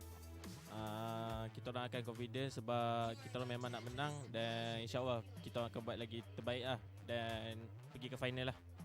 They will do their best and goes to final, so they will meet Indonesia, of course, because I feel confident Indonesia is going to the grand final. Okay, guys, that was the last match for today in IESF 14th World Esports Championship on Mobile Legends Bang Bang. But of course, this is not the end. For tomorrow, we will have Argentina versus Philippines and Cambodia versus Indonesia on IESF 14th World Esports Championship Bali 2022. Thanks once again for watching, and I'll see you around, guys. Goodbye!